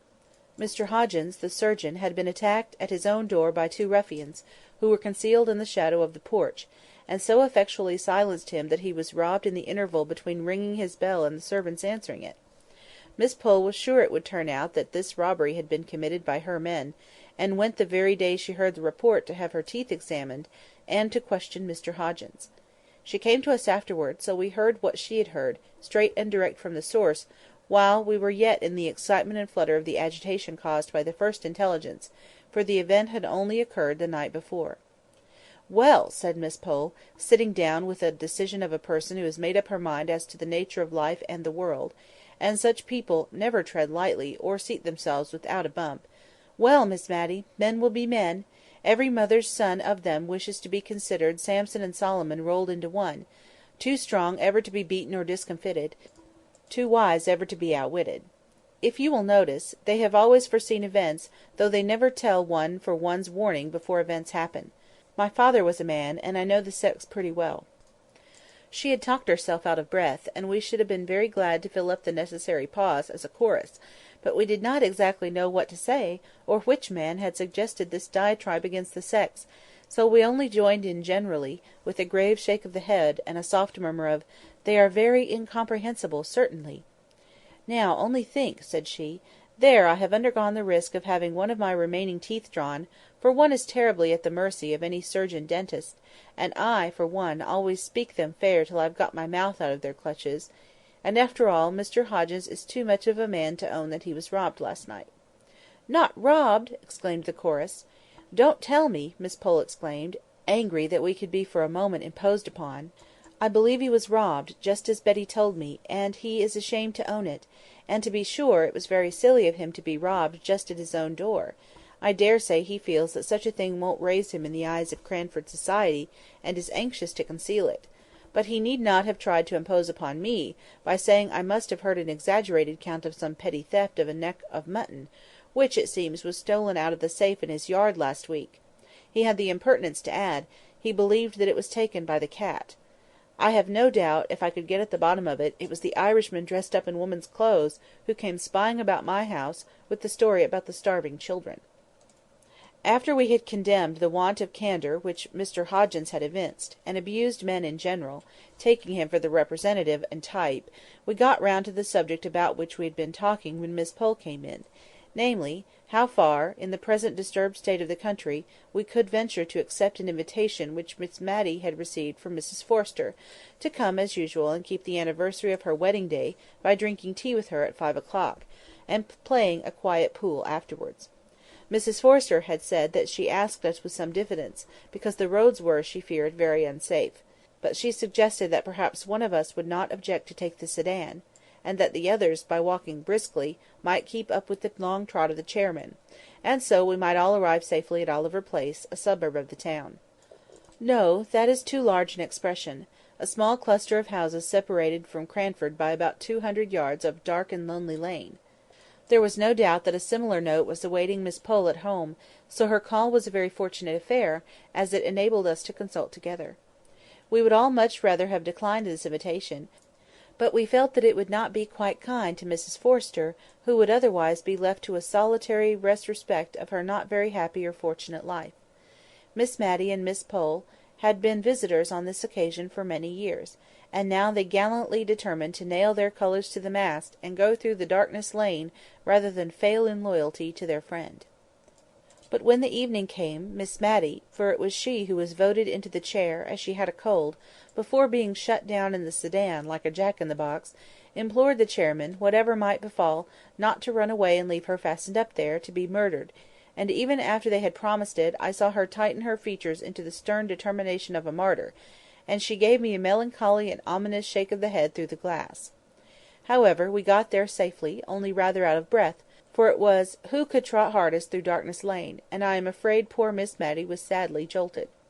Mrs Forrester had made extra preparations, in acknowledgment of our exertion coming to see her through such dangers. The usual forms of genteel ignorance as to what her servants might send up were all gone through, and harmony and preference seemed likely to be the order of the evening, but for an interesting conversation that began I don't know how, but which had relation of course to the robbers who infested the neighbourhood of Cranford. Having braved the dangers of Darkness Lane, and thus having a little stock of reputation for courage to fall back upon, and also, I dare say, desirous of proving ourselves superior to men, videlicet Mr Hoggins, in the article of candour, we began to relate our own individual fears, and the private precautions we each of us took. I owned that my pet apprehension was eyes looking at me, and watching me, glittering out from some dull, flat, wooden surface, and that if I dared to go up to my looking-glass when I was panic-stricken, I should certainly turn it round, with its back towards me, for fear of seeing eyes behind me looking out of the darkness. I saw Miss Matty nerving herself up for a confession, and at last out it came. She owned that ever since she had been a girl she had dreaded being caught by her last leg, just as she was getting into bed, by some one concealed under it. She said, when she was younger and more active, she used to take a flying leap from a distance, and so bring both her legs up safely into bed at once, but that this had always annoyed Deborah, who piqued herself upon getting into bed gracefully, and she had given it up in consequence. But now the old terror would come over her, especially since Miss Pole's house had been attacked. We had got quite to believe in the fact of an attack having taken place, and yet it was very unpleasant to think of looking under a bed, and seeing a man concealed, with a great fierce face staring out at you. So she had bethought herself of something. Perhaps I had noticed that she had told Martha to buy her a penny ball, such as children play with, and now she rolled this ball under the bed every night. If it came out on the other side, well and good; if not, she always took care to have her hand on the bell-rope, and meant to call out to John and Harry, just as if she expected men servants to answer her ring.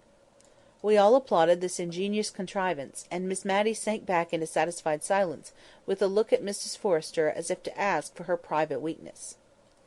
Mrs Forrester looked askance at Miss Pole, who tried to change the subject a little by telling us that she had borrowed a boy from one of the neighbouring cottages, and promised his parents 100 weight of coals at Christmas, and his supper every evening, for the loan of him at nights. She had instructed him in his possible duties when he first came, and finding him sensible, she had given him the Major's sword (the Major was her late husband), and desired him to put it very carefully behind his pillow at night, turning the edge towards the head of the pillow. He was a sharp lad, she was sure, for, spying out the Major's cocked hat, he had said, if he might have that to wear, he was sure he could frighten 2 Englishmen or 4 Frenchmen any day.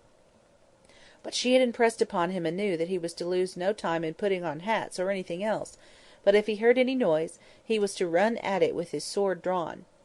On my suggestion that some accident might occur from such slaughterous and indiscriminate directions, and that he might rush on Jenny getting up to wash, and have spitted her before he discovered that she was not a Frenchman, Mrs Forrester said she did not think that was likely, for he was a very sound sleeper, and generally had to be well shaken or cold-pigged in a morning before they could rouse him.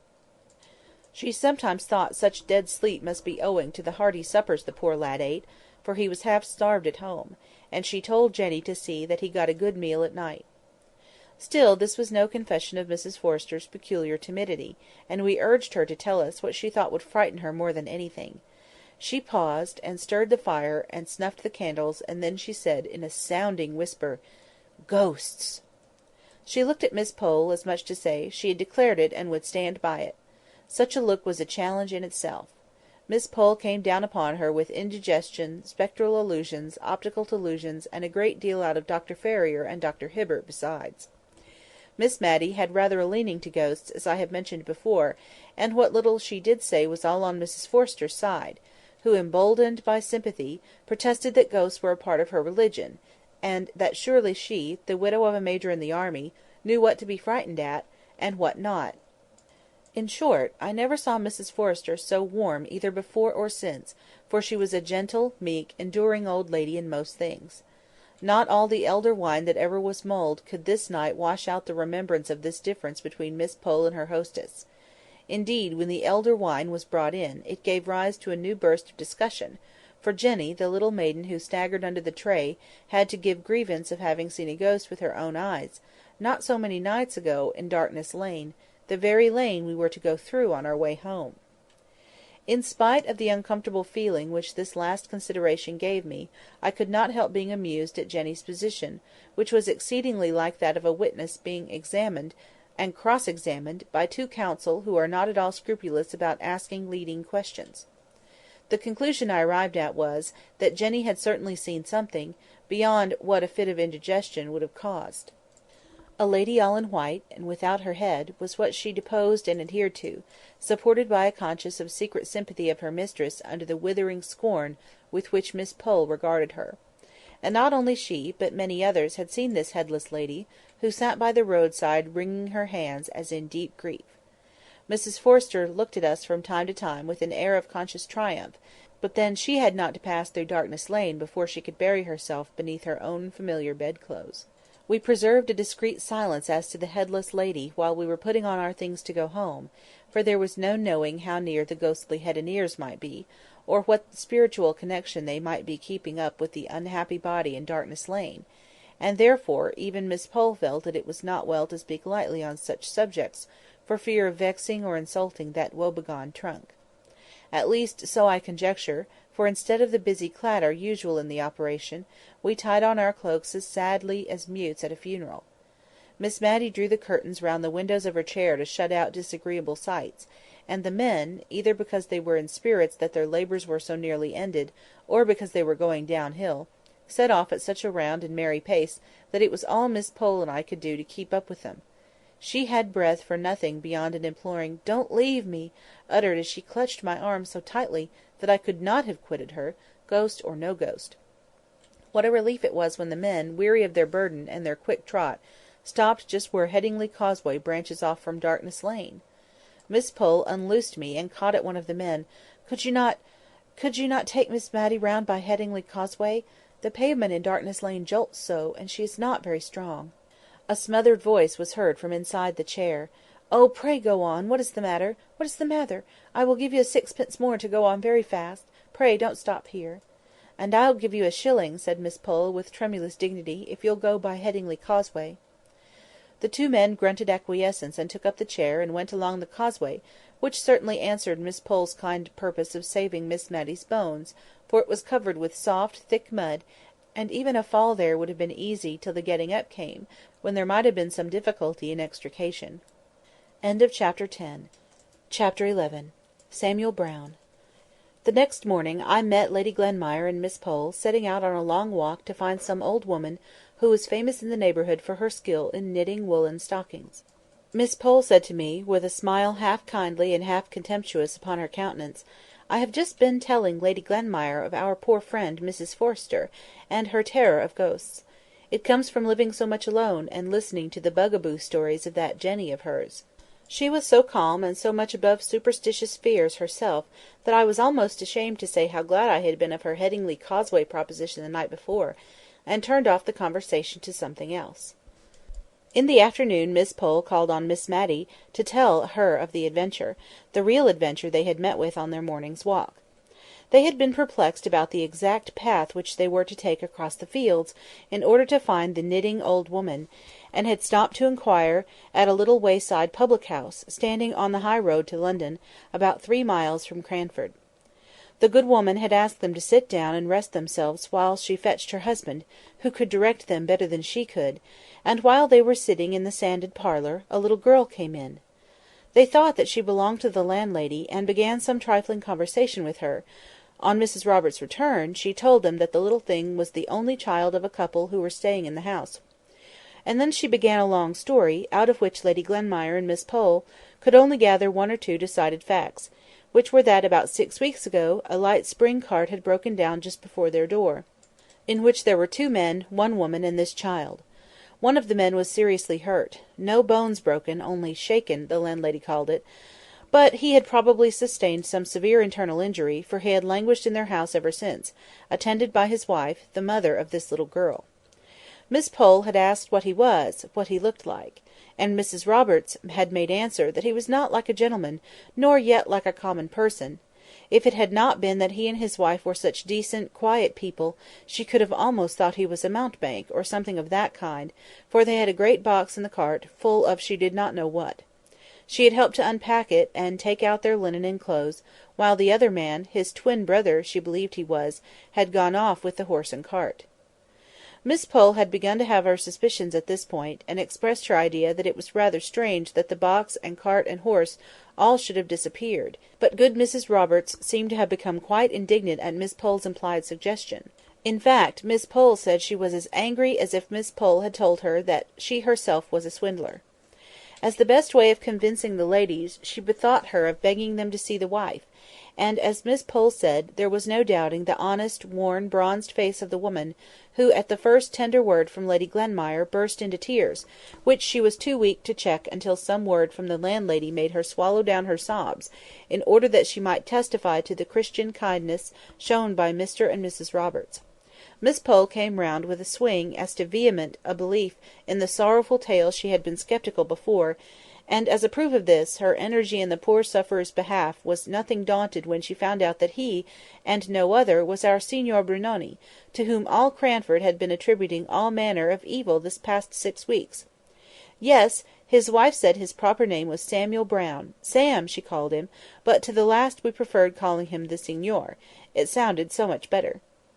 The end of their conversation with the Signor Brunoni was that it was agreed that he should be placed under medical advice, and for any expense incurred in procuring this Lady Glenmire promised to hold herself responsible, and had accordingly gone to Mr Hoggins to beg him to ride over to the Rising Sun that very afternoon, and examine into the Signor's real state. And, as Miss Pole said, if it was desirable to remove him to Cranford to be more immediately under Mr Hoggins's eye, she would undertake to see for lodgings and arrange about the rent. Mrs Roberts had been as kind as could be throughout, but it was evident that their long residence there had been a slight inconvenience. Before Miss Pole left us, Miss Matty and I were as full of the morning's adventure as she was. We talked about it all the evening, turning it in every possible light, and we went to bed anxious for the morning, when we should surely hear from some one what Mr Hoggins thought and recommended; for, as Miss Matty observed, though Mr Hoggins did say Jack's up, a fig for his heels, and called preference pref, she believed he was a very worthy man, and a very clever surgeon. Indeed, we were rather proud of our doctor at Cranford, as a doctor. We often wished, when we heard of Queen Adelaide or the Duke of Wellington being ill, that they would send for Mr Hoggins, but on consideration we were rather glad that they did not, for if we were ailing, what should we do if Mr Hoggins had been appointed physician in ordinary to the royal family?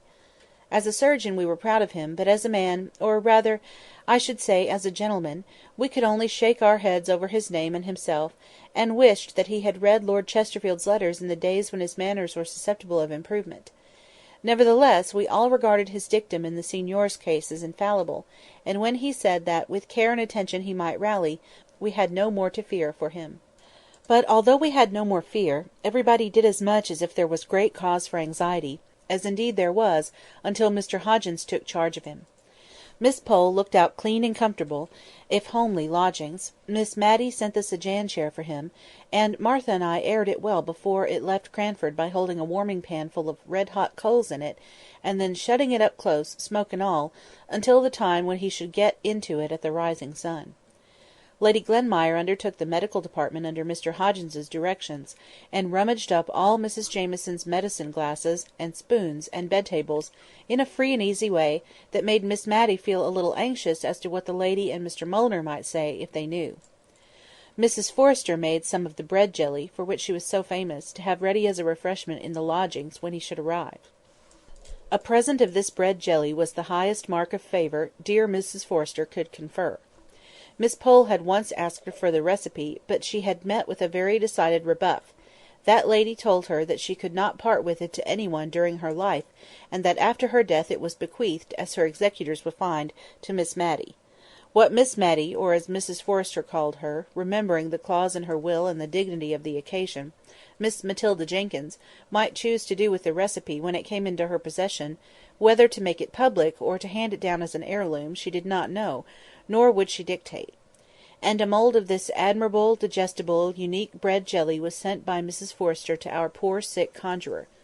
Who says that the aristocracy are proud?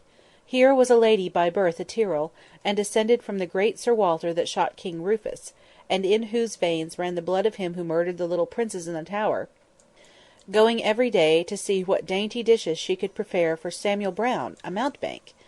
But indeed it was wonderful to see what kind feelings were called out by this poor man's coming amongst us.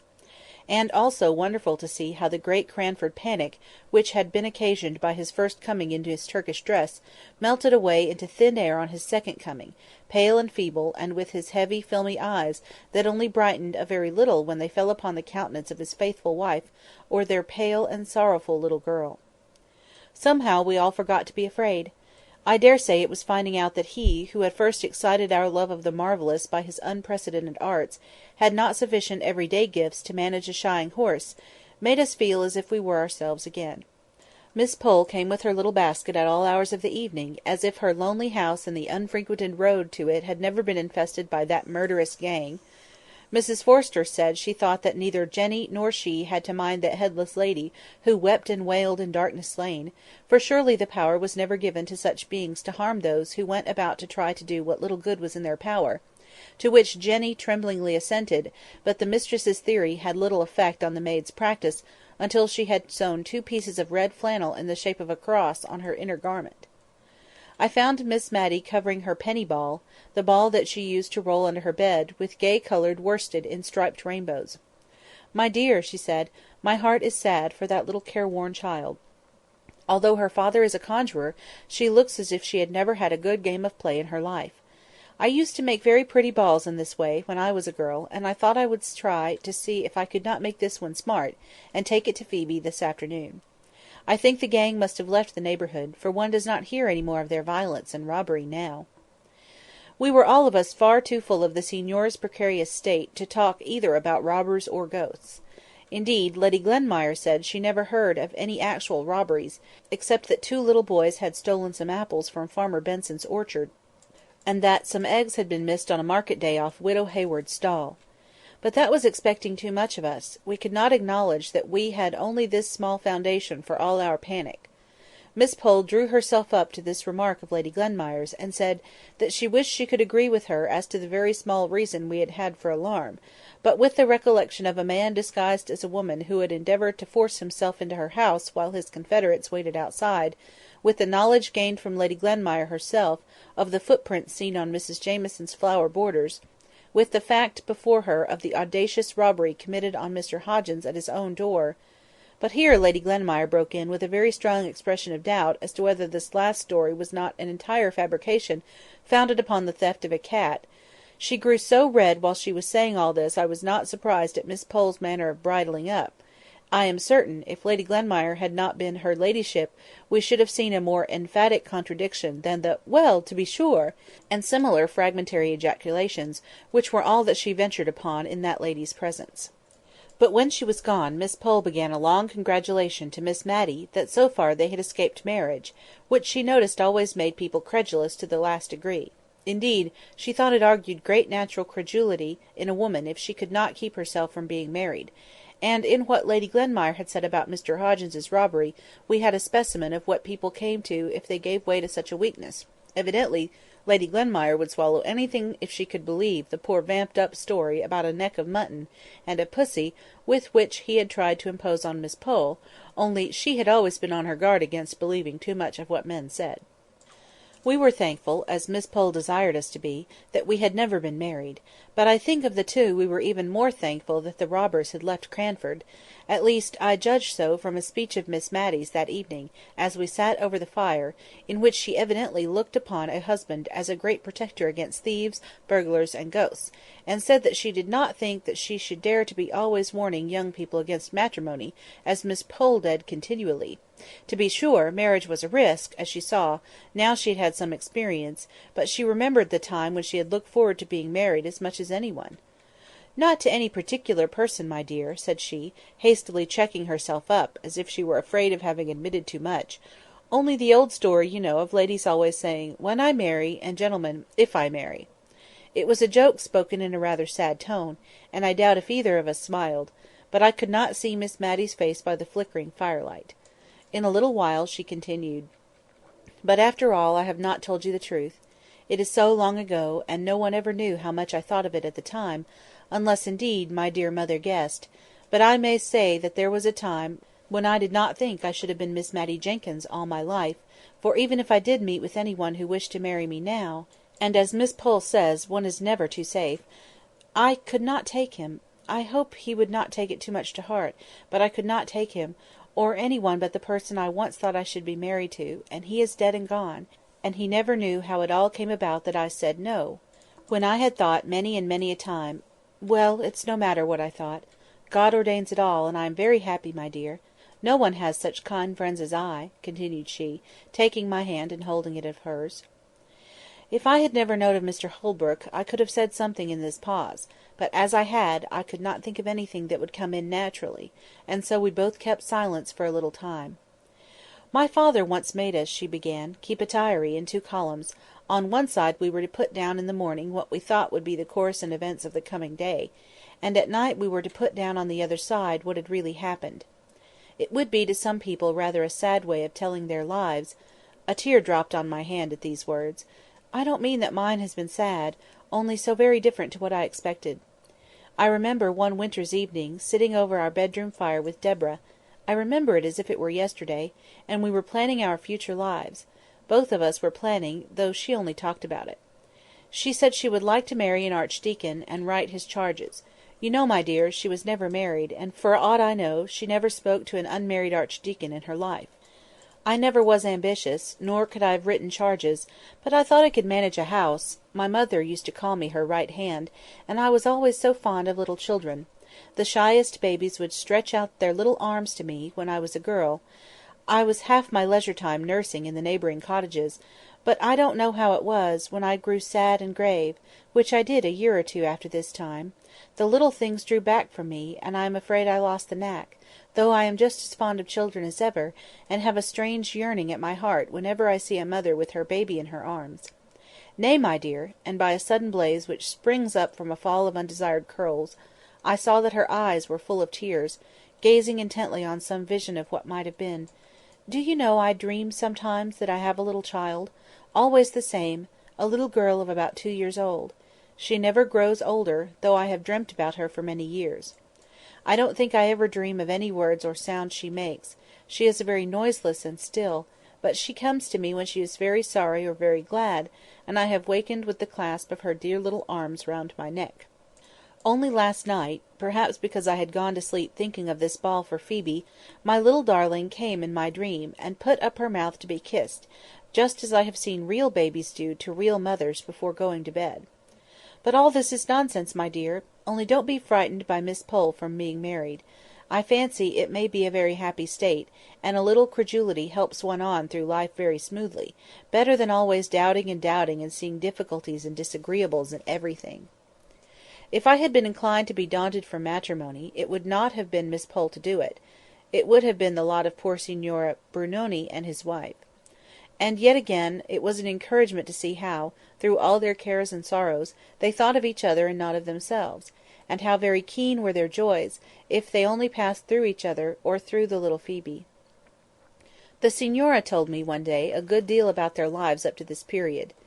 It began by my asking her whether Miss Pole's story of the twin brothers were true. It sounded so wonderful a likeness, that I should have had my doubts, if Miss Pole had not been unmarried.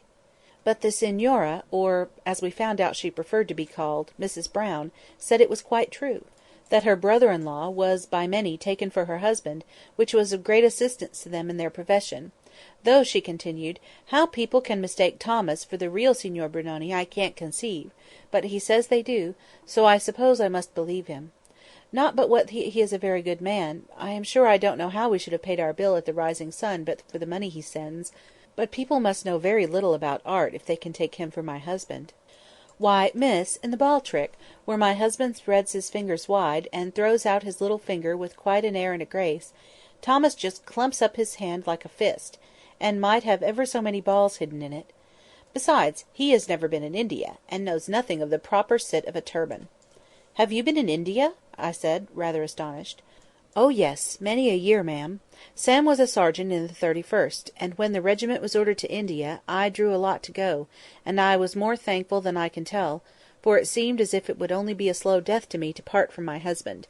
But indeed, ma'am, if I had known all, I don't know whether I would not have rather died there than gone through what I have done since. To be sure, I've been able to comfort Sam, and be with him, but, ma'am, I've lost 6 children," said she, looking up at me with those strange eyes that I have never noticed but in mothers of dead children, with a kind of wild look in them, as if seeking for what they never more might find. Yes, 6 children died off, like little buds nipped untimely, in that cruel India. I thought as each died I never could, I never would love a child again; and when the next came, it had not only its own love, but the deeper love that came from the thoughts of its little dead brothers and sisters.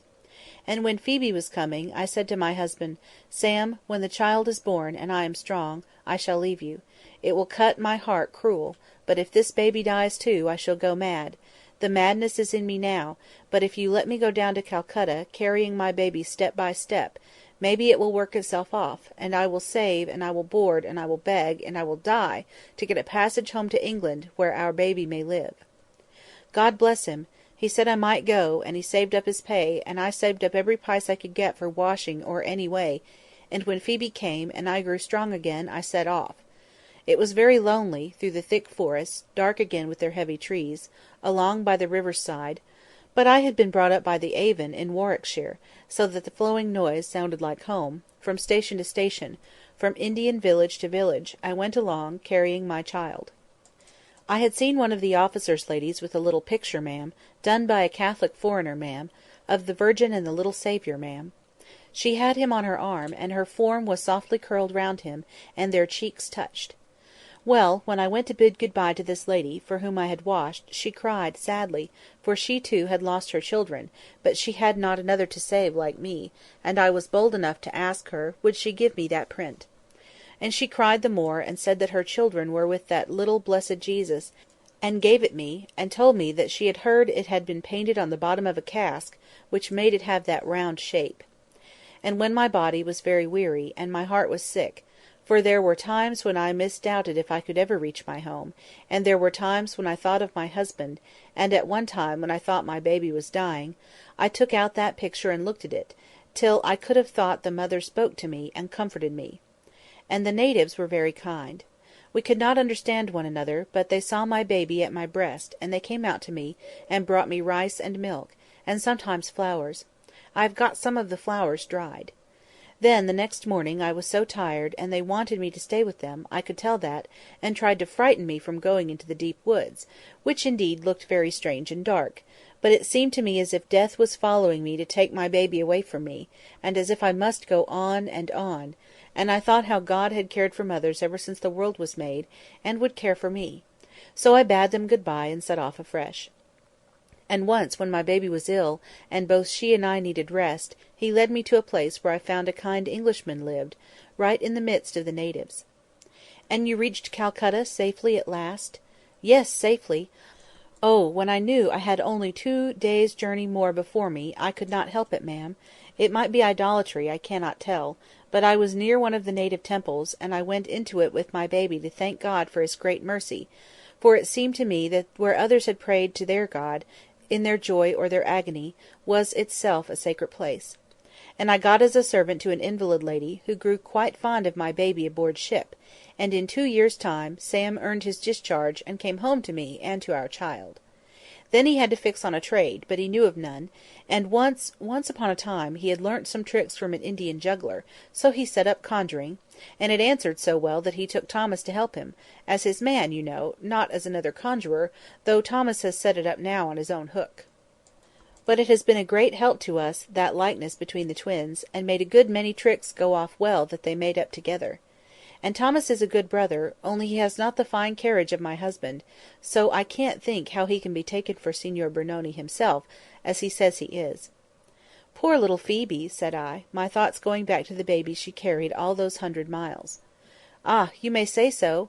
I never thought that I should have reared her, though when she fell ill at Chunderabaddad, but that good, kind Aga Jenkyns took us in, which I believe was the very saving of her. Jenkyns, said I. Yes, Jenkyns. I shall think all people of that name are kind, for here is that nice old lady who comes every day to take Phoebe a walk. But an idea had flashed through my head. Could the Aga Jenkyns be the lost Peter? True, he was reported by many to be dead, but equally true, some had said that he had arrived at the dignity of the great Lama of Tibet. Miss Matty thought he was alive. I would make further inquiry. Chapter 12. Engaged to be married. Was the poor Peter of Cranford the Aga Jenkyns of Chunderabaddad, or was he not? As somebody says, that was the question. In my own home, whenever people had nothing else to do, they blamed me for want of discretion. Indiscretion was my bugbear fault. Everybody has a bugbear fault, a sort of standing characteristics, a pièce de résistance for their friends to cut at, and in general they cut and come again. I was tired of being called indiscreet and incautious, and I determined for once to prove myself a model of prudence and wisdom. I would not even hint my suspicions regarding the Aga. I would collect evidence and carry it home to lay before my father as the family friend of the two Miss Jenkinses. In my search after facts, I was often reminded of a description my father had once given of a ladies' committee that he had had to preside over. He said he could not help thinking of a passage in Dickens, which spoke of a chorus in which every man took the tune he knew best, and sang it to his own satisfaction. So at this charitable committee, every lady took the subject uppermost in her mind, and talked about it to her own great contentment, but not much to the advancement of the subject they had met to discuss. But even that committee could have been nothing to the Cranford ladies when I attempted to gain some clear and definite information as to poor Peter's height, appearance, and when and where he was seen and heard of last.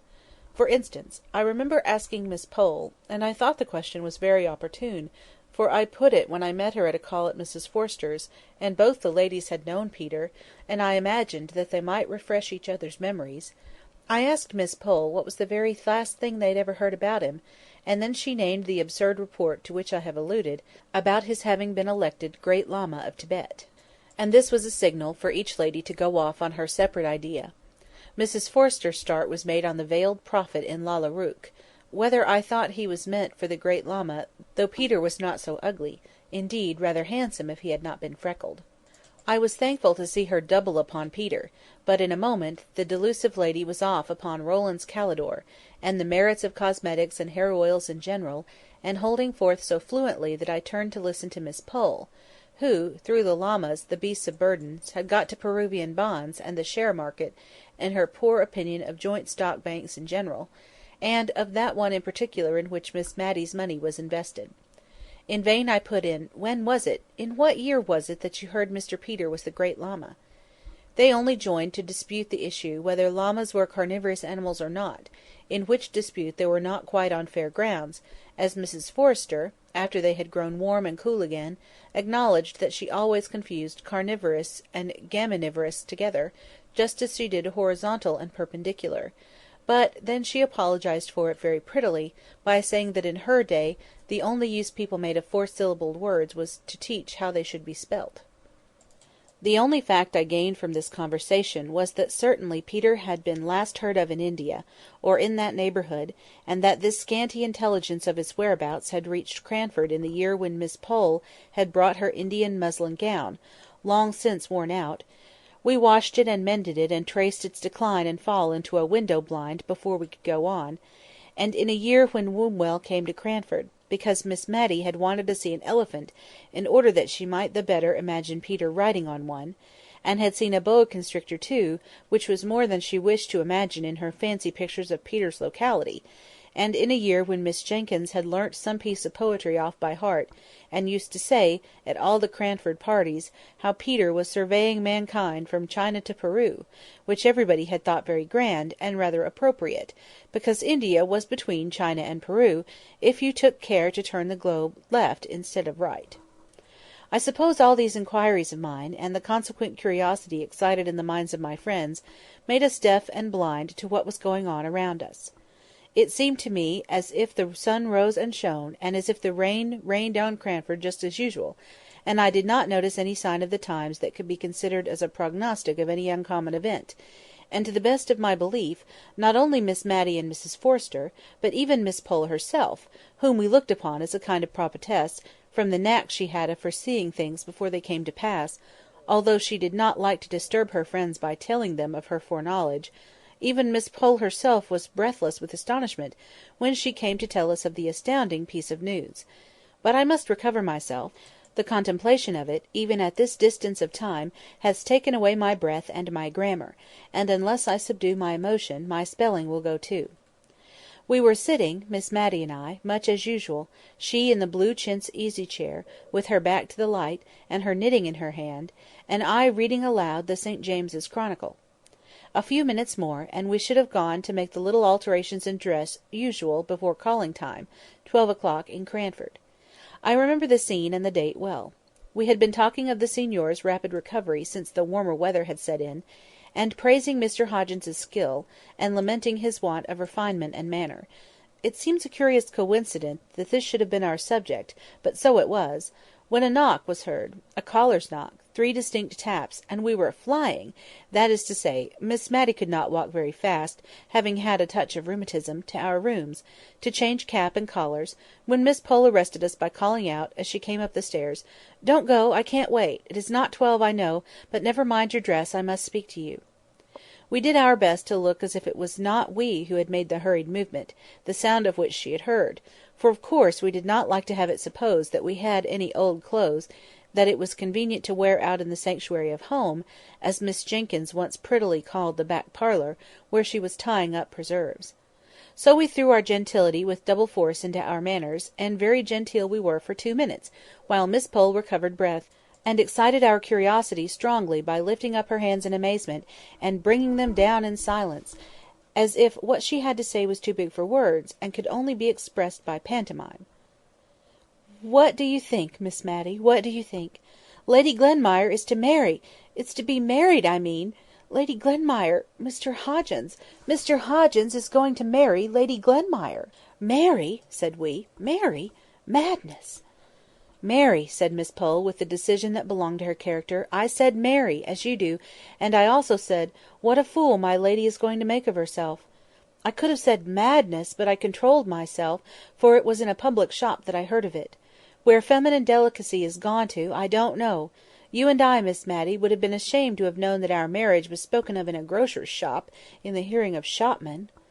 "But," said Miss Matty, sighing as one recovering from a blow, "perhaps it is not true. Perhaps we are doing her injustice." "No," said Miss Pole, "I have taken care to ascertain that.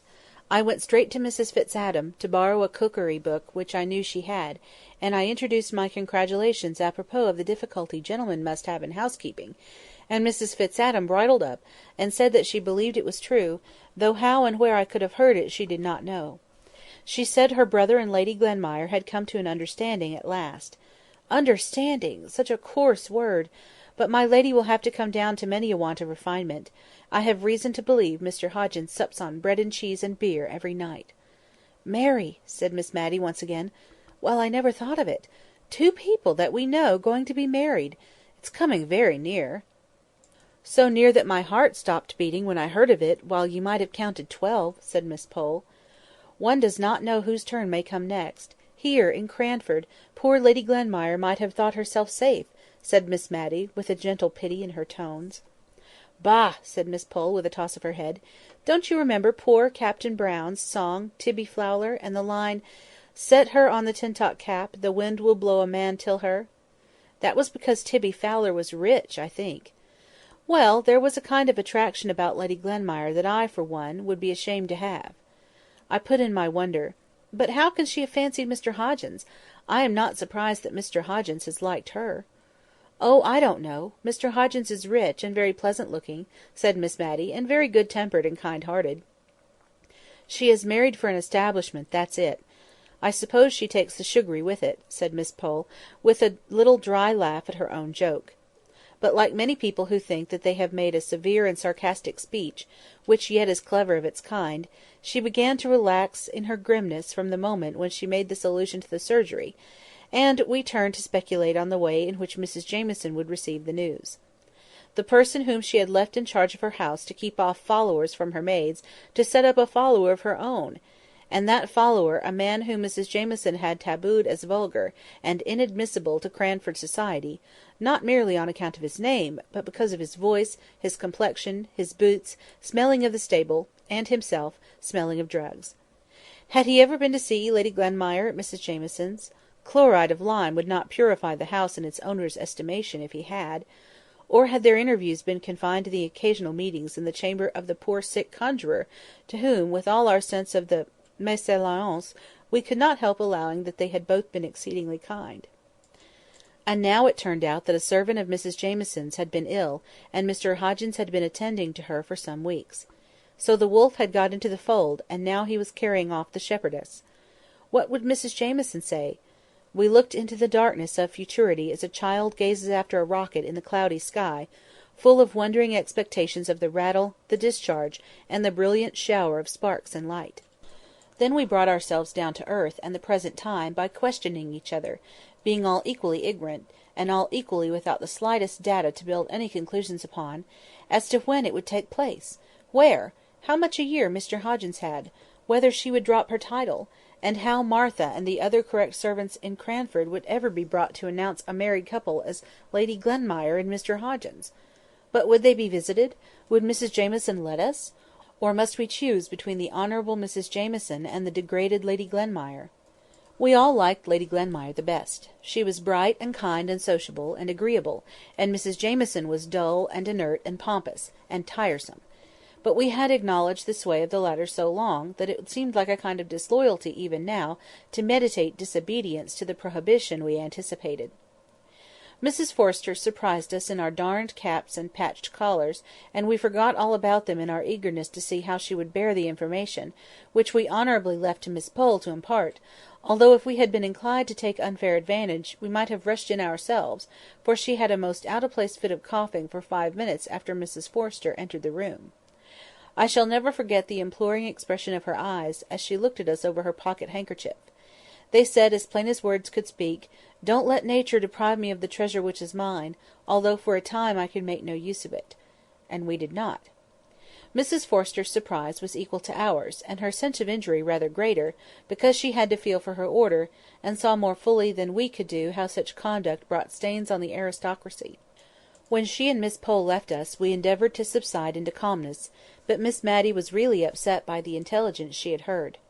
She reckoned it up, and it was more than 15 years since she had heard of any of her acquaintance going to be married, with the one exception of Miss Jessie Brown, and, as she said, it gave her quite a shock, and made her feel as if she could not think what would happen next.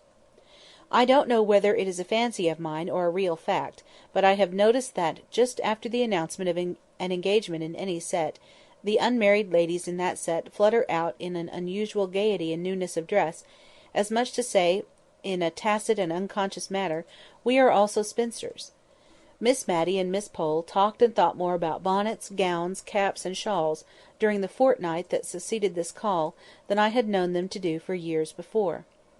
But it might be the spring weather, for it was a warm and pleasant March, and merinos and beavers, and woollen materials of all sorts were but ungracious receptacles of the bright sun's glancing rays. It had not been Lady Glenmire's dress that had won Mr Hoggins's heart, for she went about on her errands of kindness more shabby than ever. Although in the hurried glimpses I caught of her at church or elsewhere, she appeared rather to shun meeting any of her friends, her face seemed to have almost something of the flush of youth in it, her lips looked redder and more trembling, full in their old and compressed state, and her eyes dwelt on all things with a lingering light, as if she were learning to love Cranford and all its belongings.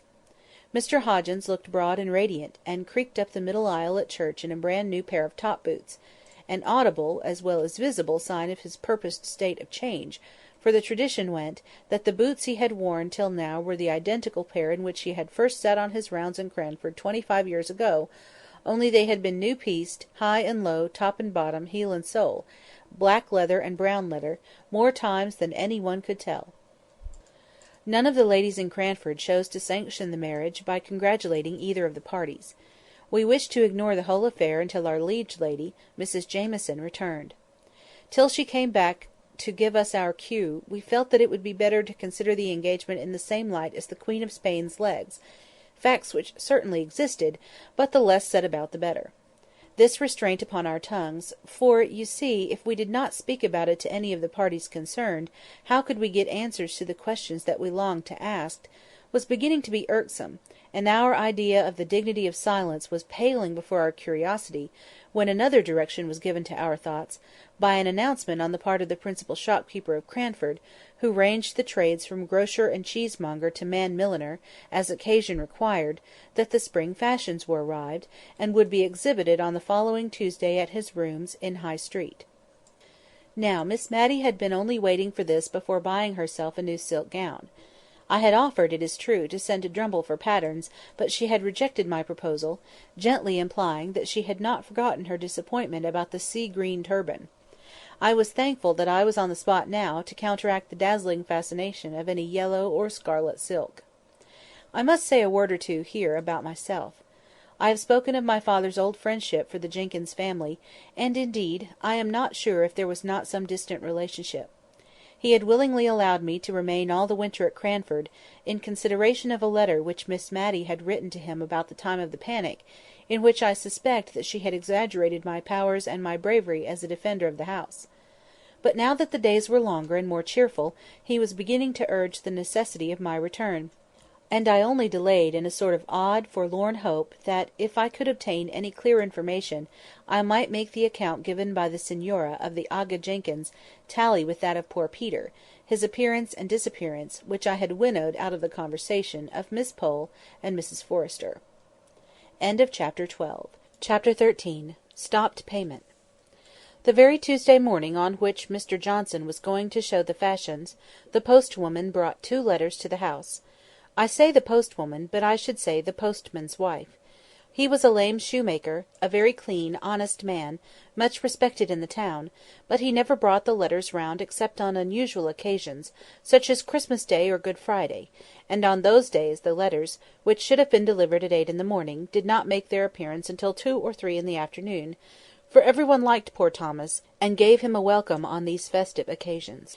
He used to say he was welly sta' with eating, for there were 3 or 4 houses where nought would serve him but he must share in their breakfast; and by the time he had done his last breakfast, he came to some other friend who was beginning dinner; but come what might in the way of temptation, Tom was always sober, civil, and smiling, and, as Miss Jenkyns used to say, it was a lesson in patience, that she doubted not would call out that precious quality in some minds, where, but for Thomas, it might have lain dormant and undiscovered.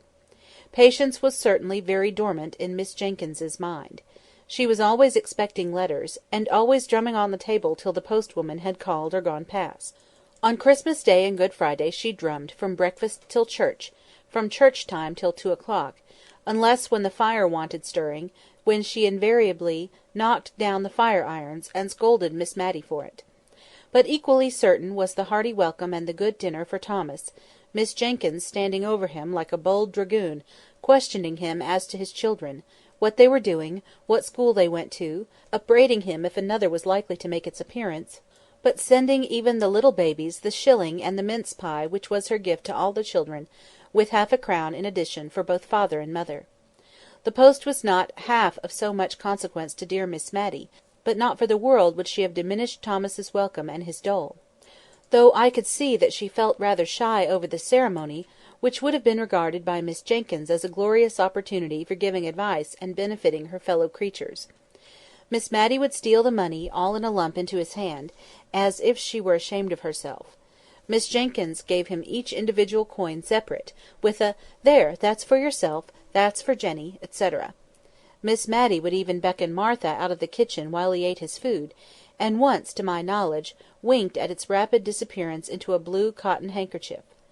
Miss Jenkyns scolded him if he did not leave a clean plate, however heaped it might have been, and gave an injunction with every mouthful.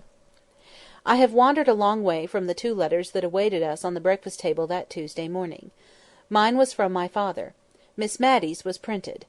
My father's was just a man's letter; I mean it was very dull, and gave no information beyond that he was well, that they had had a good deal of rain, and that trade was very stagnant, and that there were very many disagreeable rumours afloat. He then asked me if I knew whether Miss Matty still retained her shares in the Town and Country Bank, as there were very unpleasant reports about it, though nothing more than he had always foreseen, and had prophesied to Miss Jenkyns years ago, when she would invest their little property in it; the only unwise step that clever woman had ever taken, to his knowledge; the only time she ever acted against his advice, I knew. However, if anything had gone wrong, of course I was not to think of leaving Miss Matty while it could be of any use, etc., etc. Who is your letter from, my dear? Mine is a very civil invitation, signed Edwin Wilson, asking me to attend an important meeting of the shareholders of the Town and Country Bank, to be held in Drumble, on Thursday the 21st. I am sure it is very attentive of them to remember me. I did not like to hear of this important meeting, for though I did not know much about business, I feared it confirmed what my father said.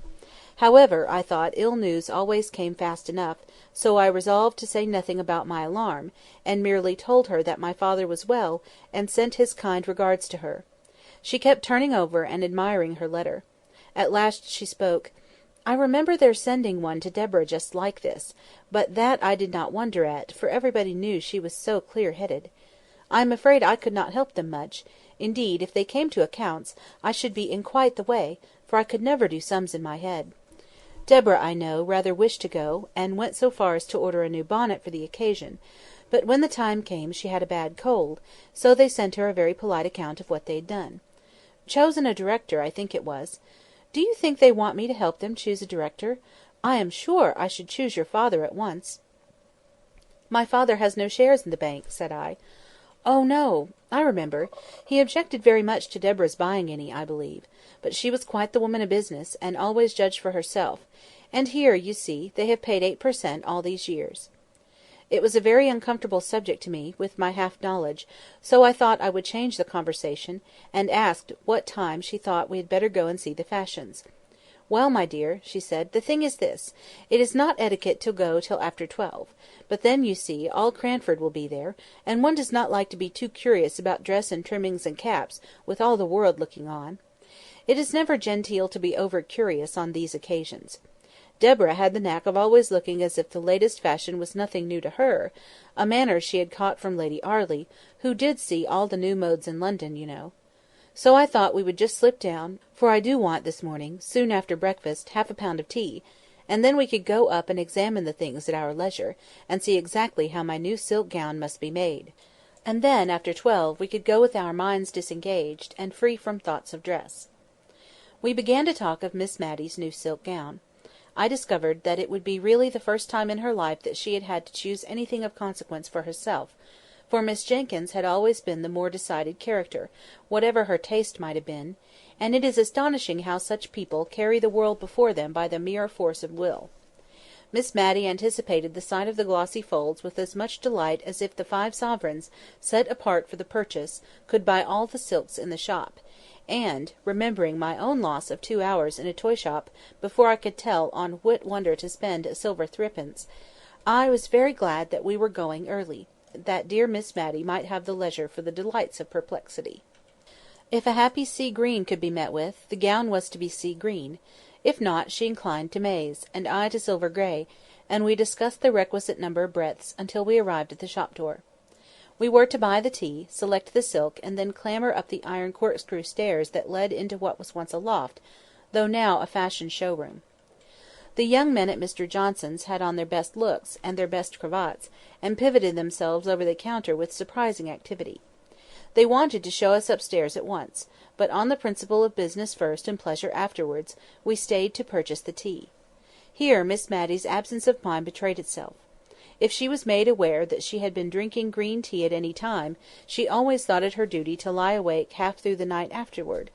I have known her to take it in ignorance many a time without such effects, and consequently green tea was prohibited at the house. Yet to-day she herself asked for the obnoxious article, under the impression that she was talking about the silk. However, the mistake was soon rectified, and then the silks unrolled in good truth.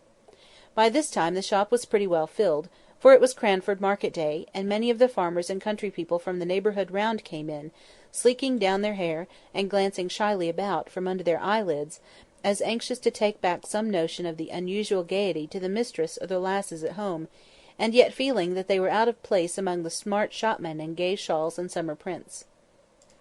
One honest-looking man, however, made his way up to the counter at which we stood, and boldly asked to look at a shawl or two.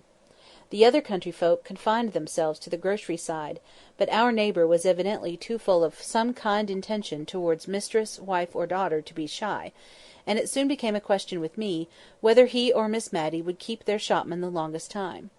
He thought each shawl more beautiful than the last, and as for Miss Matty, she smiled and sighed over each fresh bale that was brought out. One colour set off another, and the heap together would, as she said, make even the rainbow look poor. "I am afraid," said she, hesitating, "whichever I choose, I shall wish I had taken another. Look at this lovely crimson; it would be so warm in winter. But spring is coming on, you know. I wish I could have a gown for every season," said she, dropping her voice, as we all did in Cranford whenever we talked of anything we wished for but could not afford.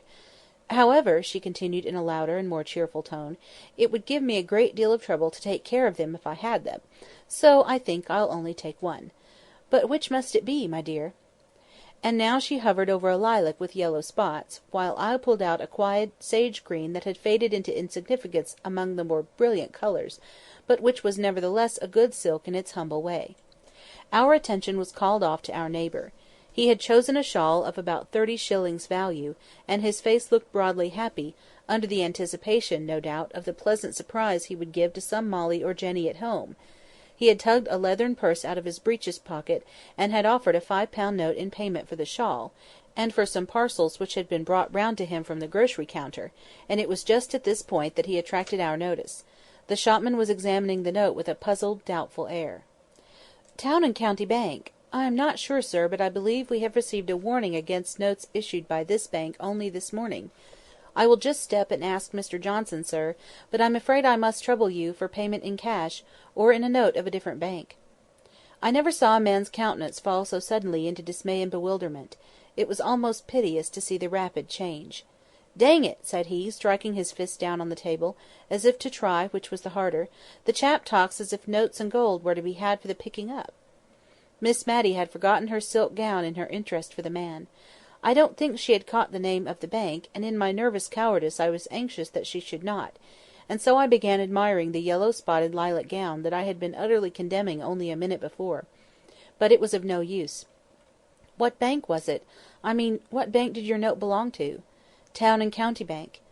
"Let me see it," she said quietly to the shopman, gently taking it out of his hand as he brought it back to return it to the farmer. Mr Johnson was very sorry, but from information he had received, the notes issued by that bank were little better than waste paper. "I don't understand it," said Miss Matty to me in a low voice.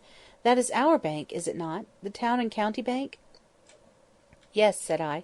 "This lilac silk would just match the ribbons in your new cap, I believe," I continued, holding up the folds so as to catch the light, and wishing that the man would make haste and be gone, and yet having a new wonder, that had only just sprung up, how far it was wise or right in me to allow Miss Matty to make this expensive purchase, if the affairs of the bank were really so bad as the refusal of the note implied.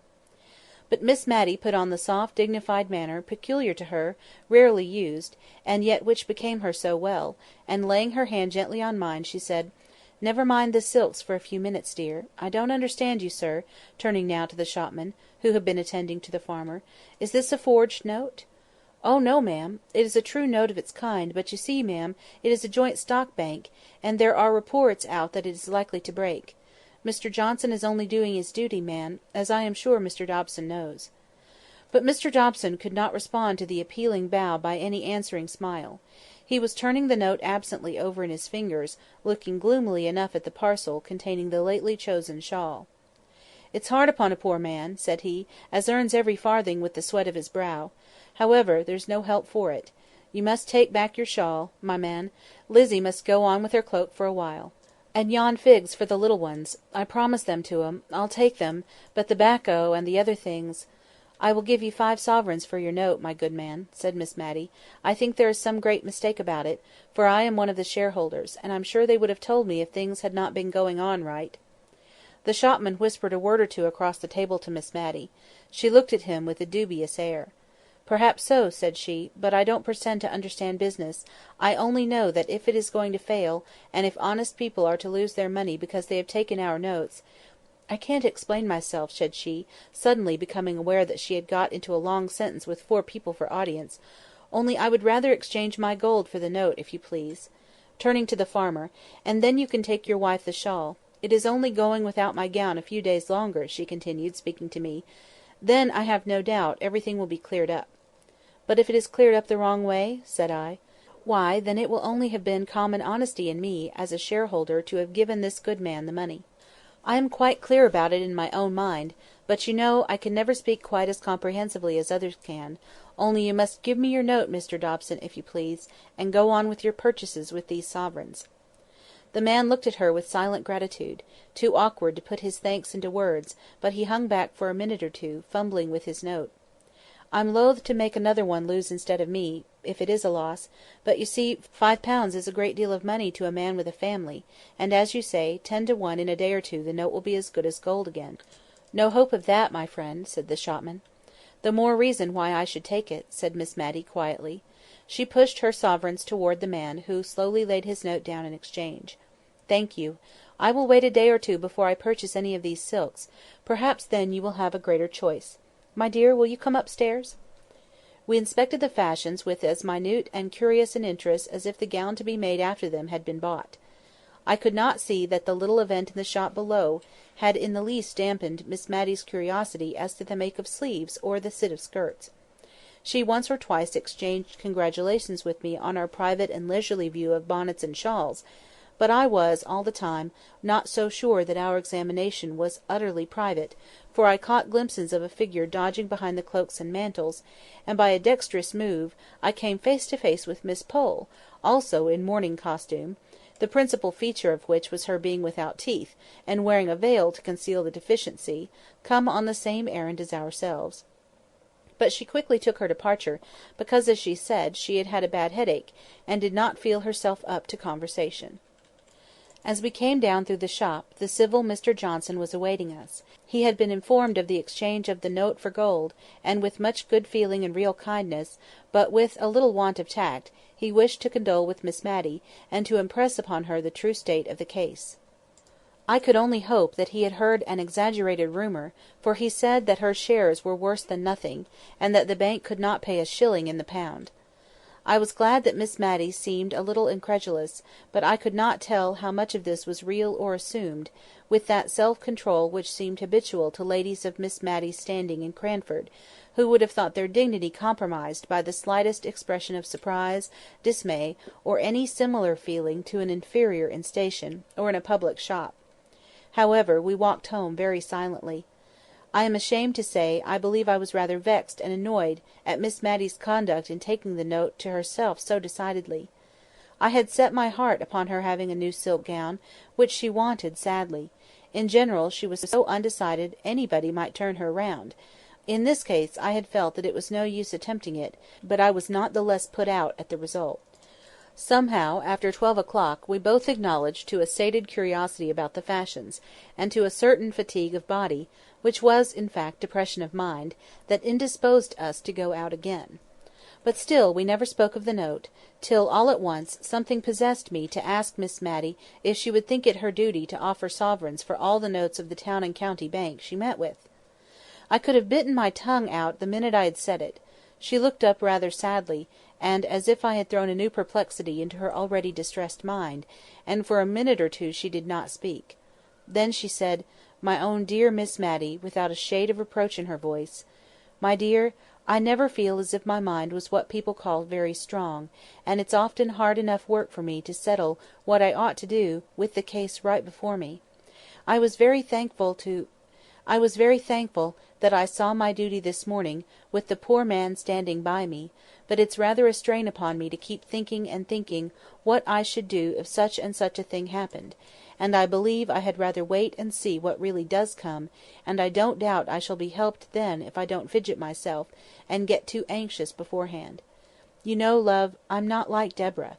If Deborah had lived, I've no doubt she would have seen after them, before they had got themselves into this state. We had neither of us much appetite for dinner, though we tried to talk cheerfully about indifferent things. When we returned into the drawing-room, Miss Matty unlocked her desk and began to look over her account-books. I was so penitent for what I had said in the morning, that I did not choose to take upon myself the presumption to suppose that I could assist her. I rather left her alone, as with puzzled brow her eye followed her pen up and down the ruled page. By and by she shut the book, locked the desk, and came and drew a chair to mine, where I sat in moody sorrow over the fire. I stole my hand in hers; she clasped it, but did not speak a word. At last she said, with forced composure in her voice, "If that bank goes wrong, I shall lose £149 13 shillings and 4 pence a year. I shall only have £13 a year left." I squeezed her hand hard and tight. I did not know what to say. Presently, it was too dark to see her face, I felt her fingers work convulsively in my grasp, and I knew she was going to speak again. I heard the sobs in her voice as she said, "I hope it's not wrong, not wicked. But, oh, I am so glad poor Deborah is spared this. She could not have borne to come down in the world. She had such a noble, lofty spirit." This was all she said about the sister who had insisted upon investing their little property in that unlucky bank. We were later in lighting the candle than usual that night, and until that light shamed us into speaking, we sat together very silently and sadly. However, we took our work after tea with a kind of forced cheerfulness, which soon became real as far as it went, talking of that never-ending wonder, Lady Glenmire's engagement. Miss Matty was almost coming round to think it a good thing. I don't mean to deny that men are troublesome in a house.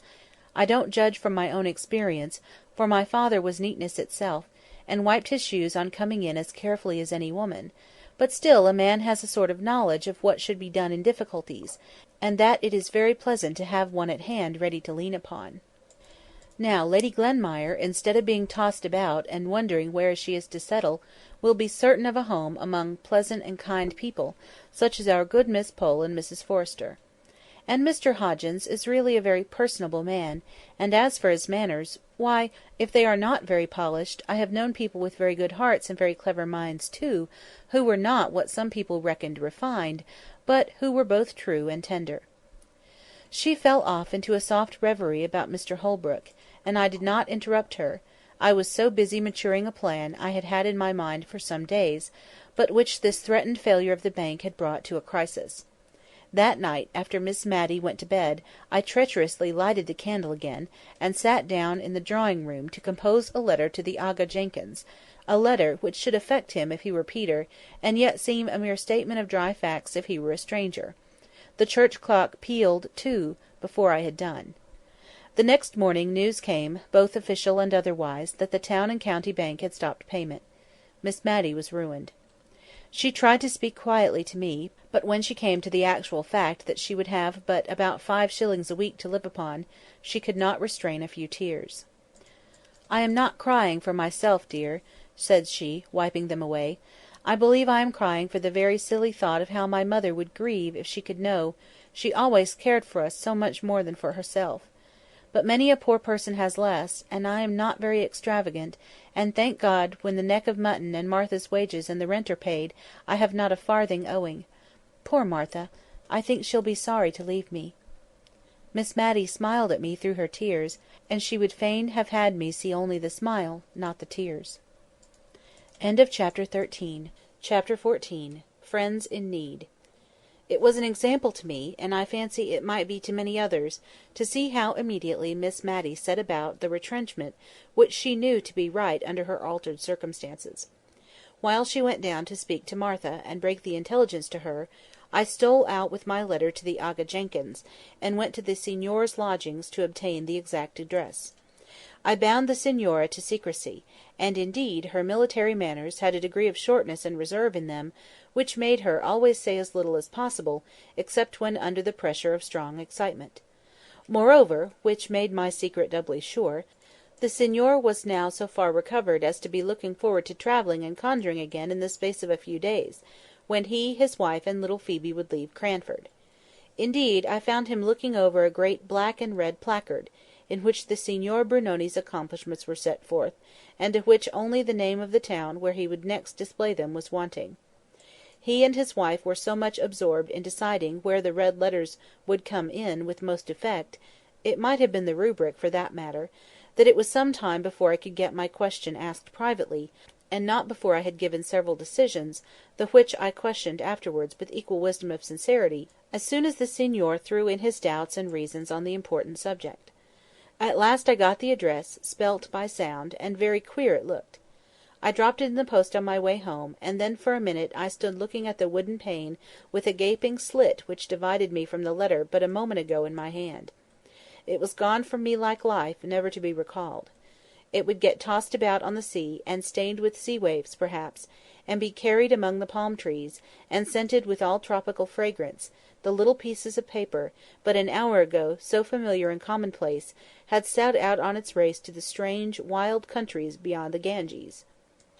But I could not afford to lose much time on this speculation. I hastened home, that Miss Matty might not miss me. Martha opened the door to me, her face swollen with crying.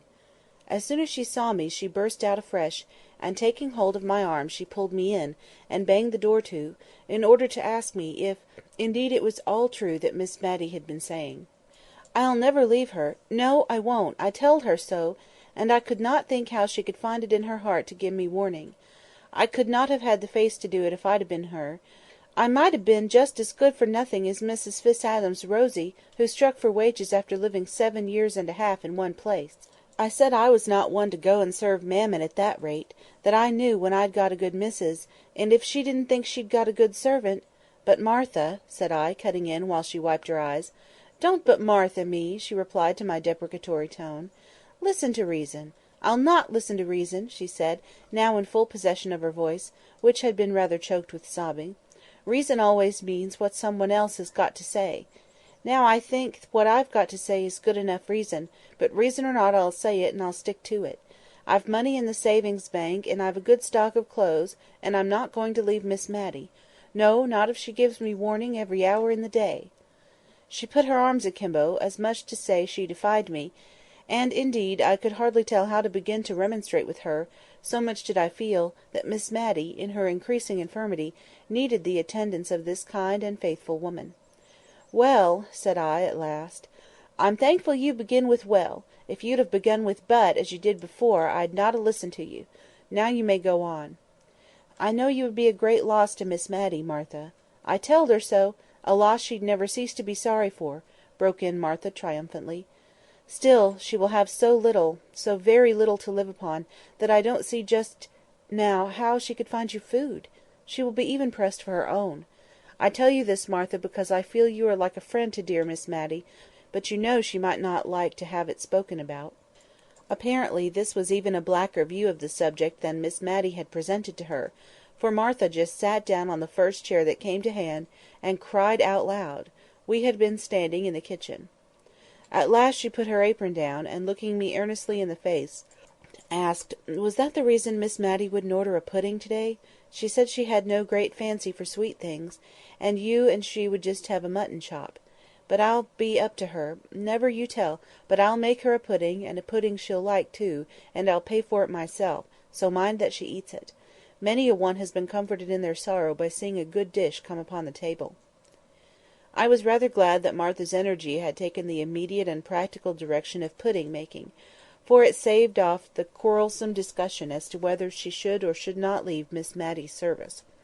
She began to tie on a clean apron, and otherwise prepare herself for going to the shop for the butter, eggs, and what else she might require. She would not use a scrap of the articles already in the house for her cookery, but went to an old teapot in which her private store of money was deposited, and took out what she wanted. I found Miss Matty very quiet, and not a little sad, but by and by she tried to smile for my sake. It was settled that I was to write to my father, and ask him to come over and hold a consultation, and as soon as this letter was dispatched we began to talk over future plans. Miss Matty's idea was to take a single room, and retain as much of her furniture as would be necessary to fit up this, and sell the rest, and there to quietly exist upon what would remain after paying the rent. For my part, I was more ambitious and less contented. I thought of all the things by which a woman, past middle age, and with the education common to ladies 50 years ago, could earn or add to a living without materially losing caste. But at length I put even this last clause on one side, and wondered what in the world Miss Matty could do. Teaching was of course the first thing that suggested itself. If Miss Matty could teach children anything, it would throw her among the little elves in whom her soul delighted. I ran over her accomplishments. Once upon a time I had heard her say she could play Ah, vous dirai-je, mamma, on the piano, but that was long, long ago. That faint shadow of musical acquirement had died out years before. She had also once been able to trace out patterns very nicely for muslin embroidery, by dint of placing a piece of silver paper over the design to be copied, and holding both against the window-pane while she marked the scallop and eyelet holes. But that was her nearest approach to the accomplishment of drawing, and I did not think it would go very far. Then again, as to the branches of a solid English education, fancy work, and the use of the globes, such as the mistress of the ladies' seminary, to which all the tradespeople in Cranford sent their daughters, professed to teach. Miss Matty's eyes were failing her, and I doubted if she could discover the number of threads in a worsted work pattern, or rightly appreciate the different shades required for Queen Adelaide's face in the loyal wool-work now fashionable in Cranford. As for the use of the globes, I had never been able to find it out myself, so perhaps I was not a good judge of Miss Matty's capability of instructing in this branch of education. But it struck me that equators and tropics, and such mystical circles, were very imaginary lines indeed to her, and that she looked upon the signs of the zodiac as so many remnants of the black art. What she piqued herself upon, as arts in which she excelled, was making candle-lighters, or spills, as she preferred calling them, of coloured paper, cut so as to resemble feathers, and knitting garters in a variety of dainty stitches. I had once said, on receiving a present of an elaborate pair, that I should feel quite tempted to drop one of them in the street, in order to have it admired, but I found this little joke, and it was a very little one, was such a distress to her sense of propriety, and was taken with such anxious, earnest alarm, lest temptation might some day prove too strong for me, that I quite regretted having ventured upon it. A present of these delicately wrought garters, a bunch of gay spills, or a set of cards on which sewing silk was wound in a mystical manner, were the well-known tokens of Miss Matty's favour. But would any one pay to have their children taught these arts? Or indeed would Miss Matty sell, for filthy lucre, the knack and the skill with which she made trifles of value to those who loved her? I had to come down to reading, writing, and arithmetic, and in reading the chapter every morning she always coughed before coming to long words. I doubted her power of getting through a genealogical chapter without any number of coughs.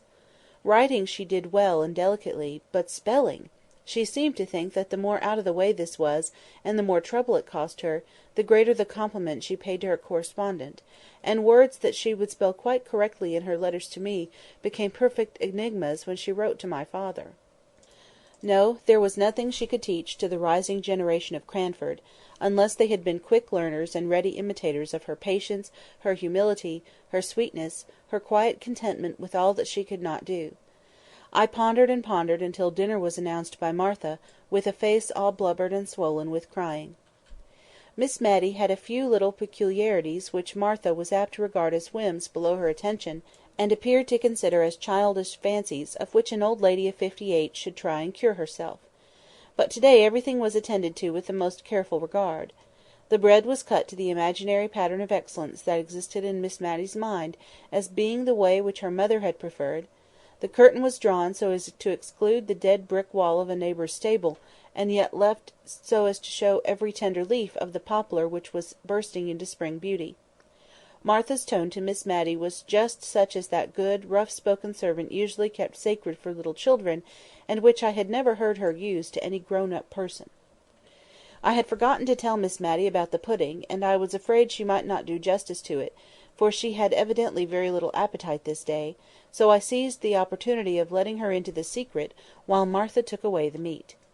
Miss Matty's eyes filled with tears, and she could not speak, either to express surprise or delight, when Martha returned bearing it aloft, made in the most wonderful representation of a lion couchant that was ever moulded. Martha's face gleamed with triumph as she set it down before Miss Matty with an exultant "There!" Miss Matty wanted to speak her thanks, but could not, so she took Martha's hand and shook it warmly, which set Martha off crying, and I myself could hardly keep up the necessary composure. Martha burst out of the room, and Miss Matty had to clear her voice once or twice before she could speak. At last she said, "I should like to keep this pudding under a glass shade, my dear," and the notion of the lion couchant, with his currant eyes, being hoisted up to the place of honour on a mantelpiece, tickled my hysterical fancy, and I began to laugh, which rather surprised Miss Matty. "I am sure, dear, I have seen uglier things under a glass shade before now," said she. So had I, many a time and oft, and I accordingly composed my countenance, and now I could hardly keep from crying, and we both fell upon the pudding, which was indeed excellent, only every morsel seemed to choke us, our hearts were so full. We had too much to think about to talk much that afternoon. It passed over very tranquilly. But when the tea-urn was brought in, a new thought came into my head. Why should not Miss Matty sell tea? Be an agent to the East India Tea Company which then existed? I could see no objections to this plan, while the advantages were many, always supposing that Miss Matty could get over the degradation of condescending to anything like trade. Tea was neither greasy nor sticky, grease and stickiness being two of the qualities which Miss Matty could not endure. No shop window would be required. A small genteel notification of her being licensed to sell tea would, it is true, be necessary, but I hoped that it could be placed where no one would see it. Neither was tea a heavy article, so as to tax Miss Matty's fragile strength. The only thing against my plan was the buying and selling involved. While I was giving but absent answers to the questions Miss Matty was putting, almost as absently, we heard a clumping sound on the stairs, and a whispering outside the door, which indeed once opened and shut as if by some invisible agency. After a little while Martha came in, dragging after her a great tall young man, all crimson with shyness, and finding his only relief in perpetually sleeking down his hair. "Please, ma'am, he is only Jem Hearn," said Martha by way of an introduction; and so out of breath was she that I imagined she had had some bodily struggle before she could overcome his reluctance to be presented on the courtly scene of Miss Matilda Jenkyns' drawing-room. "And please, ma'am, he wants to marry me off-hand.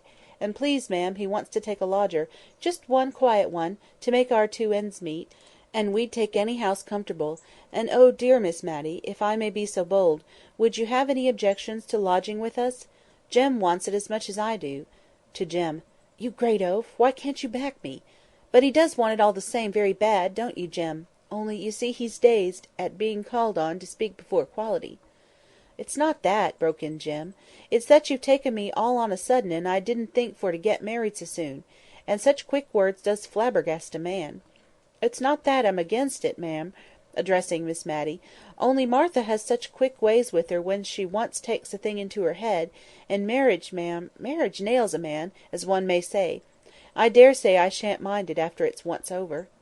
"Please, ma'am," said Martha, who had plucked at his sleeve, and nudged him with her elbow, and otherwise tried to interrupt him all the time he had been speaking, "don't mind him, he'll come too. 'Twas only last night he was an axing me, and all the more because I said I could not think of it for years to come; and now he's only taken aback with the suddenness of the joy.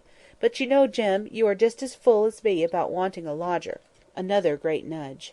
"Ay, if Miss Matty would lodge with us; otherwise I've no mind to be cumbered with strange folk in the house," said Jem, with the want of tact which I could see enraged Martha, who was trying to represent a lodger as the only object they wished to obtain, and that in fact Miss Matty would be smoothing their path and conferring a favour, if she would only come and live with them. Miss Matty herself was bewildered by the pair; or rather Martha's sudden resolution in favour of matrimony staggered her, and stood between her and the contemplation of the plan which Martha had at heart. Miss Matty began, "Marriage is a very solemn thing, Martha." "It is indeed, ma'am," quoth Jem. "Not that I've no objections to Martha." "You've never let me be a-asking for me to fix when I would be married," said Martha, her face all afire and ready to cry with vexation, "and now you're shaming me before my missus and all." "Nay, now, Martha, don't 'ee, only a man likes to have breathing time," said Jem, trying to possess himself of her hand, but in vain. Then, seeing she was more seriously hurt than he had imagined, he seemed to try to rally his scattered faculties, and with more straightforward dignity than, 10 minutes before, I should have thought it possible for him to assume, he turned to Miss Matty and said— "I hope, ma'am, you know that I am bound to respect every one who has been kind to Martha. I always looked on her as to be my wife, sometime, and she has often and often spoken of you as the kindest lady that ever was; and though the plain truth is, I would not like to be troubled with lodgers of the common run, yet if, ma'am, you'd honour us by living with us, I'm sure Martha would do her best to make you comfortable, and I'd keep out of your way as much as I could, which I reckon would be about the best kindness such an awkward chap as me could do." Miss Matty had been very busy with taking off her spectacles, wiping them and replacing them, but all she could say was, "Don't let any thought of me hurry you into marriage, pray don't. Marriage is such a very solemn thing." "But Miss Matilda will think of your plan, Martha," said I, struck with the advantages that it offered, and unwilling to lose the opportunity of considering about it. "And I'm sure neither she nor I can ever forget your kindness, nor yours either, Jem." "Why, yes, ma'am. I'm sure I mean kindly, though I'm a bit flustered by being pushed straight ahead into matrimony, as it were, and mayn't express myself comfortable. But I'm sure I'm willing enough, and give me time to get accustomed; so, Martha, wench, what's the use of crying so, and slapping me if I come near?" This last was sotto voce, and had the effect of making Martha bounce out of the room, to be followed and soothed by her lover. Whereupon Miss Matty sat down and cried very heartily, and accounted for it by saying that the thought of Martha being married so soon gave her quite a shock, and that she should never forgive herself if she thought she was hurrying the poor creature. I think my pity was more for Jem of the two, but both Miss Matty and I appreciated to the full the kindness of the honest couple, although we said little about this, and a good deal about the chances and dangers of matrimony. The next morning, very early, I received a note from Miss Pole, so mysteriously wrapped up, and with so many seals on it to secure secrecy, that I had to tear the paper before I could unfold it. And when I came to the writing I could hardly understand the meaning, it was so involved and oracular. I made out, however, that I was to go to Miss Pole's at 11 o'clock, the number 11 being written in full length as well as in numerals, and A.M. twice dashed under, as if I were very likely to come at 11 at night, when all Cranford was usually abed and asleep by 10. There was no signature except Miss Pole's initials reversed, P.E., but as Martha had given me the note, with Miss Pole's kind regards, it needed no wizard to find out who sent it, and if the writer's name was to be kept secret, it was very well that I was alone when Martha delivered it. I went as requested to Miss Pole's. The door was opened to me by her little maid Lizzie in Sunday trim, as if some grand event was impending over this work-day. And the drawing-room upstairs was arranged in accordance with this idea. The table was set out with the best green card-cloth, and writing materials upon it. On the little chiffonier was a tray with a newly decanted bottle of cowslip wine, and some ladies' finger biscuits. Miss Pole herself was in solemn array, as if to receive visitors, although it was only 11 o'clock. Mrs Forrester was there, crying quietly and sadly, and my arrival seemed only to call forth fresh tears. Before we had finished our greetings, performed with lugubrious mystery of demeanour, there was another rat-tat-tat, and Mrs Fitz-Adams appeared, crimson with walking and excitement. It seemed as if this was all the company expected, for now Miss Pole made several demonstrations of being about to open the business of the meeting, by stirring the fire, opening and shutting the door, and coughing and blowing her nose. Then she arranged us all round the table, taking care to place me opposite to her, and last of all, she inquired of me if the sad report was true, as she feared it was, that Miss Matty had lost all her fortune. Of course, I had but one answer to make, and I never saw more unaffected sorrow depicted on any countenances than I did there on the three before me.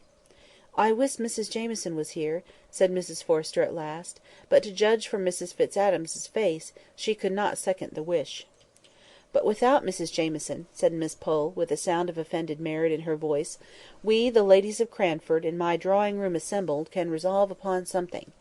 I imagine we are none of us what may be called rich, though we all possess a genteel competency sufficient for tastes that are elegant and refined, and would not, if they could, be vulgarly ostentatious. Here I observed Miss Pole to refer to a small card concealed in her hand, on which I imagined she had put down a few notes.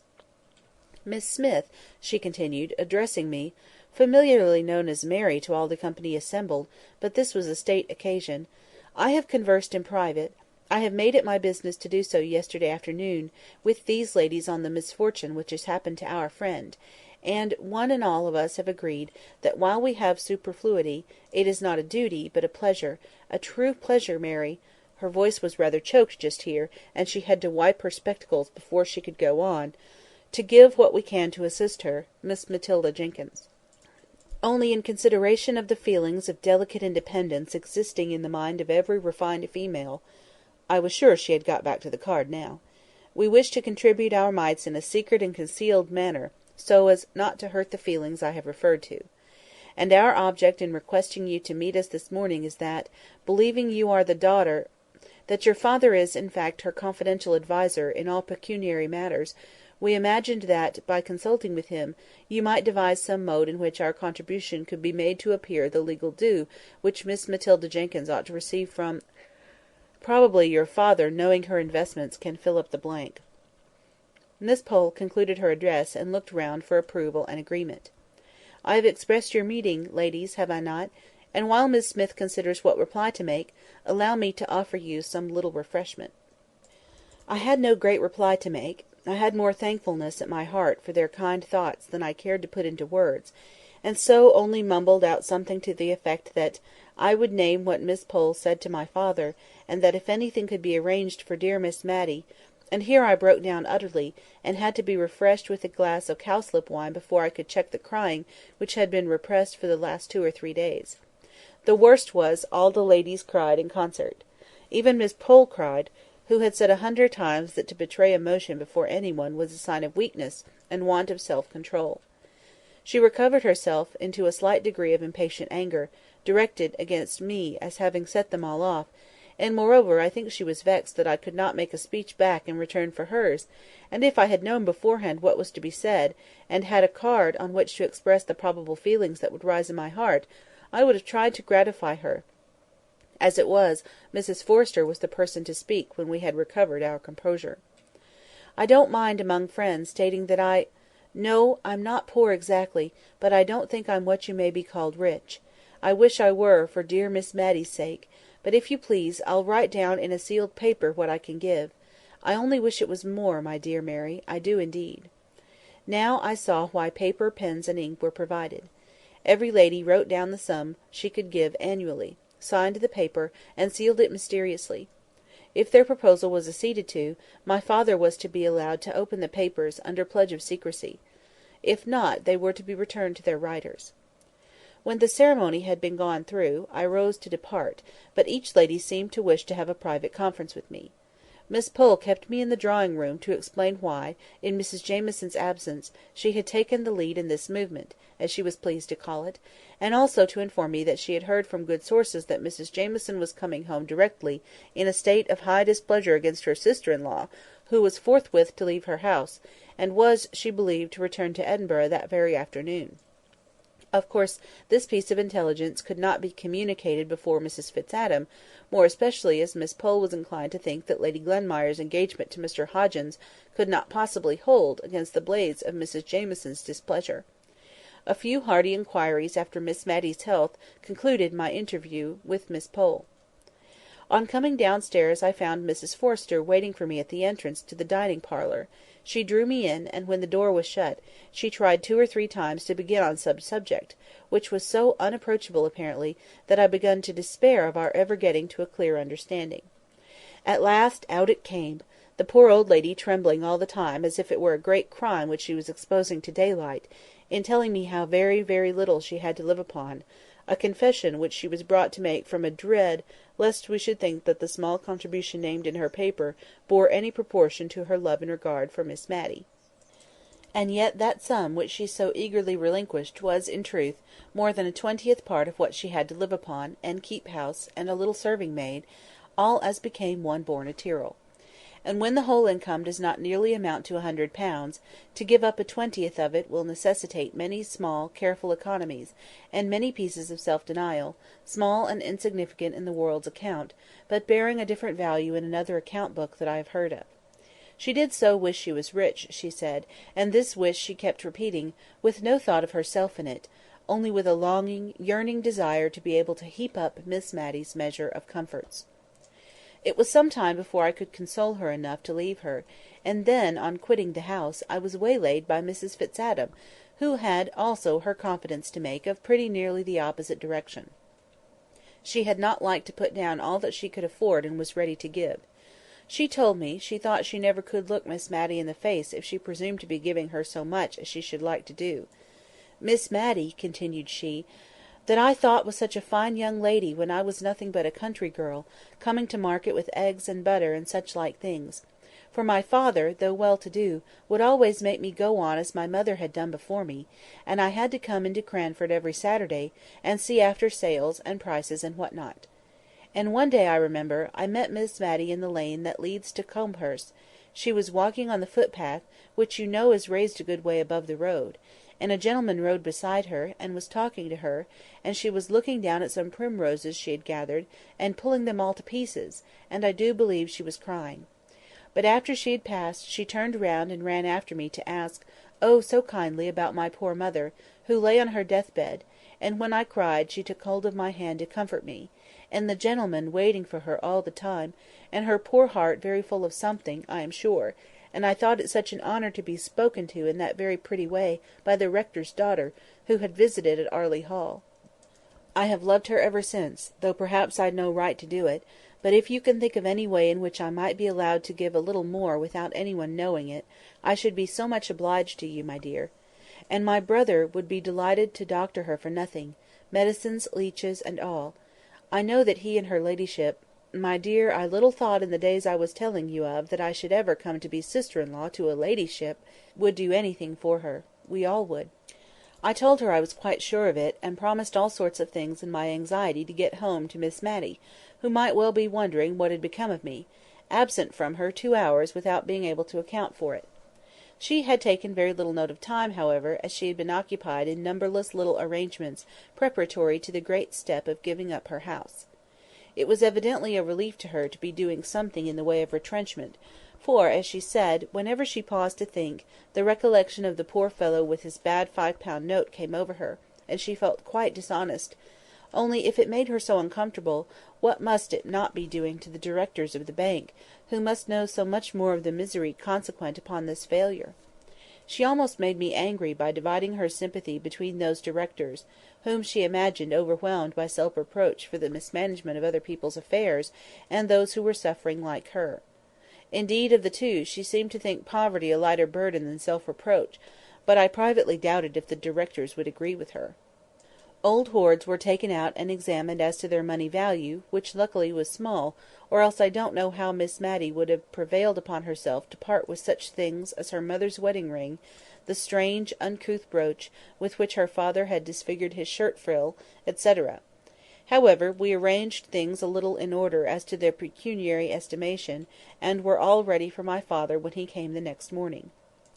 I am not going to weary you with the details of all the business we went through, and one reason for not telling about them is, that I did not understand what we were doing at the time, and cannot recollect it now. Miss Matty and I sat assenting to accounts and schemes and reports and documents, of which I do not believe we either of us understood a word, for my father was clear-headed and decisive, and a capital man of business, and if we made the slightest inquiry, or expressed the slightest want of comprehension, he had a sharp way of saying, it's as clear as daylight. What's your objection? And as we had not comprehended anything of what he had proposed, we found it rather difficult to shape our objections. In fact, we were never sure if we had any.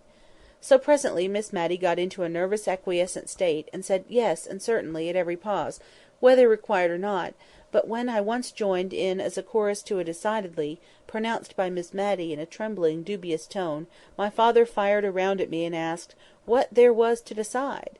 And I am sure to this day I have never known. But in justice to him I must say he had come over from Drumble to help Miss Matty when he could ill spare the time, and when his own affairs were in a very anxious state. While Miss Mary was out of the room giving orders for luncheon, and sadly perplexed between her desire of honouring my father by a delicate dainty meal, and her conviction that she had no right, now that all her money was gone, to indulge this desire, I told him of the meeting of the Cranford ladies at Miss Pole's the day before. He kept brushing his hand before his eyes as I spoke, and when I went back to Martha's offer of the evening before, of receiving Miss Matty as a lodger, he fairly walked away from me to the window, and began drumming his fingers upon it. Then he turned abruptly round, and said, "See, Mary, how a good, innocent life makes friends all round. Confound it! I could make a good lesson out of this if I were a parson; but as it is, I can't get a tail to my sentences, only I'm sure you feel what I want to say. You and I will have a walk after lunch, and talk a bit more about these plans." The lunch, a hot savoury mutton chop, and a little of the cold loin sliced and fried, was now brought in. Every morsel of this last dish was finished, to Martha's great gratification. Then my father bluntly told Miss Matty he wanted to talk to me alone, and that he would stroll out and see some of the old places, and then I could tell her what plan we thought desirable. Just before we went out, she called me back and said, "Remember, dear, I'm the only one left. I mean, there's no one to be hurt by what I do. I'm willing to do anything that's right and honest, and I don't think, if Deborah knows where she is, she'll care so very much if I'm not genteel; because, you see, she'll know all, dear. Only let me see what I can do, and pay the poor people as far as I'm able." I gave her a hearty kiss, and ran after my father. The result of our conversation was this. If all parties were agreeable, Martha and Jem were to be married with as little delay as possible, and they were to live on in Miss Matty's present abode; the sum which the Cranford ladies had agreed to contribute annually being sufficient to meet the greater part of the rent, and leave Martha free to appropriate what Miss Matty should pay for her lodgings to any little extra comforts required. About the sale, my father was dubious at first. He said the old rectory furniture, however carefully used and reverently treated, would fetch very little, and that little would be but as a drop in the sea of the debts of the town and county bank. But when I represented how Miss Matty's tender conscience would be soothed by feeling that she had done what she could, he gave way, especially after I had told him the £5 note adventure, and he had scolded me well for allowing it. I then alluded to my idea that she might add to her small income by selling tea, and to my surprise, for I had nearly given up the plan, my father grasped at it with all the energy of a tradesman. I think he reckoned his chickens before they were hatched, for he immediately ran up the profits of the sales that she could effect in Cranford to more than £20 a year. The small dining parlour was to be converted into a shop, without any of its degrading characteristics. A table was to be the counter, one window was to be retained unaltered, and the other changed into a glass door. I evidently rose in his estimation for having made this bright suggestion. I only hoped we should not both fall in Miss Matty's. But she was patient and content with all our arrangements. She knew, she said, that we should do the best we could for her, and she only hoped, only stipulated, that she should pay every farthing that she could be said to owe, for her father's sake, who had been so respected in Cranford. My father and I had agreed to say as little as possible about the bank, indeed never to mention it again if it could be helped.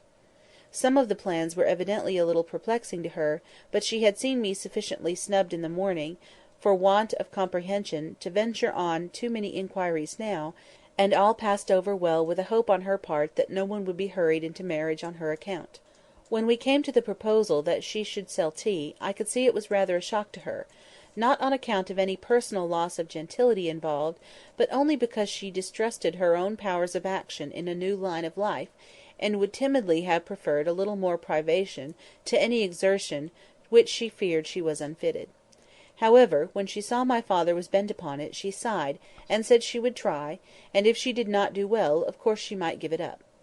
One good thing about it was, she did not think men ever bought tea, and it was of men particularly she was afraid. They had such sharp, loud ways with them, and did up accounts, and counted their change so quickly. Now, if she might only sell comfits to children, she was sure she could please them. Chapter 15. A happy return. Before I left Miss Matty at Cranford everything had been comfortably arranged for her. Even Mrs Jamieson's approval of her selling tea had been gained. That oracle had taken a few days to consider whether by doing so Miss Matty would forfeit her right to the privileges of society in Cranford.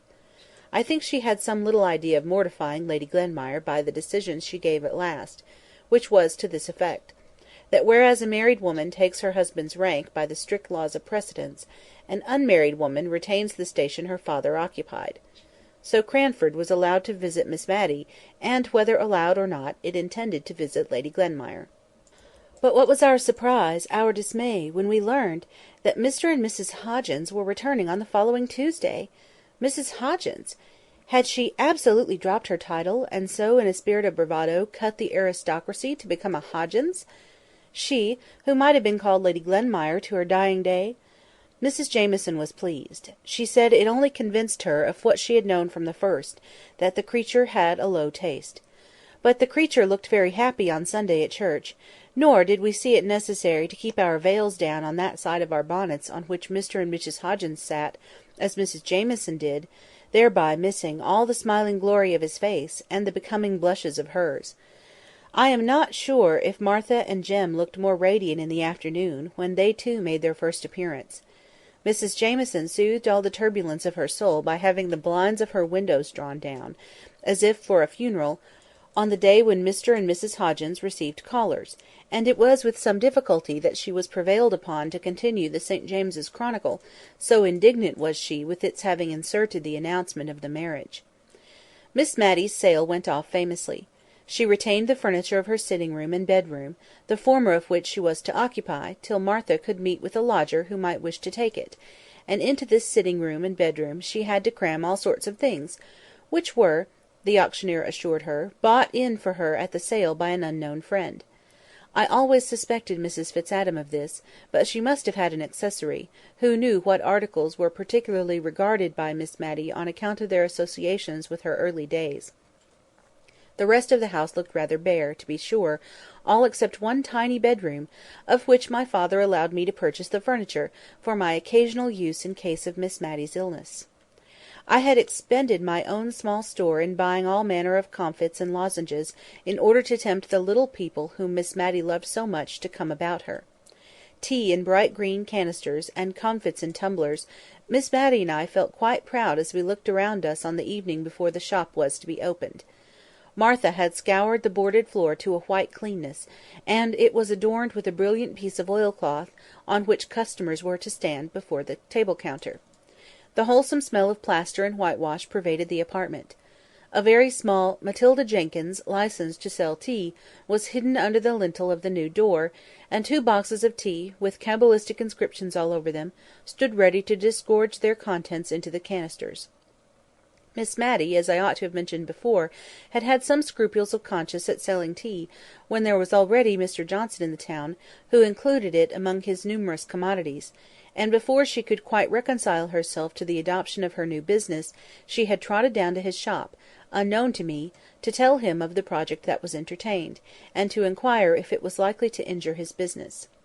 My father called this idea of hers great nonsense, and wondered how tradespeople were to get on if there was to be a continual consulting of each other's interests, which would put a stop to all competition directly. And perhaps it would not have done in Drumble, but in Cranford it answered very well, for not only did Mr Johnson kindly put at rest all Miss Matty's scruples and fear of injuring his business, but I have reason to know he repeatedly sent customers to her, saying that the teas he kept were of a common kind, but that Miss Jenkyns had all the choice sorts. And expensive tea is a favourite luxury with well-to-do tradespeople and farmers' wives, who turn up their noses at the congu and souchong prevalent at many tables of gentility, and will have nothing else than gunpowder and pekoe for themselves. But to return to Miss Matty. It was really very pleasant to see how her unselfishness and simple sense of justice called out the same good qualities in others. She never seemed to think any one would impose upon her, because she should have been so grieved to do it to them. I have heard her put a stop to the asseverations of the man who brought her coals by quietly saying, "I am sure you would be sorry to bring me wrong weight," and if the coals were short measure that time, I don't believe they ever were again. People would have felt as much ashamed of presuming on her good faith as they would have done on that of a child. But my father says such simplicity might do very well in Cranford, but would never do in the world. And I fancy the world must be very bad, for with all my father's suspicion of every one with whom he has dealings, and in spite of all his many precautions, he lost upwards of £1,000 by roguery only last year. I stayed long enough to establish Miss Matty in her new mode of life, and to pack up the library which the rector had purchased. He had written a very kind letter to Miss Matty, saying how glad he should be to take a library, so well selected as he knew that the late Mr Jenkyns's must have been, at any valuation put upon them. And when she agreed to this, with a touch of sorrowful gladness that they would go back to the rectory, and be arranged on the accustomed walls once more, he sent word that he feared he had not room for them all, and perhaps Miss Matty would kindly allow him to leave some volumes on her shelves. But Miss Matty said that she had her Bible and Johnson's Dictionary, and should not have much time for reading, she was afraid. Still, I retained a few books out of consideration for the rector's kindness. The money which he had paid, and that produced by the sale, was partly expended on the stock of tea, and part of it was invested against a rainy day, i.e. old age or illness. It was but a small sum, it is true, and it occasioned a few evasions of truth and white lies. All of which I think very wrong indeed, in theory, and would rather not put them in practice, for we knew Miss Matty would be perplexed as to her duty if she were aware of any little reserve fund being made for her, while the debts of the bank remained unpaid. Moreover, she had never been told of the way in which her friends were contributing to pay the rent.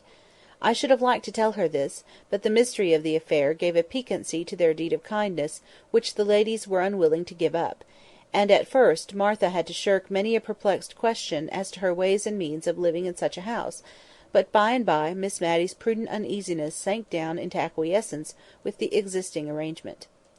I left Miss Matty with a good heart. Her sales of tea during the first 2 days had surpassed my most sanguine expectations. The whole country round seemed to be all out of tea at once. The only alteration I could have desired in Miss Matty's way of doing business was, that she should not have so plaintively entreated some of her customers not to buy green tea, running it down as a slow poison, sure to destroy the nerves, and producing all manner of evil. Their pertinacity in taking it, in spite of all her warnings, distressed her so much that I really thought she would relinquish the sale of it, and so lose half her custom, and I was driven to my wits' end for instances of longevity, entirely attributable to a persevering use of green tea. But the final argument, which sealed the question, was a happy reference of mine to the train oil and tallow candles which the Eskimos not only enjoy but digest. After that she acknowledged that one man's meat might be another man's poison, and contented herself thenceforward with an occasional remonstrance when she thought the purchaser was too young and innocent to be acquainted with the evil effects green tea produced on some constitutions, and an habitual sigh when people old enough to choose more wisely would prefer it. I went over from Drumble once a quarter at least to settle the accounts, and to see after the necessary business letters. And speaking of letters, I began to be very much ashamed of remembering my letter to the Aga Jenkyns, and very glad I had never named my writing to any one. I only hoped the letter was lost. No answer came, no sign was made. About a year after Miss Matty set up shop, I received one of Martha's hieroglyphics, begging me to come to Cranford very soon.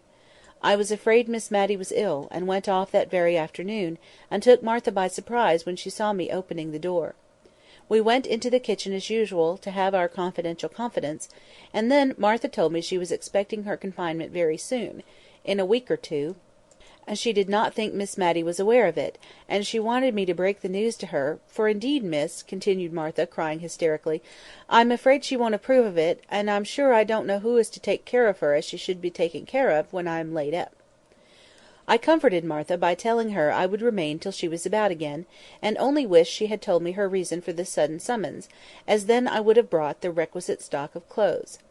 But Martha was so tearful and tender-spirited, and unlike her usual self, that I said as little as possible about myself, and endeavoured rather to comfort Martha under all the probable and possible misfortunes which came crowding upon her imagination. I then stole out of the house door, and made my appearance as if I were a customer in the shop, just to take Miss Matty by surprise, and gain an idea of how she looked in her new situation. It was warm May weather, so only the little half-door was closed, and Miss Matty sat behind the counter, knitting an elaborate pair of garters. Elaborate they seemed to me, but the difficult stitch was no weight upon her mind, for she was singing out in a low voice to herself as her needles went rapidly in and out. I call it singing, but I dare say a musician would not use that word to the tuneless yet sweet humming of the low worn voice. I found out from the words, far more from the attempt at the tune, that it was the Old Hundredth she was crooning to herself; but the quiet continuous sound told of content, and gave me a pleasant feeling, as I stood in the street just outside the door, quite in harmony with that soft May morning. I went in. At first she did not catch who it was, and stood up as if to serve me, but in another minute watchful Kitty had clutched her knitting, which was dropped in eager joy at seeing me. I found, after we had had a little conversation, that it was as Martha had said, and that Miss Matty had no idea of the approaching household event.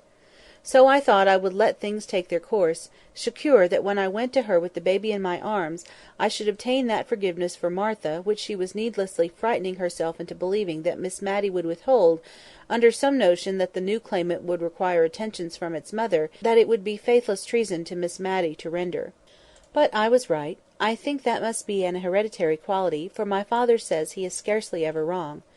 One morning, within a week after I arrived, I went to call Miss Matty, with a little bundle of flannel in my arms.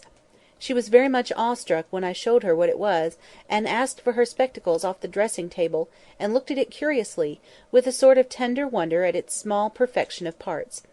She could not banish the thought of the surprise all day, but went about on tiptoe, and was very silent. But she stole up to Martha, and they both cried with joy, and she got into a complimentary speech to Jem, and did not know how to get out of it again, and was only extricated from her dilemma by the sound of the shop-bell, which was an equal relief to the shy, proud, honest Jem, who shook my hand so vigorously when I congratulated him, that I think I feel the pain of it yet. I had a busy life while Martha was laid up. I attended on Miss Matty, and prepared her meals. I cast up her accounts, and examined into the state of her canisters and tumblers.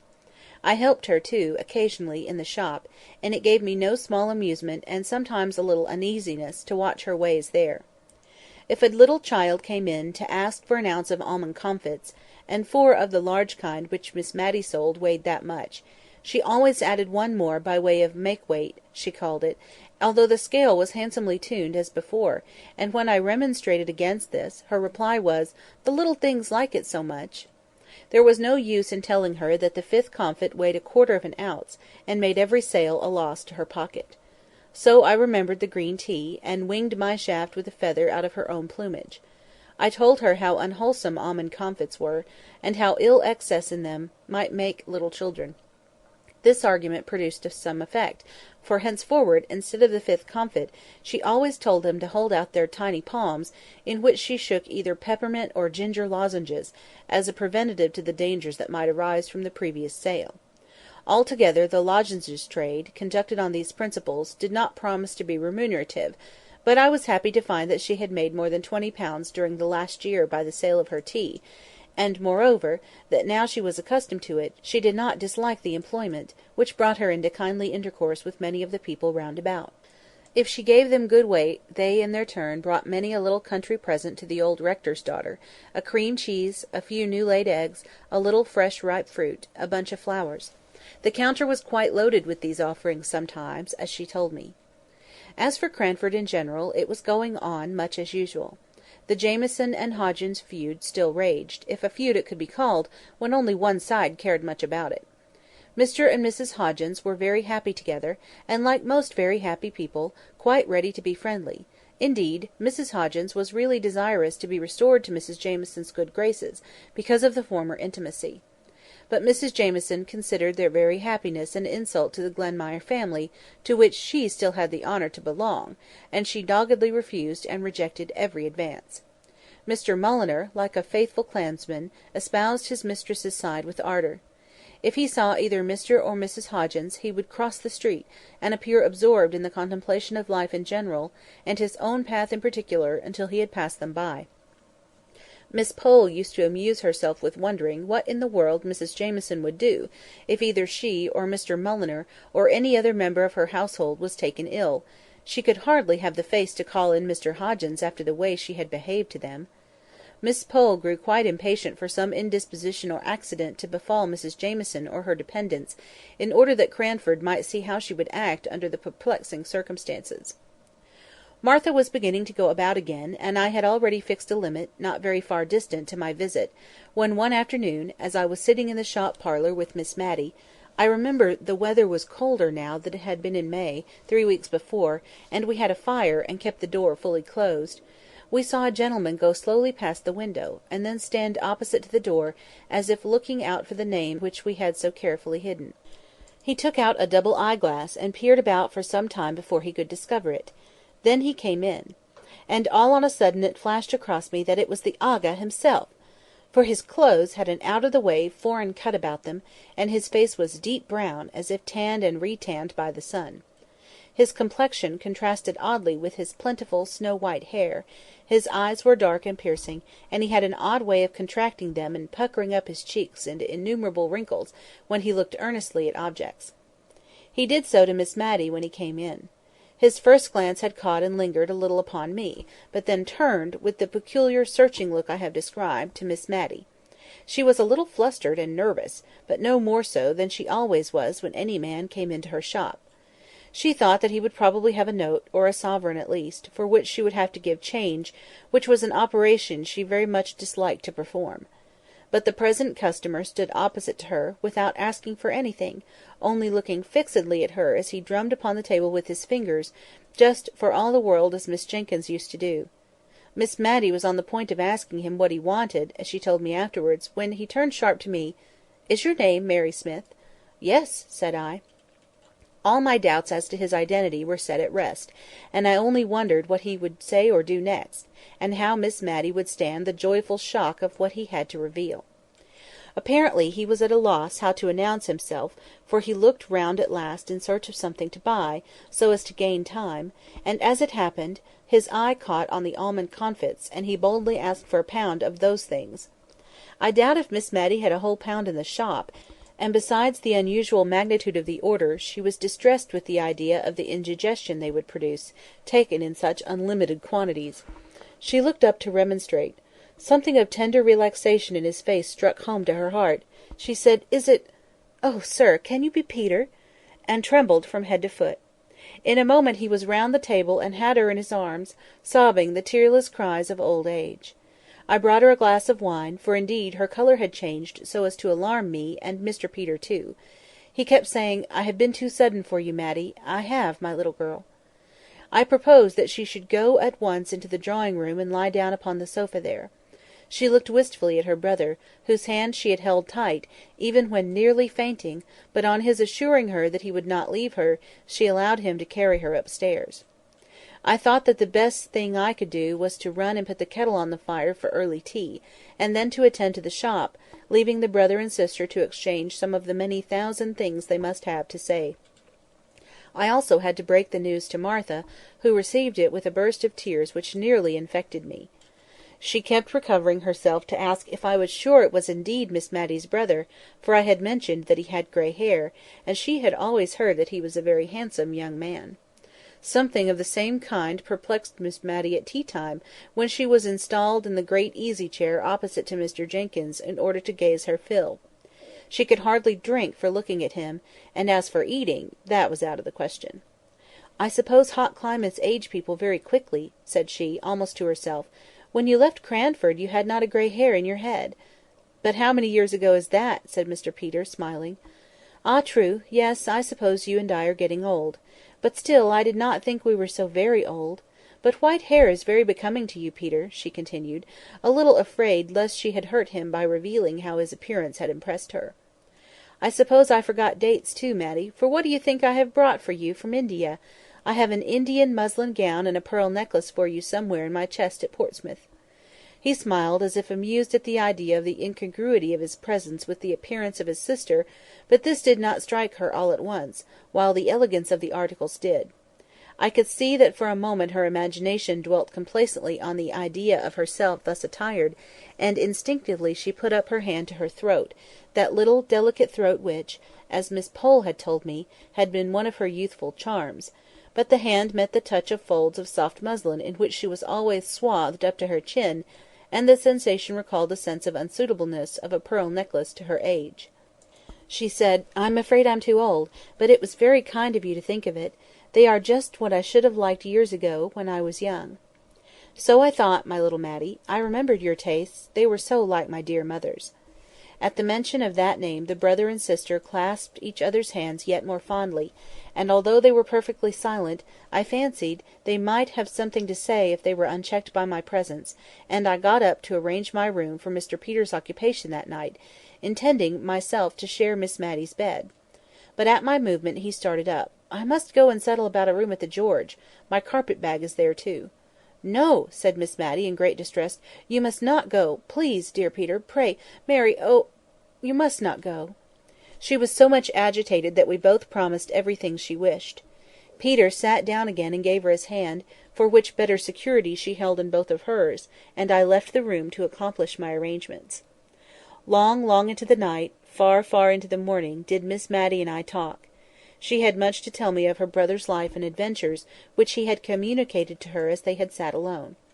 She said all was thoroughly clear to her, but I never quite understood the whole story; and when in after days I lost my awe of Mr Peter enough to question him myself, he laughed at my curiosity, and told me stories that sounded so very much like Baron Munchausen's that I was sure he was making fun of me.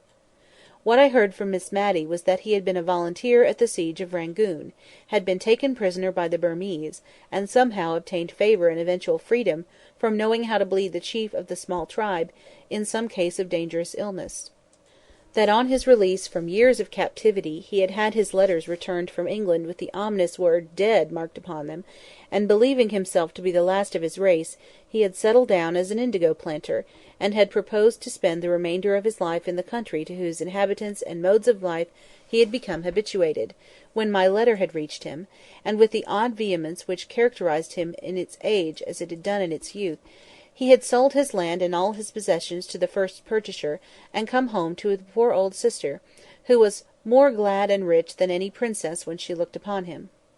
She talked me to sleep at last, and then I was awakened by a slight sound at the door, for which she begged my pardon as she crept penitently into bed; but it seems that when I could no longer confirm her belief that the long-lost was really here, under the same roof, she had begun to fear lest it was only a waking dream of hers, that there had never been a Peter sitting by her all that blessed evening, but that the real Peter lay dead far beneath some wild sea-wave, or under some strange eastern tree. And so strong had this nervous feeling of hers become, that she was fain to get up and go and convince herself that he was really there, by listening through the door to his even, regular breathing. I don't like to call it snoring, but I heard it myself through two closed doors, and by it soothed Miss Matty to sleep. I don't believe Mr Peter came home from India rich as a nabob; he even considered himself poor, but neither he nor Miss Matty cared much about that. At any rate, he had enough to live upon very genteelly at Cranford, he and Miss Matty together. And a day or two after his arrival, the shop was closed, while troops of little urchins gleefully awaited the shower of comfits and lozenges that came from time to time down upon their faces as they stood gazing up at Miss Matty's drawing-room windows. Occasionally Miss Matty would say to them, half hidden behind the curtains, "My dear children, don't make yourselves ill," but a strong arm pulled her back, and a more rattling shower than ever succeeded. A part of the tea was sent in presents to the Cranford ladies, and some of it was distributed among the old people who remembered Mr Peter in the days of his frolicsome youth. The Indian muslin gown was reserved for darling Flora Gordon, Miss Jessie Brown's daughter. The Gordons had been on the Continent for the last few years, but were now expected to return very soon; and Miss Matty, in her sisterly pride, anticipated great delight in the joy of showing them Mr Peter. The pearl necklace disappeared, and about that time many handsome and useful presents made their appearance in the households of Miss Pole and Mrs Forrester, and some rare and delicate Indian ornaments graced the drawing-rooms of Mrs Jamieson and Mrs Fitzadam. I myself was not forgotten. Among other things, I had the handsomest bound and best edition of Dr Johnson's works that could be procured, and dear Miss Matty, with tears in her eyes, begged me to consider it as a present from her sister as well as herself.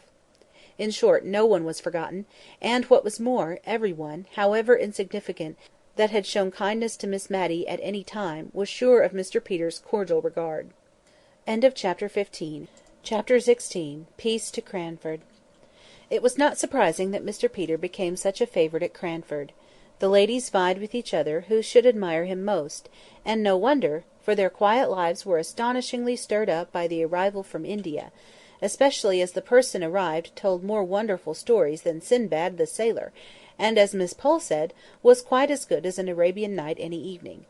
For my own part, I had vibrated all my life between Drumble and Cranford, and I thought it was quite possible that all Mr Peter's stories might be true, although wonderful; but when I found that, if we swallowed an anecdote of tolerable magnitude one week, we had the dose considerably increased the next, I began to have my doubts, especially as I noticed that when his sister was present the accounts of Indian life were comparatively tame; not that she knew more than we did, perhaps less. I noticed also that when the rector came to call, Mr Peter talked in a different way about the countries he had been in.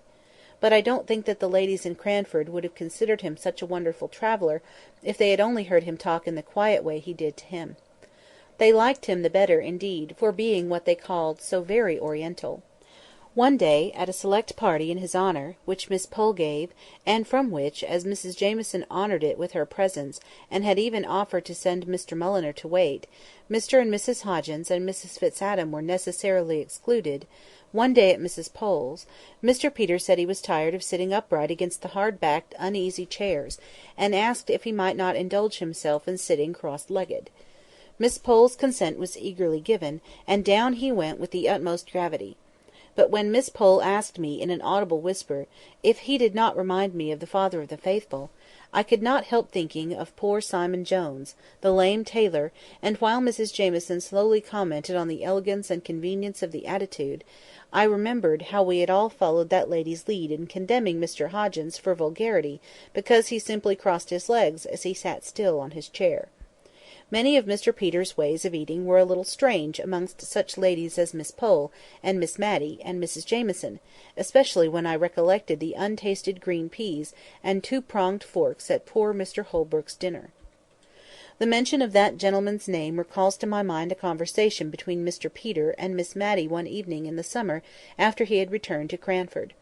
The day had been very hot, and Miss Matty had been much oppressed by the weather, in the heat of which her brother revelled.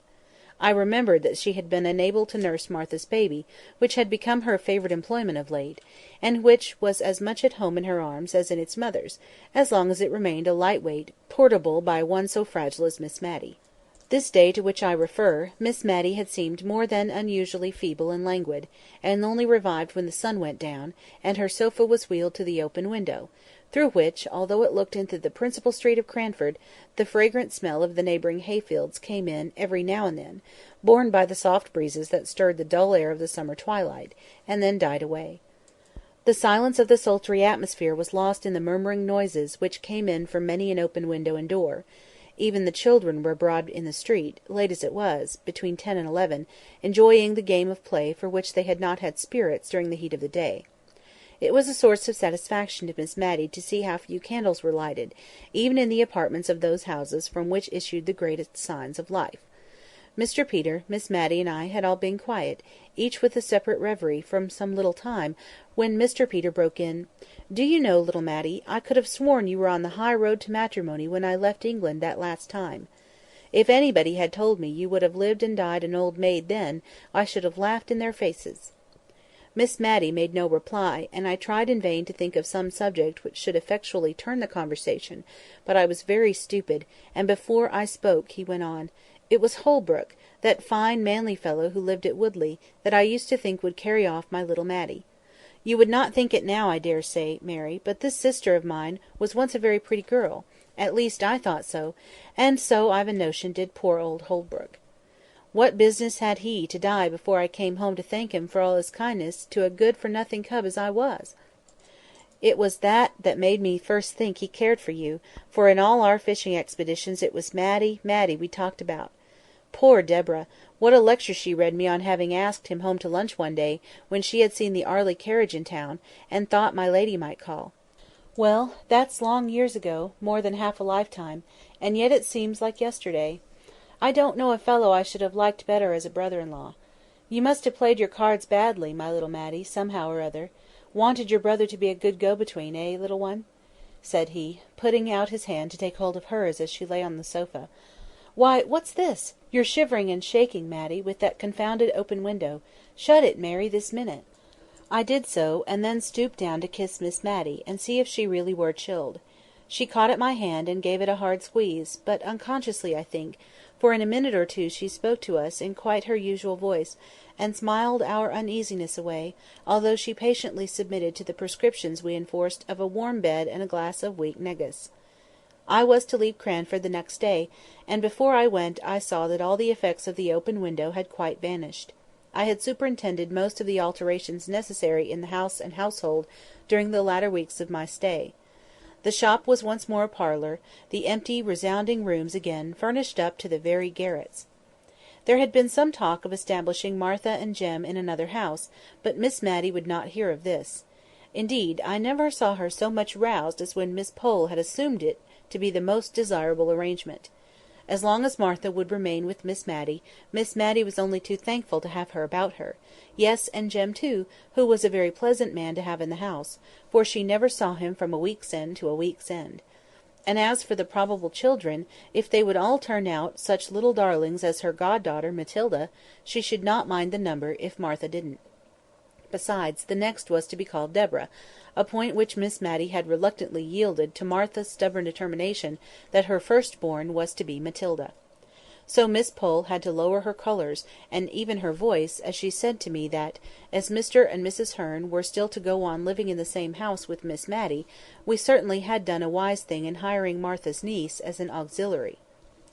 I left Miss Matty and Mr. Peter most comfortable and contented, the only subject for regret to the tender heart of the one, and the social friendly nature of the other, being the unfortunate quarrel between Mrs Jamieson and the plebeian Hodginses and their following. In joke, I prophesied one day that this would only last until Mrs Jamieson or Mr Mulliner were ill, in which case they would only be too glad to be friends with Mr Hoggins; but Miss Matty did not like my looking forward to anything like illness in so light a manner, and before the year was out all had come round in a far more satisfactory way. I received 2 letters from Cranford on one auspicious October morning. Both Miss Pole and Miss Matty wrote to ask me to come over and meet the Gordons, who had returned to England alive and well with their 2 children, now almost grown up. Dear Jessie Brown had kept her old kind nature, although she had changed her name and station, and she wrote to say that she and Major Gordon expected to be in Cranford on the 14th, and she hoped and begged to be remembered to Mrs Jamieson, named first, as became her honourable station, Miss Pole and Miss Matty. Could she ever forget their kindness to her poor father and sister? Mrs Forrester, Mr Hoggins, and here again came in an allusion to kindness shown to the dead long ago, his new wife, who as such must allow Mrs Gordon to desire to make her acquaintance, and who was moreover an old Scotch friend of her husband's. In short, every one was named, from the rector, who had been appointed to Cranford in the interim between Captain Brown's death and Miss Jessie's marriage, and who was now associated with the latter event, down to Miss Betty Barker. All were asked to luncheon, all except Mrs Fitzadam, who had come to live in Cranford since Miss Jessie Brown's days, and whom I found rather moping on account of the omission. People wondered at Miss Betty Barker's being included in the honourable list; but then, as Miss Pole said, we must remember the disregard of the genteel proprieties of life in which the poor captain had educated his girls, and for his sake we swallowed our pride. Indeed, Mrs Jamieson rather took it as a compliment, as putting Miss Betty, formerly her maid, on a level with those Hogginses. But when I arrived in Cranford nothing was as yet ascertained of Mrs Jamieson's own intentions. Would the honourable lady go, or would she not? Mr Peter declared that she should and she would; Miss Pole shook her head and desponded. But Mr Peter was a man of resources. In the first place, he persuaded Miss Matty to write to Mrs Gordon, and tell her of Mrs Fitzadam's existence, and to beg that one so kind and cordial and generous might be included in the pleasant invitation. An answer came back by return of post, with a pretty little note for Mrs Fitzadam, and a request that Miss Matty would deliver it herself and explain the previous omission. Mrs Fitzadam was as pleased as could be, and thanked Miss Matty over and over again. Mr Peter had said, "Leave Mrs Jamieson to me," so we did, especially as we knew nothing that we could do to alter her determination if once formed. I did not know, nor did Miss Matty, how things were going on, until Miss Pole asked me, just the day before Mrs Gordon came, if I thought there was anything between Mr Peter and Mrs Jamieson in the matrimonial line, for that Mrs Jamieson was really going to the lunch at the George. She had sent Mr Mulliner down to desire that there might be a footstool to put the warmest seat in the room, as she meant to come, and knew that their chairs were very high. Miss Pole had picked this piece of news up, and from it she conjectured all sorts of things, and bemoaned yet more. If Peter should marry, what would become of poor dear Miss Matty, and Mrs Jamieson of all people? Miss Pole seemed to think there were other ladies in Cranford who would have done more credit to his choice, and I think she must have had some one who was unmarried in her head, for she kept saying, it was so wanting in delicacy in a widow to think of such a thing. When I got back to Miss Matty's, I really did begin to think that Mr Peter might be thinking of Mrs Jamieson for a wife, and I was as unhappy as Miss Pole about it.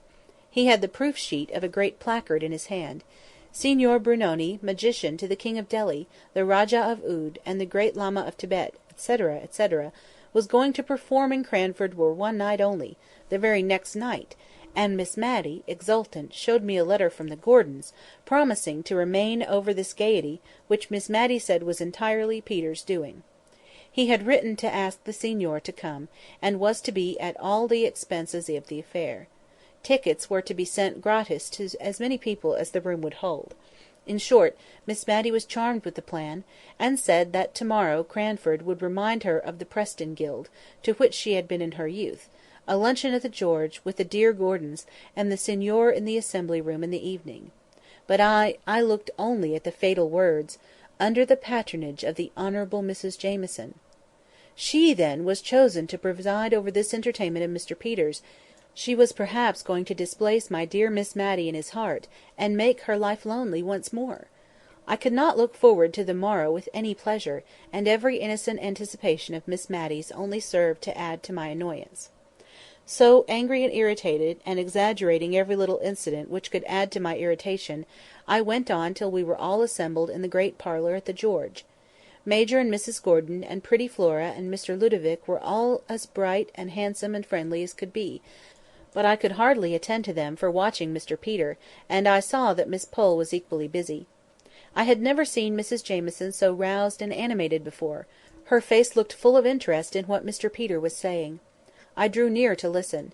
My relief was great when I caught his words that were not words of love, but that, for all his grave face, he was at his old tricks. He was telling her of his travels in India, and describing the wonderful height and size of the Himalaya mountains. One touch after another added to their size, each exceeded the former in absurdity, but Mrs Jamieson really enjoyed all in perfect good faith. I suppose she required strong stimulants to excite her to come out of her apathy. Mr Peter wound up his account by saying that, of course, at that altitude, there were none of the animals to be found that existed in the lower regions. The game, everything was different. Firing one day at some flying creature, he was very much dismayed when it fell, to find that he had shot a cherubim. Mr Peter caught my eye at this moment, and gave me such a funny twinkle, that I felt sure he had no thoughts of Mrs Jamieson as a wife from that time. She looked uncomfortably amazed. "But, Mr Peter, shooting a cherubim, don't you think— I am afraid that was sacrilege." Mr Peter composed his countenance in a moment, and appeared shocked at the idea, which, as he said truly enough, was now presented to him for the first time. But then Mrs Jamieson must remember that he had been living for a long time among savages, all of whom were heathens; some of them, he was afraid, were downright dissenters. Then, seeing Miss Matty draw near, he hastily changed the conversation, and after a little while, turning to me, he said, "Don't be shocked, prim little Mary, at all my wonderful stories. I consider Mrs Jamieson fair game, and besides I am bent on propitiating her, and the first step towards it is keeping her well awake. I bribed her here by asking her to let me have her name as patroness for my poor conjuror this evening, and I don't want to give her time enough to get up her rancour against the Hodginses, who are just coming in. I want everybody to be friends, for it harasses Matty so much to hear of these quarrels. I shall go at it again by and by, so you need not look shocked. I intend to enter the assembly room to-night, with Mrs Jamieson on one side, and my lady Mrs Hodgins on the other. You see if I don't." Somehow or another he did, and fairly got them into conversation together. Major and Mrs Gordon helped at the good work with their perfect ignorance of any existing coolness between any of the inhabitants of Cranford. Ever since that day there has been the old friendly sociability in Cranford society, which I am thankful for, because of my dear Miss Matty's love of peace and kindliness. We all love Miss Matty, and I somehow think we are all of us better when she is near us. End of Chapter 16. End of Cranford, by Elizabeth Cleghorn Gaskell.